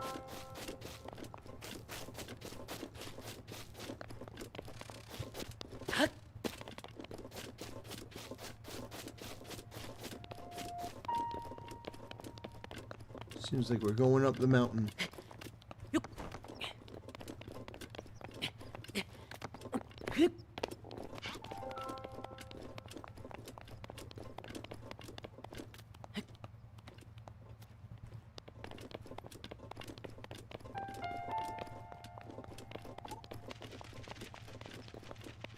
Okay.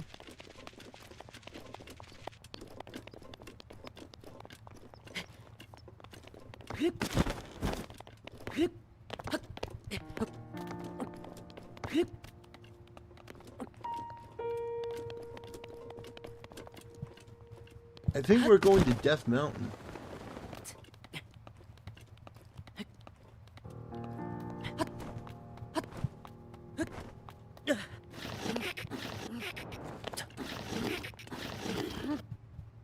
All right, well,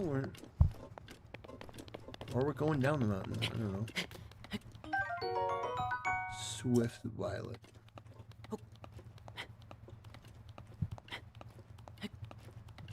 Swift Violet.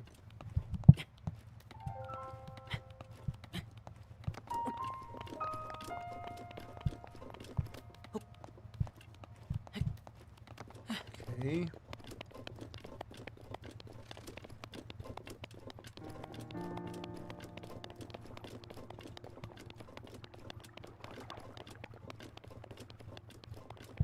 What is this?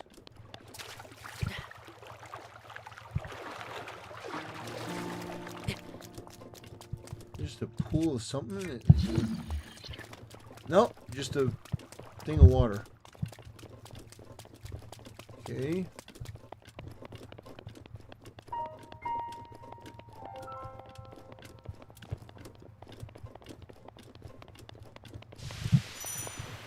Okay. Can I put this on? No. Apparently it's too hot. I can't go this way either. Alright, well.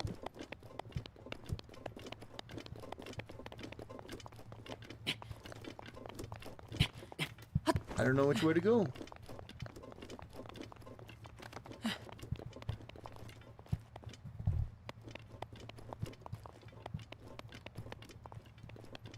Oh.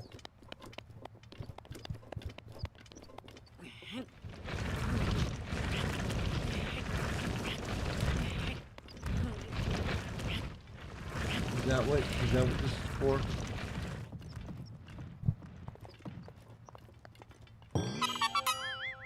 Really?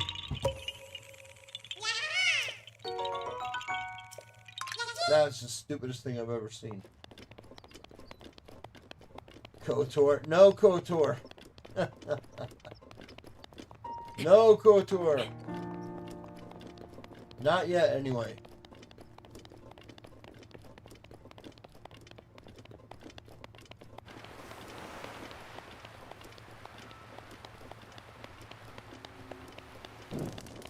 Oh, God.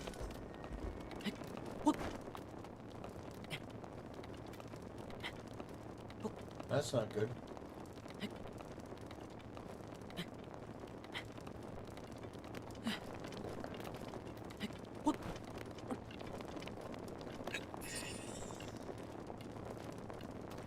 Oh boy.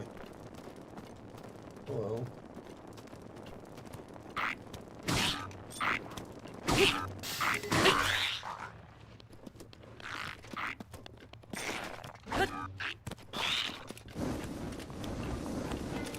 Oh, geez.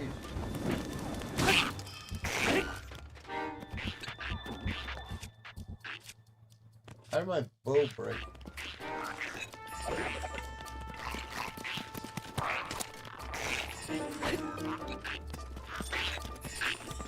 Come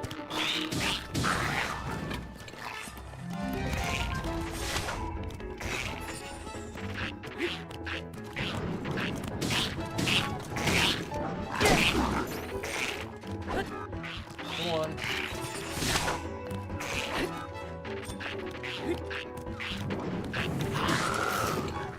Woo!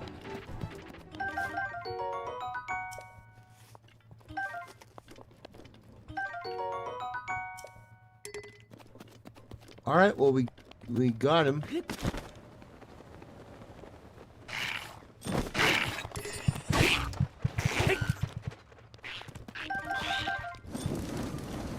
Oh gosh. All right, I don't like that at all.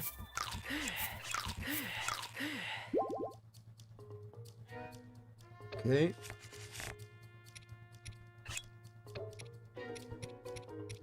I do not like that at all.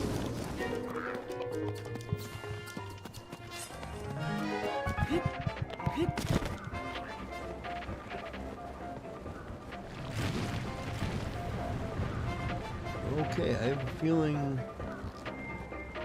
I'm not supposed to be here yet. Okay.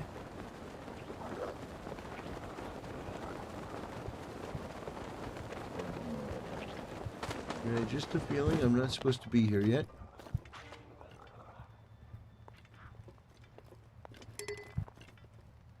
Master Sword has been restored.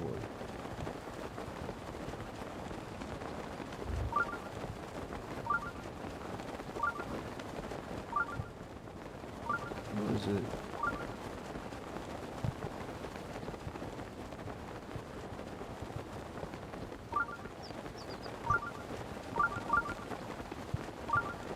Where is...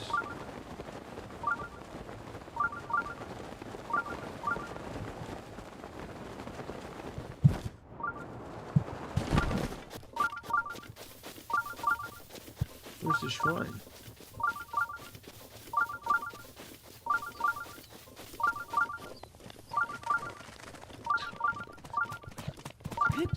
Oh, well, it's literally right there.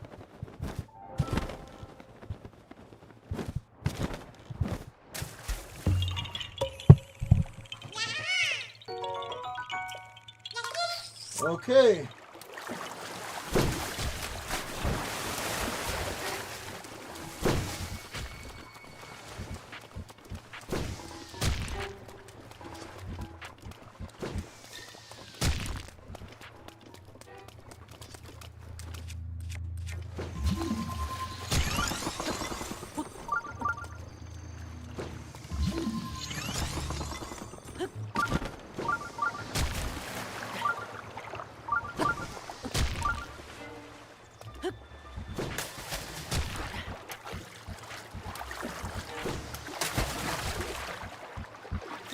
Okay.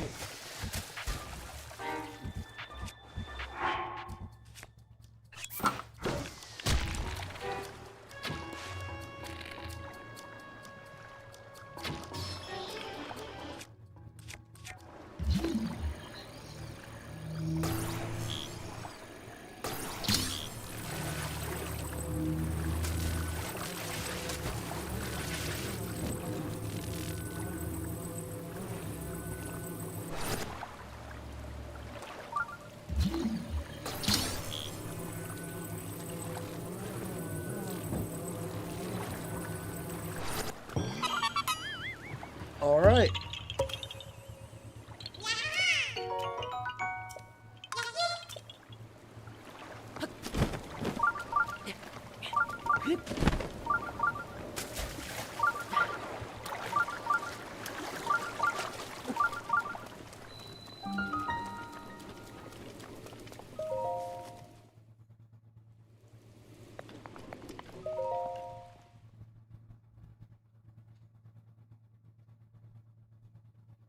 All right, we found it.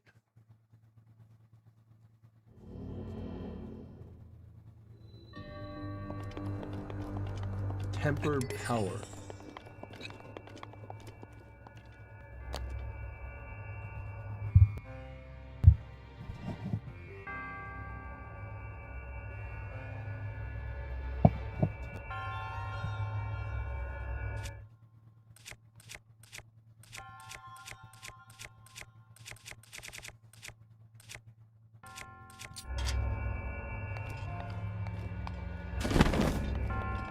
Okay.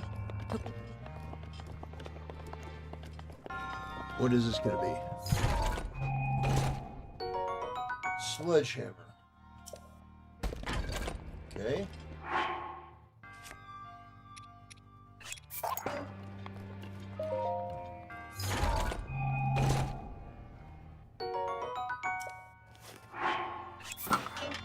Time to play the game.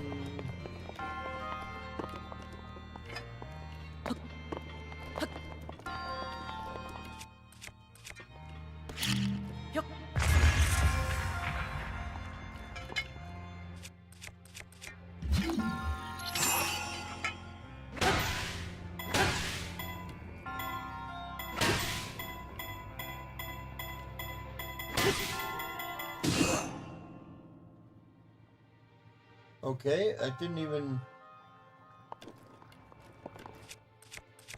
register.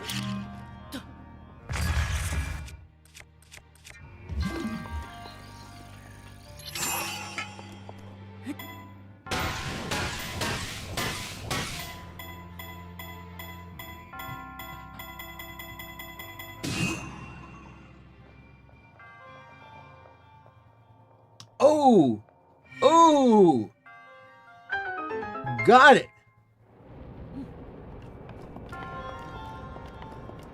Dang, that's not too bad.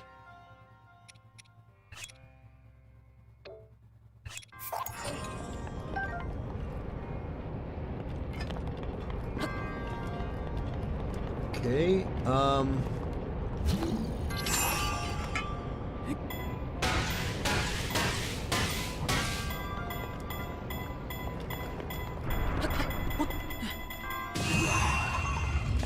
oh! That actually hit me. Okay. What's this? I could beat the dungeon, but then there's something else. Okay. What's this? Just another sledgehammer? Okay.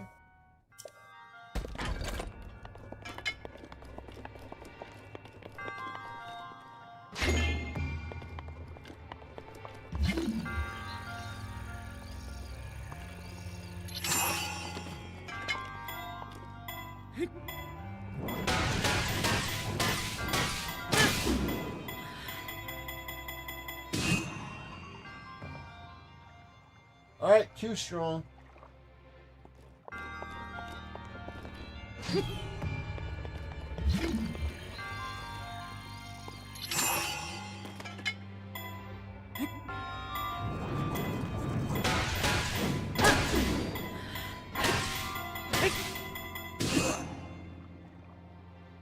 Okay, that didn't work.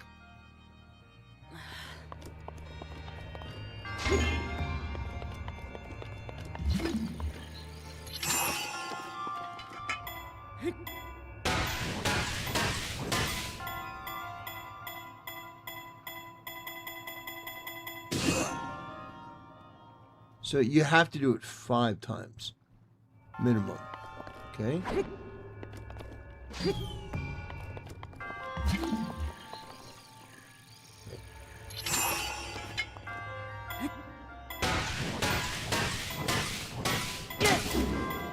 It's too much. Too much. You got to do it 5.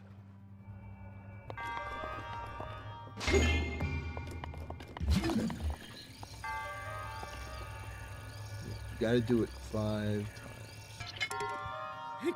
1. Oh no! No!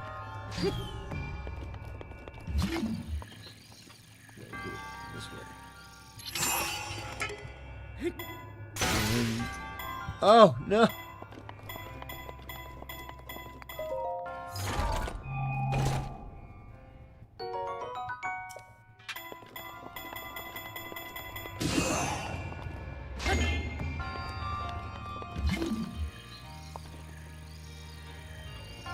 Okay.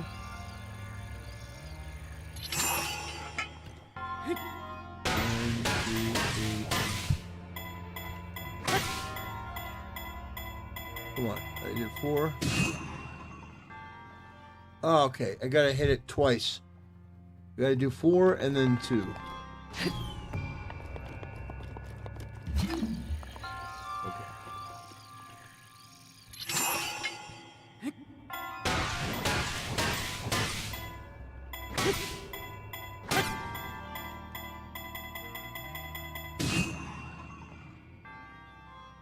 Oh.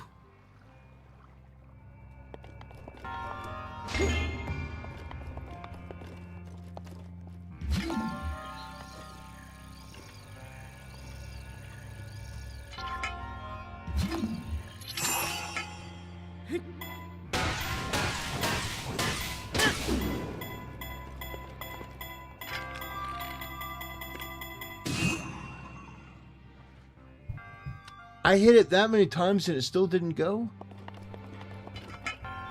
Okay. Well.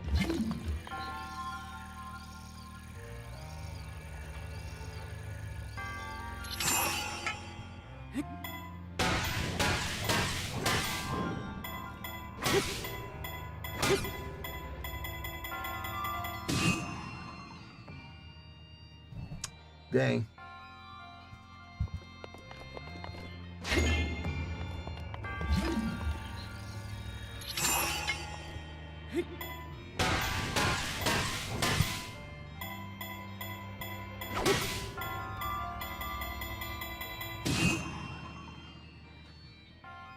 If I hit it one more time.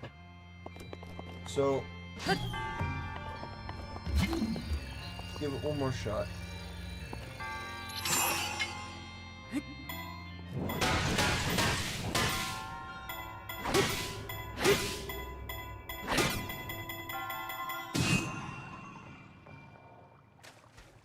No!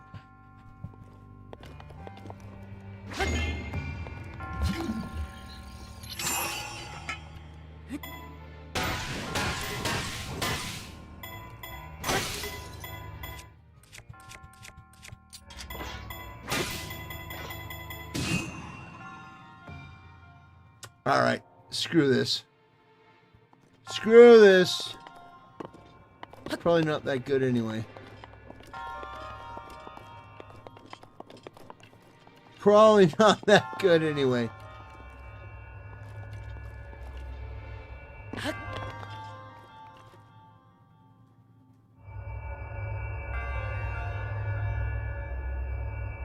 The elevator ride of shame. First, let me go back and get my weapon.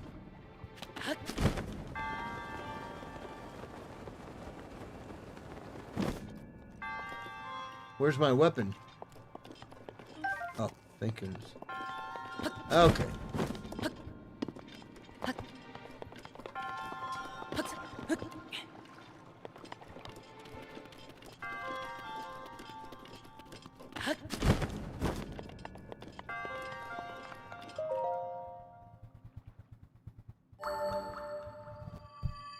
Let's go!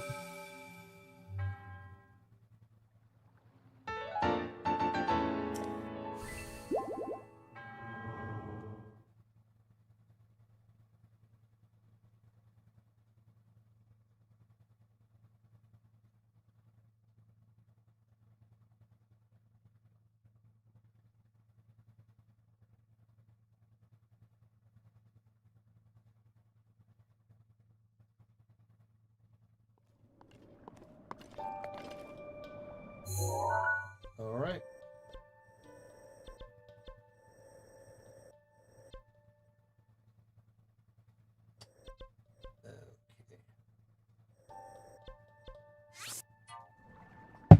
All right, let's go to Kakariko and then we'll wrap it up for the day. That'll be it. We will wrap it up for the day.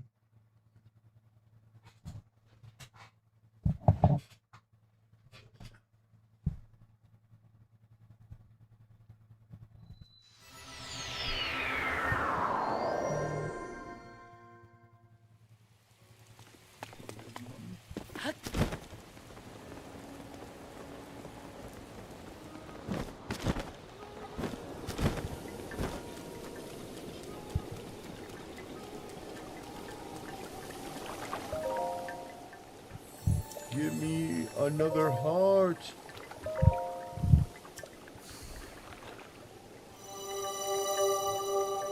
We now have 8.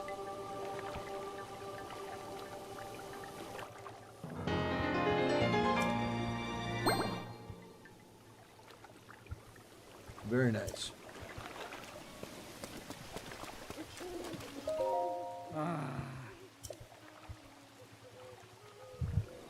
Are you going to be okay?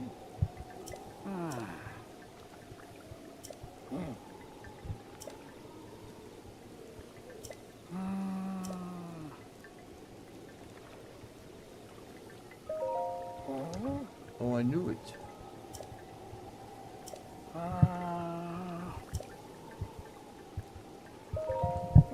Sounds great.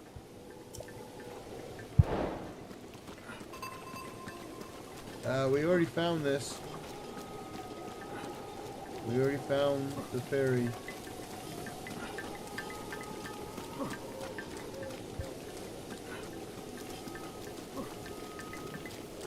Okay, we already found it. Let's go.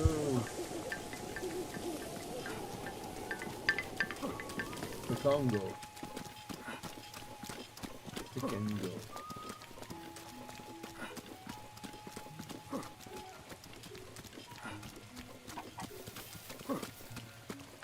All right.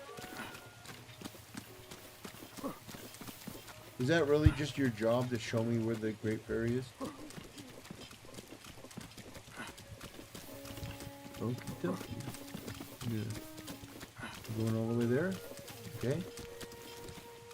No?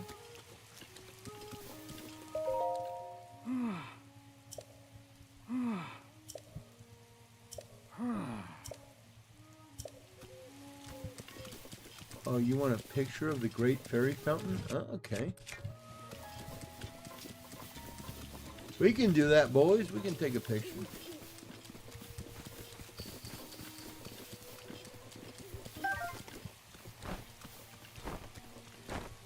Ooh, we can get some more fairies.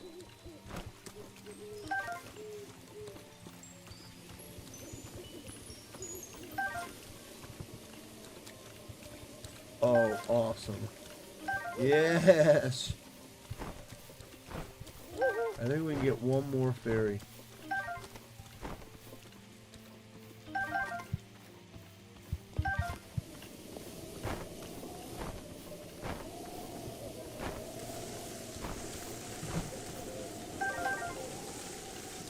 Where's the last one? Is there only 3 here this time? No, it should be a 4th. Should be a 4th fairy somewhere.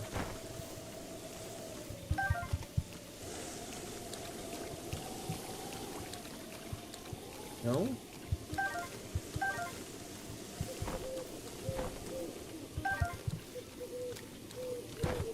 Is there really no 4th fairy? Just 3?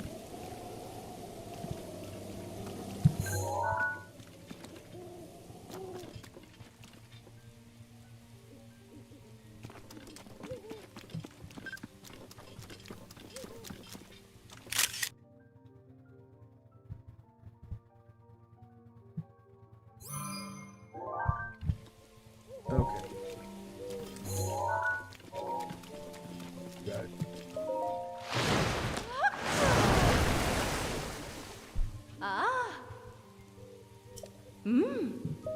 Hands away.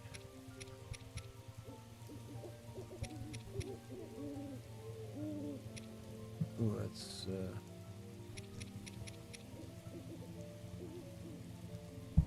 Oh, so if I want to I can enhance this. Okay.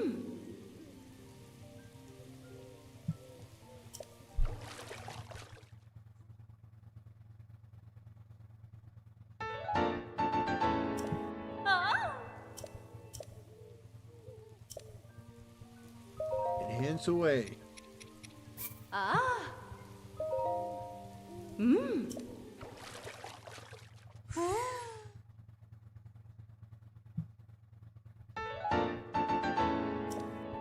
I think that's it.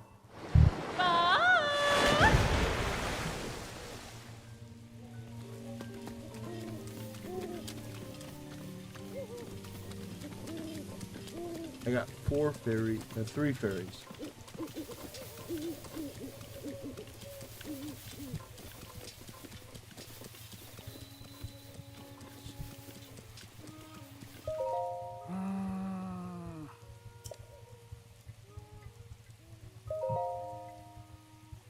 You found it? Really?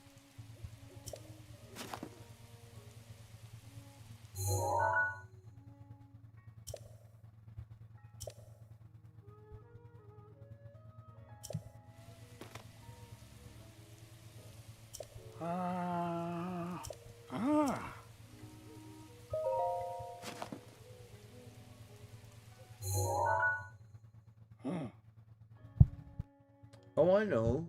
There's a big mountain. It's called Mount Maneru.